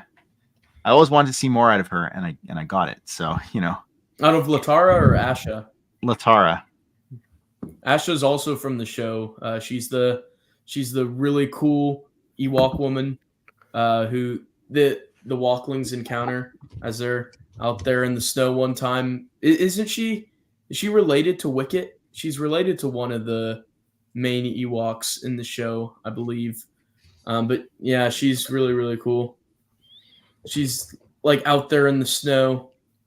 What is this picture of her? The still that was captured. The one of her, like, yeah, that's the one. She's like, you need to purify. She's like, why don't you go purify yourselves in the waters of Lake Minnetonka? As she's looking down. Like it's out of anime. Yeah, she's Chirpa's daughter, I think, maybe. Yeah, she was the daughter of Chief Chirpa and the older sister of Princess Nisa, but she like exiled herself. There was a whole episode in season 1 about it. She's out there in like a snowstorm and they encounter her and she like fights off some Dulocs and she's like all intimidating warrior type character. So it makes sense that she trained Latara. If you trained with her, I'm sure you'd get some serious training. And it's cool to know that they were fighting at the Battle of Endor, right? Like we see all these different Ewoks in the cartoons, but they're not necessarily in the film. So it's really cool to know that they were there, you know, fighting at the Battle of Endor. I love that. It is. I like that. I love how like Han's just like, what are you doing up there? And Chewbacca's just like comes out of the top of that ATST. That poor Duloc. He's like, oh no, what am I gonna do? I'm gonna fall and die. The Dulocs are so dopey. They're so dopey. There's an Ewoks picture book where there's a Duloc bad guy. He's like training under a Duloc shaman. And the end of that book depicts him falling off a cliff that the Ewoks forced him off, and his blood and bones broke on the rocks below. It's actually quite graphic for a children's book. It's really awesome. Alex mentioned that earlier. He didn't mention the blood and bones part, though. Yeah, they just force him off a cliff, and then it's like his blood was on the rocks and his bones shattered. And I just love that. It's so cool. So Latara enters the caves at the bottom of Mount Thunderstone and eventually comes into contact with Nogray. And before long, he had her imprisoned in a magical cage. She was grateful to see that Milani was nowhere to be found and had finally listened to her. Hopefully, she was halfway back to their village. And then Latara has a very interesting discussion with Nogray at this point on page 893, where he says he calls Morag the Magnificent, right? He obviously clearly holds a lot of loyalty towards his former master who created him. And then she's like, Morag, Magnificent? Are we talking about the same person? And he's like, you know not of what you speak. You call your precious Nisa a princess, but Morag was the daughter of a goddess. In the forgotten days, she was Lindronigan and had fooled even your seasoned deities. Before that, she was the unstoppable Moragaram. The wizard of the night spirit bowed to her, as they did her great mother. Oh, that I would have lived in times as those, when such awesome and incomparable darklings ruled the night. And then he tells her that, we got a question here for you, Brennan. I believe that is in The Adventures of Tebow, A Tale of Magic and Suspense. Which I just got recently. Give it a read. Is it's that really by good. Joe Johnston? Like the guy who directed Captain America? I think that is the one, isn't it? I think that is, because he wrote one of those Ewoks picture books. I think it's that one. I read a scan of it in 2020 on Internet Archive through my school. I was supposed to be using my credits to rent books that I needed for my English program, but I saw that was on there, and so I had to use a credit on that. But I think that might be the one. Yeah, that's awesome. Latara and Nogray have an interesting discussion. She also tells him that the way that Morag's spell works, the original, Logray, must be kept alive in order for this Tulpa to continue existing. In stasis is fine so long as he remains amongst the living. Were there time, I would awaken him to watch you die, but I must prepare for my departure. It is probably best that you do not be kept around much longer. You Ewoks have a knack for getting out of scrapes. Then Jackery shows up. Just kidding. Cuts his head off. Cuts his head off. Tebow shows up, of all people. Let's go. Of all people. People. Paplu shows up too. No, I'm just kidding. Tebow shows up, of all people, and says he actually has like a battle with the false Nogray, and he uses some of the magic that he was taught. Quite a character arc for him. Yes, all the resentment, he can get it out. He's like a spell mage. He's a battle mage now. He's slinging spells and using his warrior cunning to try and fight the low-grade Tulpa, and also freeze Latara. And so they both team up and fight this Tulpa. But in short order, they're both. It says, had anyone seen them in action, they'd have written songs of it. But tragically, it was not enough. Tebow and Latara were now both in cages. If there is one part of Supernatural Encounters, actually, there's many parts that I want to see like animated or brought to the screen. It's this scene. I want to see these two fighting this false Logray. Or an art piece by Mr. Ducos would be great as well. Yes. Or like an homage to the show, like seeing it in in that style. That would be awesome. I was just about to say the dialogue here. I love the way that Joe did it. I noticed it the first time I read it, and I noticed again this time. I don't know if anyone said this already. The dialogue that the Ewoks have is kind of juvenilely written, like kind of intentionally. Their phrases, so it feels right out of the cartoon because they were saying similar sentences, like "kick his butt," stuff like that. Doesn't really feel like it has much place in Star Wars. But like it makes perfect sense here, right? With the Ewoks saying this stuff. I just love it. I noticed the same. There's a lot of exclamation marks here because like the way that they talk in the cartoon is very emphatic and stuff like that. Yeah. No, I will avenge you. That kind of stuff, right? So Lurdo. Sorry. Lurdo. On page 894, we get this really strange turn of events. Morag's spirit shows up. Well, we don't know actually. And she says, my spirit was taken by the forest and trees deep into the beating heart of the moon, where I was made to see and know things I hadn't seen or known before.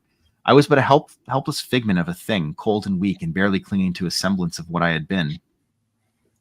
But I felt warmth such as I'd never felt before and was invited. A tribe, the original tribe of this world, immemorial, loving, and wise, called to me. I suppose that's the Indur. Right? And then Nogray shouts, "You are not her!" His madness terrifying Latara in the moment. No, I suppose I am something else now, someone else. But I had been her so long ago. So too is this opportunity I am offering you. You need not be a vengeful copy of someone else. You can be so much more. You have but a moment to decide, for I am departing to my ancestral home and my sisters. Her form changed again into something frightening, but her face remained peaceful, and she shimmered with an inner glow. No, leave me, spirit. I will avenge you, the real you. And then he like points his finger at the Ewoks. You did this, you and your disgusting Ewok charms. So do you think this was actually her? I guess it. Yeah. I don't know. But I want it to be her. It makes sense that she would survive just because she is basically the daughter of a goddess, as we've been saying, right? So, but yeah, I did not see that redemption coming for more. And maybe this is like the thing is like she always was kind of. She's a bad guy. Yeah. No doubt about it, right? And she is. Destroyed her own heart. Yeah, but but as we said earlier, like this 2-dimensional character was given a lot of depth in this book. Oh yeah. And so she has some motivations that can be construed as good, right? Yeah. Other than curse you, low gray. It's so You funny. know. So funny. And as he's about to attack the Ewoks, without preamble, a spear pierced him through the chest. Ooh. He looked down at the protruding tip in horror and surprise. As he dropped to the ground, they saw that the spear had been thrown by the hands of Anon. So that's, of course, the Duloc warrior woman that they came across. She and her sisters had been alerted by Milani, who'd come to them for assistance. I love that Milani goes to Anon instead of back to the village, because she made a friend. Yeah. And she trusts her. Cute. It's like Milani's so innocent, right? And we saw that in the show, and we see that here. This is like world peace in action right here. Here's the case for it. Endor world we went peace. from calling you a scandit to trusting you. I like that. While Milani and Anon untied Latara and Tebow, they turned to look at the specter, but whatever the spirit had been, she was no longer present. And then even Milani says, sounds like the beginning of a great friendship. Yeah. Tebow, Latara finally asked, was that some spell you cast? He says, no. Well, not exactly. I called to the soul trees and asked the great spirit for help like I usually do when I was a small walkling, or like I used to do when I was a small walkling. Do you think that was really her? I think we'll be wondering about that for the rest of our lives.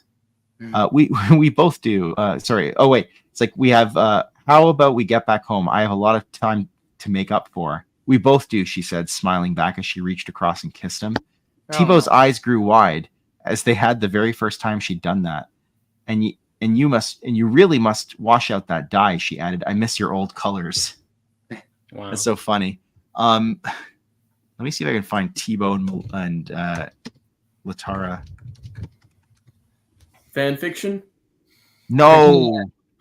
Curse. Wow. No. Wow. Here. I found it.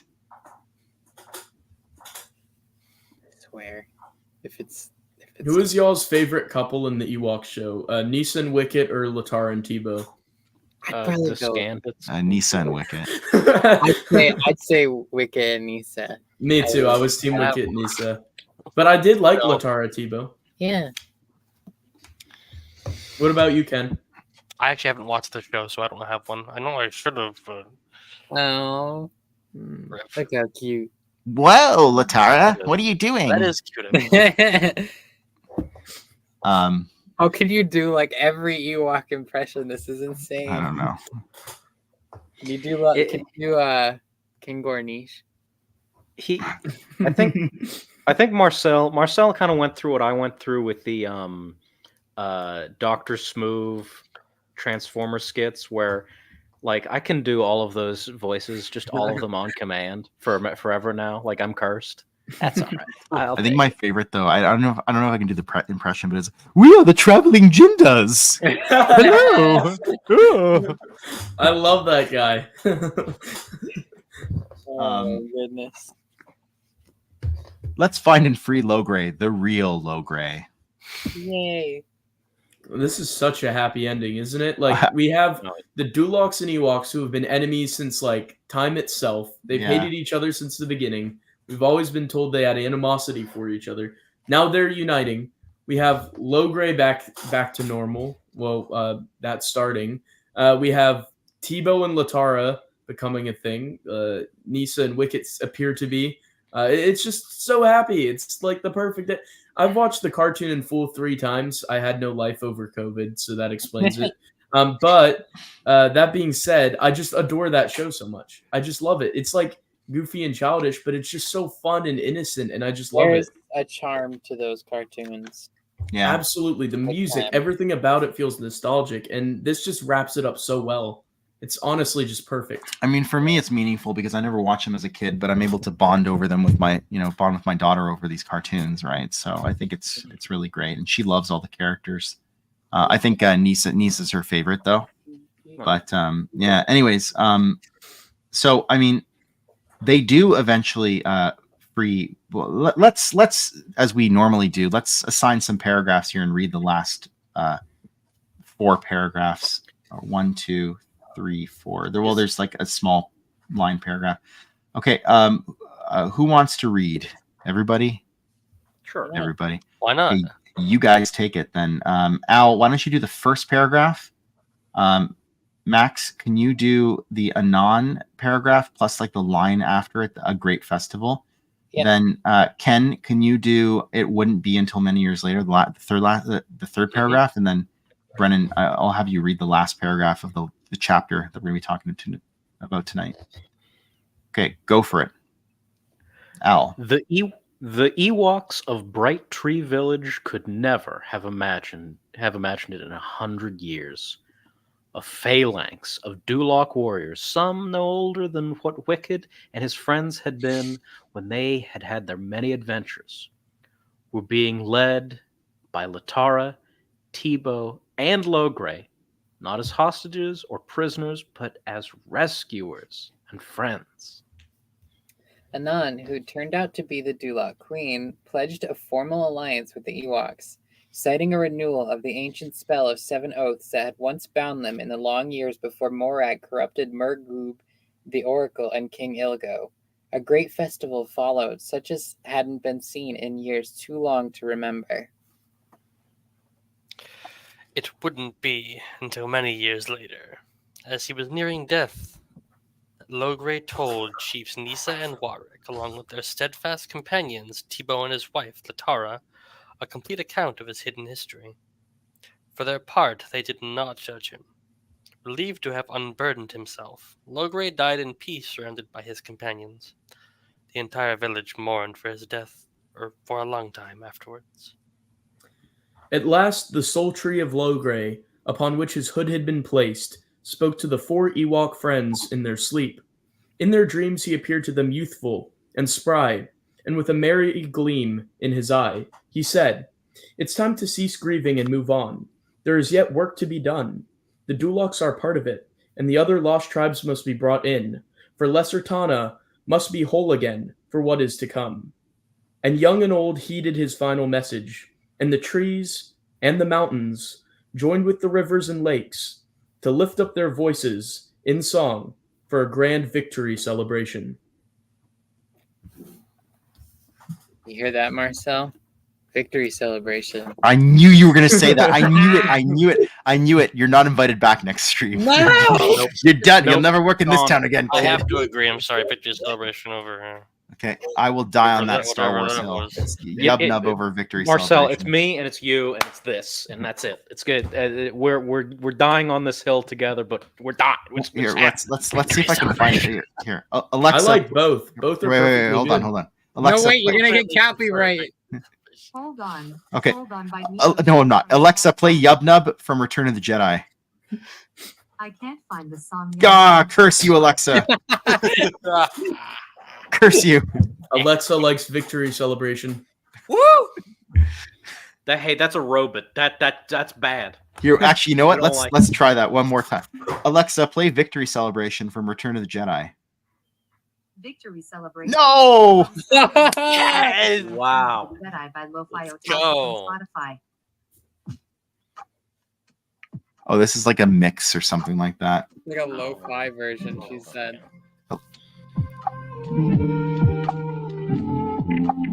I hate this. The Rock Wizard vibes to this. Alexa, stop. That explains why it's so demonic. Seeing Uh, how we learned he's let's actually a not go villain. that far. Yeah. And so that with that, the chapter ends. Chapter 82. We are done covering all the content that we wanted to cover tonight. And sorry, that was chapter 81. My bad. It's late. I'm tired. But we finished chapter 81, and next time we're going to be talking about chapters 82 to 84, as well as the epilogue of Supernatural Encounters. And that's actually crazy to think about because we've been doing this book club since September, I think. Yeah, I don't know. Let's just forget about it, not think about it, and talk about it next week, or whenever. But I want to hear some, final thoughts from every single one of you. And Brennan, I maybe I'll let you go first, and you can take as much time as you want because you joined us a bit late. So these chapters, because I know you reread them for the stream, 79 to 80 and 81. So why don't you even maybe tell us a little bit of what you thought about chapters 79 and 80? 79 was fine. The mind witch, there was like witch stuff in there. That was fine. That's been a recurring theme throughout Supernatural Encounters with that kind of concept popping up. The Captain EO stuff I didn't understand. Like that was cool, but like I haven't seen it. After this, buddy. Yeah, I'm gonna go back and rewatch the stream and hear all of your insights about Captain EO, and then I'm probably gonna be forced to watch it at some point as well. I like Michael Jackson. It'll be all right. Lord Nyack stuff was cool. No complaints. That was the best stuff in the chapter for 79. It was solid chapter. No complaints. Wasn't my favorite chapter, but it was fine. Chapter 80 and 81 were great. Absolutely loved them. Two of my favorite chapters in the book. You would. Yeah. By far. Ewok stuff. Yeah. It's chapters 80 and okay. I think that this might be a hot take. As I've been rereading the historical council stuff, I've the early stuff in the first chapters, in like book 1, 2, and 3. Like, I think that's some of the best stuff. Like, it's like intense courtroom drama. That seems like a long time ago for you guys, probably at this point. Yes. But like, as I've been rereading it, I think those are some of my favorite chapters. I think the interludes are some of my favorite chapters, and then I think the Ewoks chapters here are my favorites, and then the epilogue's amazing, and the verdict chapter is amazing as well. But yeah, these two are some of my favorite chapters. Absolutely everything I wanted. All of the obscure references to all the comics, the shows, the picture books, everything in there that I could have possibly wanted. Absolutely adore those chapters. Joe's such a big fan of the Ewoks cartoon, and that's very obvious after reading these chapters. He put in thorough love and care to these. Like, not all Star Wars fans care for the Ewoks cartoon, but Joe certainly did, and it's very evident. And I'm very glad that he put so much care into these chapters. I really, really enjoyed them. It's a perfect finale for the show, to be honest. Yeah, that's awesome. I really enjoyed chapter. I'll give my pitch on this. I really enjoyed chapter 81. The stuff about Latara and Tebow fighting No Gray, as I've been calling him, has been a real treat. And these characters resonate with me. I love the cartoon, and I love Return of the Jedi, and I love Ewoks. And so that was my favorite part. I thought chapter 80 was a bit long, but I appreciated all the Morag backstory. And then 79, I liked it all. And now I'm motivated to go and watch Captain EO. Ken, how about you? Any final thoughts? Oh, I actually have a bunch to say. But okay, the first part with Psychona in 79 actually reminded me of Yharnam in Bloodborne. Yeah, all fair. the undead run around. It's plainly evident there. But the Captain EO stuff I actually didn't get. Thought it was cool, a little novel, but I just didn't get it. Didn't think we'd have Michael Jackson Star Wars. But stuff with Lord Nyack's excellent. I don't know if anybody got this, but the way his little gamer basement is described kind of felt like a Goosebumps novel. If you guys ever read those books. Yeah. But Stay out of the basement? Yeah, exactly like that actually. Yeah, see? Yeah. And then, okay, 80 and 81, like, I don't hate, like, the Ewoks, like, lore surrounding Endor, but it's just not my cup of tea. I don't, like, it's not that I don't vibe with it, it's just, it's not particularly interesting. And I applaud Joe for putting all these references. He has a clear love for what, like, all the references, the Ewoks cartoon and whatnot, but just didn't vibe with me. And if I've been quiet, like, I apologize, but it's just, I got nothing to say about it, but I still applaud Joe for weaving it into the grander tapestry of this book. I'll get that. Okay, what about if Lord Nyax fought a bunch of Ewoks? That would be badass, I have to admit. The crossover we all wanted. Oh, indeed. Anything more, Ken? Or is that... No, I'm good. Okay. Al. Yes. So I kind of felt like in the opposite direction with Ken, because I haven't gotten to the part with Lord Nyax yet, so I don't know anything. So that You didn't mean really in get you me. mean But an NJO? You mean an yes, NJO? yeah, Yeah. listen, it's taken a while. By the way, My TBR, it's very out of control. I should have dealt with this earlier. Whatever. Anyway, the Ewok stuff I really enjoyed. Return of the Jedi is my favorite of the Star Wars movies by far, no question. So anything Ewok related, I'm interested in. I love the aesthetic of the cartoon, especially the first season, and it's entertaining. It's fun. I enjoy it. It's a good time. You just warmed my heart. It's fun. I enjoy. It's something that I can definitely watch with my niece and nephew and not hate. Which, unlike Paw Patrol, to tie in a Supernatural Encounters Paw Patrol. But no, these are really well written. I understand where Ken's coming from with not caring for the Ewoks. That's like me with the Celestials. I'm like, no, get those. I out don't of here. think it's poorly written. I think it's excellent. His No. prose is excellent, but just didn't vibe with it. He wasn't corner. He wasn't his inner rock wizard. He wasn't vibing with it.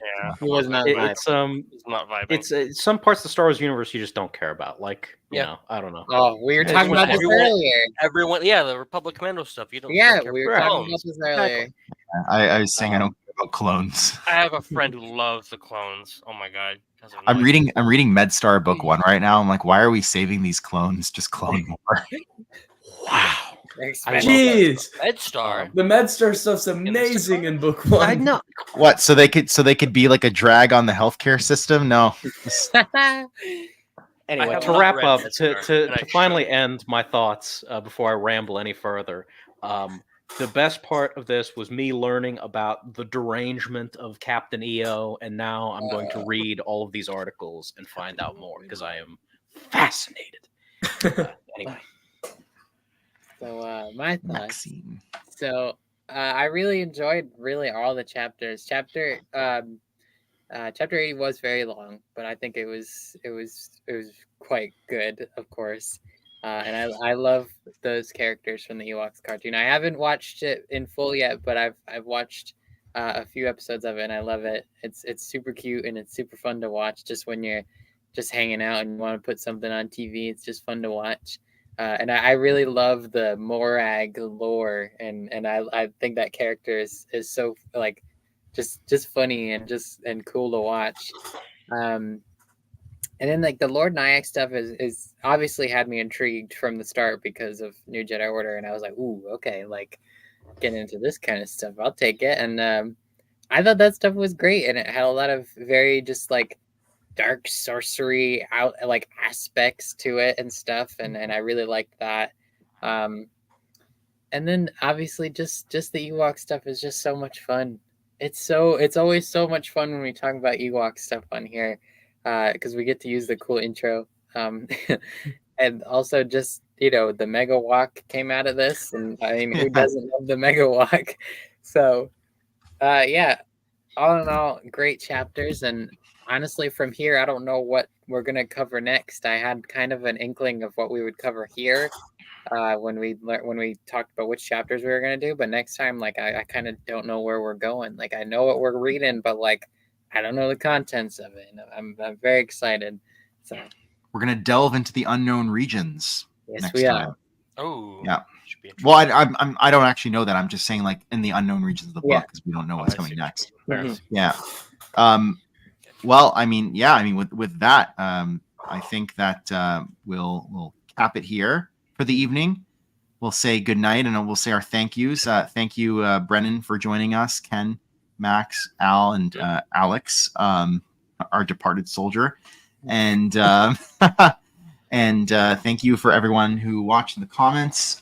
Thank you, Frankie. Says he's going to download this episode and watch it at the gym. Nice. Very cool and based of you. You can hear my Brennan impression that I did earlier. And timestamp, please. Thank you, Scott. I think you stayed this entire time, and wow, what a yes, thank you very just much. Amazing of you. Seriously, real pal. Right. Yeah, and if you haven't, go on Stevie B's channel and watch. I think he hung out with Scott, and they did a live stream last Great stuff. Sunday. It's Yeah, great. it was really fun. I actually haven't commented on it yet because I have like 5 minutes left to watch at the end. I'm just very particular about not commenting on something until I've watched, unless like they're Alex and they say something that inflames me, and then I have to comment like halfway through. Just kidding. I love you, Alex. Thank you, Harry. Good to see you. All right. Well, with that, we're gonna get our chewbies out of here, and we'll see you next time. Choppa chowa.